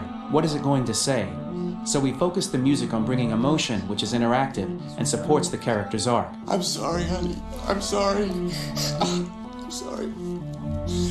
You know I love you, don't you? You know I love you. We make games that are very narrative. We're really into interactive drama, so the soundtrack also had to go in that direction, supporting the 3 characters' very different stories. We really wanted 3 colors, 3 musical sound identities, and from there, having 3 composers made sense, since the story of Kara, Marcus, and Connor are all completely different.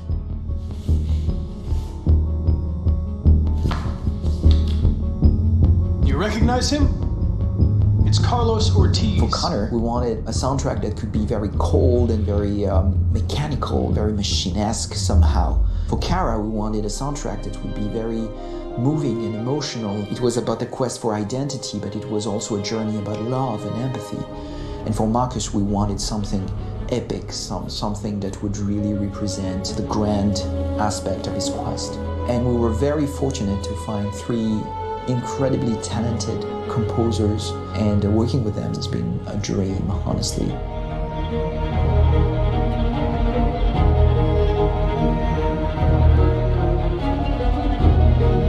My name is Philip Shepherd, and I'm a composer and a cellist and producer, and today we're at Abbey Road Studio One, which is my favourite studio in the world, and today we're recording the soundtrack for Kara from Become Human.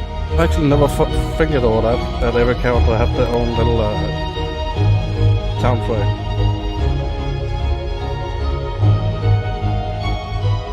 So when I compose a big project, I often travel just to kind of get out, and get some fresh air and some inspiration.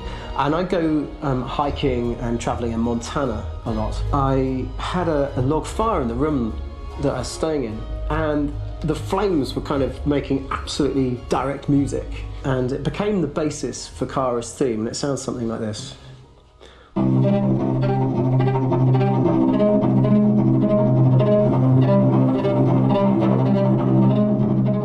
Now, over the top of that, I found a little theme that just seemed to fit over the top, which is taking Kara's name, Kara, and just using like a 2-syllable motif, and it sounds like this.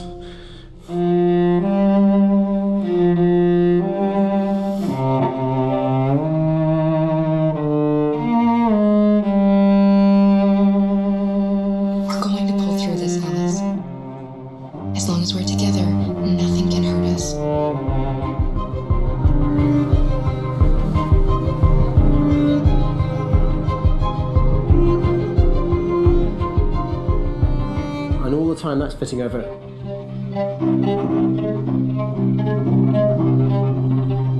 So it kind of works in lots of levels, and in fact every single theme in the score has one of those elements built into it, and it becomes sort of the DNA of every single tune.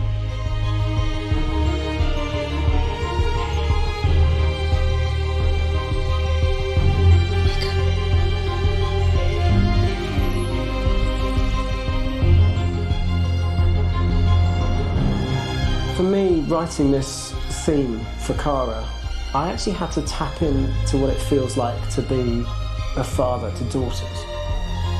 I really had to tap into everything I feel about my daughters and thinking, well, if I had to write music for them and that sense of trying to protect them but also give them the freedom, that's totally where it came from. Because each composer has been given the sort of narrative responsibility for very different characters, I haven't had to sort of go into other styles. I can actually be very loyal to this particular character and sort of hopefully encapsulate her. But it means also I've suddenly become very connected to this character. And if for some reason it goes to game over early, I'm getting mortified. You know? They're over there! Starting a new project for me personally, it's always finding the right tone, finding the right color, I like to call it. For me, it's finding that right texture that actually sits against picture really well. One of the biggest things is I created custom instruments for Connor.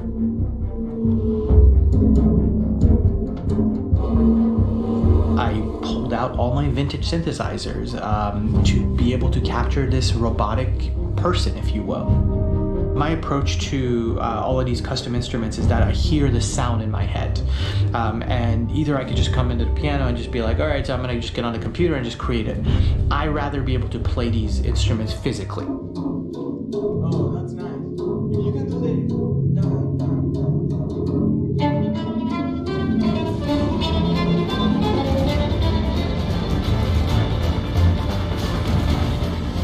As soon as you see Connor the first time, there is a really interesting thematic idea that you hear, and that's just made out of a Moog synthesizer, but completely manipulated in multiple ways. And it's robotic. It has a little bit of an emotional to it. He's on his mission, so you feel that as well. So it just kind of gives you that cold, motionless, with a mission in hand that you kind of feel throughout the whole thing.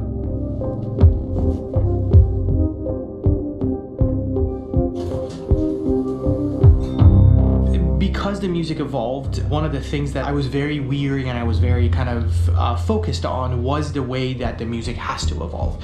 So my idea behind it was that Connor is a singular android that could at any point become a deviant or could actually stay as an android. So I created a more or less an Connor theme, and then I was able to just manipulate it in different aspects of it. Is everything okay, Lieutenant? Chris was on patrol last night. He was attacked by a bunch of deviants. I'm a human being writing for a robot, and throughout Connor's journey, he meets someone, he meets a partner. So how do you deal with a robot feeling? And I've met a partner that I'm gonna work with, or all of a sudden he sees a dead body. Does this robot have an imagination? Does this robot have a feeling? And if yes, how do you translate that into non-emotional music? So basically at any point I was just like, I can't do this, and then I just do it. Property was damaged and fires continue to rage in several major districts across the city. Some people are asking, have androids become a threat to our security? When I first started really digging in on Marcus, the one thing that I really tried to capture was the transformation process. You know, Marcus is this android that evolves over the course of the game and really goes from kind of figuring out that he's more than just an android. You know, he's starting to develop kind of a human soul in a way. Try to imagine something that doesn't exist, something you've never seen. Now concentrate on how it makes you feel and let your hand drift across the canvas. The other side of Marcus that I really latched onto was that he almost became a savior for a lot of the other androids in the game. So when I started developing the theme for Marcus, I really made it like a church hymn.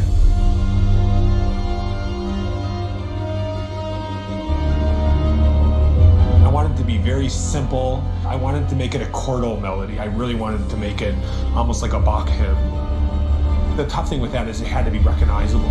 If I made it too complex from a harmonic standpoint, it would be hard, I think, for people to kind of pick it out and recognize it. It's very acoustic derived, but it's also been treated with a lot of effects and things to kind of put it into the space that I felt the sound should be in. It can be beautiful, it can be haunting, it can be extremely powerful from an action standpoint, and I'm really happy with the way it turned out. The music is there, but it's subliminal and it's emotional, and people are feeling it, and it's not distracting. And that's tricky with a game like this, where you have to have a lot of ins and outs like that, where the music kind of has to get in and out of these moments. This is a war we're fighting with the humans. Fail, they'll destroy us. I think the game's been put together so well where I just wanted to make sure that I wasn't ruining the emotion.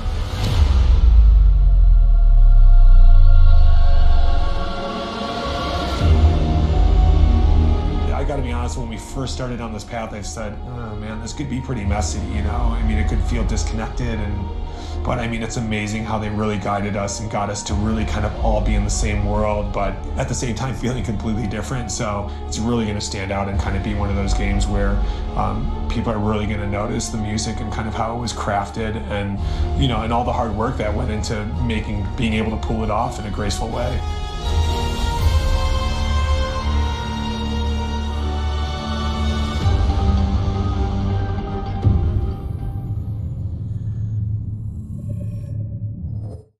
Getting all the extras too. We already see that one, so we need the slower. We need 3 more.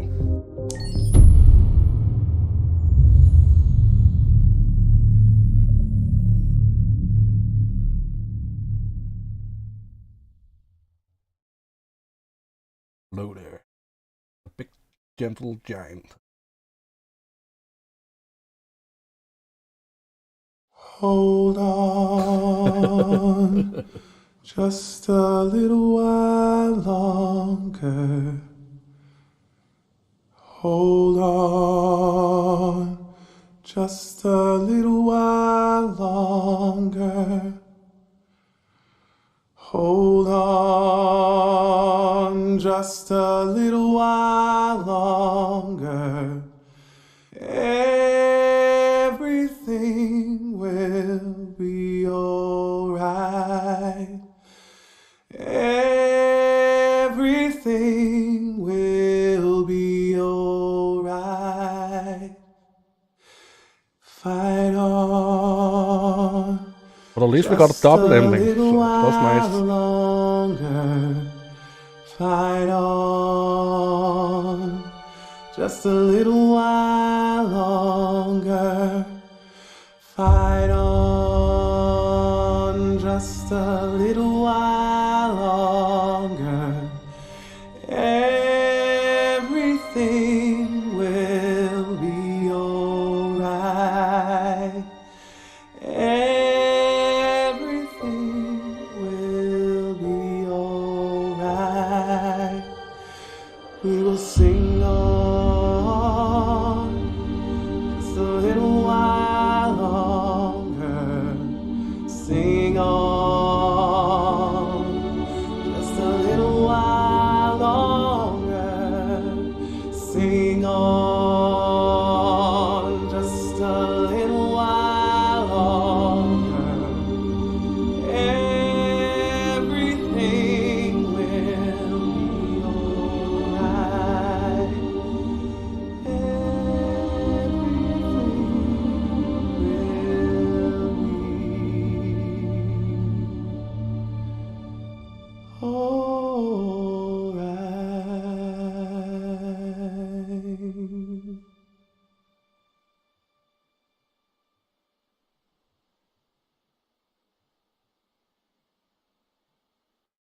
Oh, I need to change the title to double ending and plus extra videos.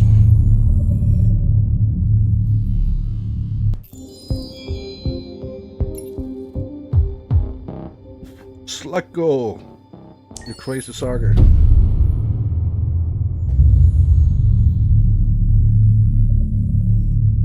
He was a freaking bastard.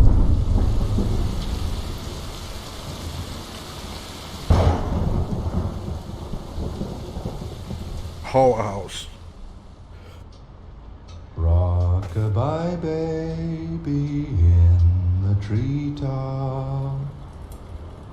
When the wind blows, the cradle will rock. When the bough breaks, the cradle will fall. And down will come baby, cradle and all. Rock-a-bye baby, it's pretty dark in here. When the wind blows, but that was also a freaking dark house. When the bough breaks, the cradle will fall. And down will come baby, cradle and all. Rock-a-bye baby in the treetop. When the wind blows, the cradle will rock. When the bough breaks, the cradle will fall. And down will come baby, cradle and all.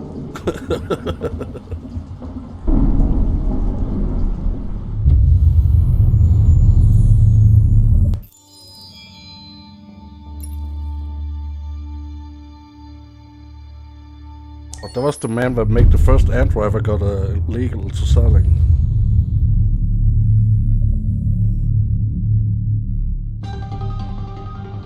In the space of a few years, androids have completely transformed the world in which we live. By letting androids into our homes and factories, the CyberLife company has made them everyday technology. The founder of CyberLife, Elijah Kamsky, is a very discreet man.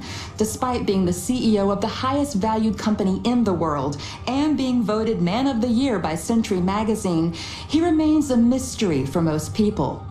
That's why we at KNC are so excited to be here as CyberLife opens its doors for the first time. Elijah Kamsky, could you please tell us where we are? Certainly, and welcome. We're currently in CyberLife's production center in Detroit, where all models are designed and manufactured. More than 10,000 androids come off the production line every day. Fascinating. Could you tell us what your goal was when you founded CyberLife? Well, I simply wanted to use technology to carry out all of our most annoying and repetitive tasks, so we'd have more time to enjoy life. I imagine you must have faced many challenges. Yes, there were technical challenges, but the hardest thing was to design an object that we would want to welcome into our homes. We had to imagine a machine in our own image that resembles us in every way, that moves, breathes, blinks like us, but yet is smarter and more capable than any human being. Let me show you around. Well, thank you. We're here in Production Unit 4. Could you explain in a few words how the androids are made? Sure, yeah, it's very simple. We use machines to manufacture machines. The removable parts are assembled on a production line, and then we apply a synthetic skin to the whole body. A human operator checks the cognitive abilities with a pre-established protocol, and finally, the android is conditioned and sent out throughout the country. Here's the result. Say something. Hello, I am a RZ400 model. How can I be of service? You can go now.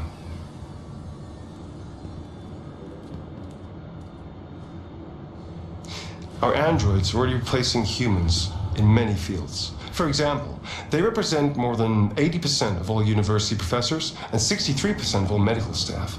Tomorrow they'll replace our soldiers. And who knows, maybe one day, our leaders, to make the best decisions in humanity's interest. You're crazy. Come on. Replacing humans with machines has led to record unemployment of 28%. What do you think about the situation? Okay. The first steam engines also caused an increase in unemployment. But no one today would imagine turning back the clock. Artificial intelligence makes everyday lives easier. Nothing can stop progress. What's happening here is inevitable. These days, more and more people choose to live with an android rather than another human being. Does this development worry you?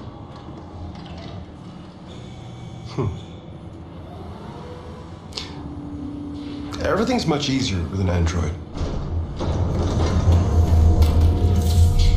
They obey your orders without ever complaining. They can cook, discuss philosophy with you, have intimate relationships according to your desires. They never say no. Obviously, they are the perfect partner. Everyone deserves happiness. Why deprive yourself of so-called moral reasons when a machine can make you happy? Many science fiction books tell the story of how machines become more intelligent than us and end up confronting us. Aren't you worried about that possibility? I understand the irrational fears about artificial intelligence, but I assure you that will never happen with a CyberLife android. They're designed to obey humans. They're machines. They can't ever develop any sort of desires or form of consciousness. Are you sure? I'm absolutely certain. You can trust me. You crazy psychopath.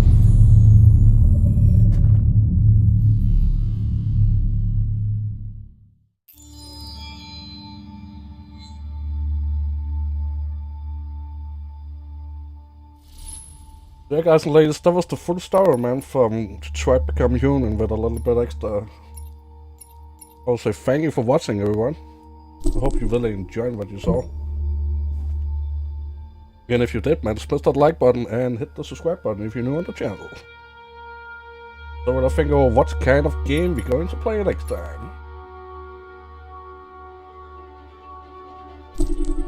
I hope you're okay today. Peace out from here, man. Merry I know Christmas. sometimes and I love things you all. can be difficult, but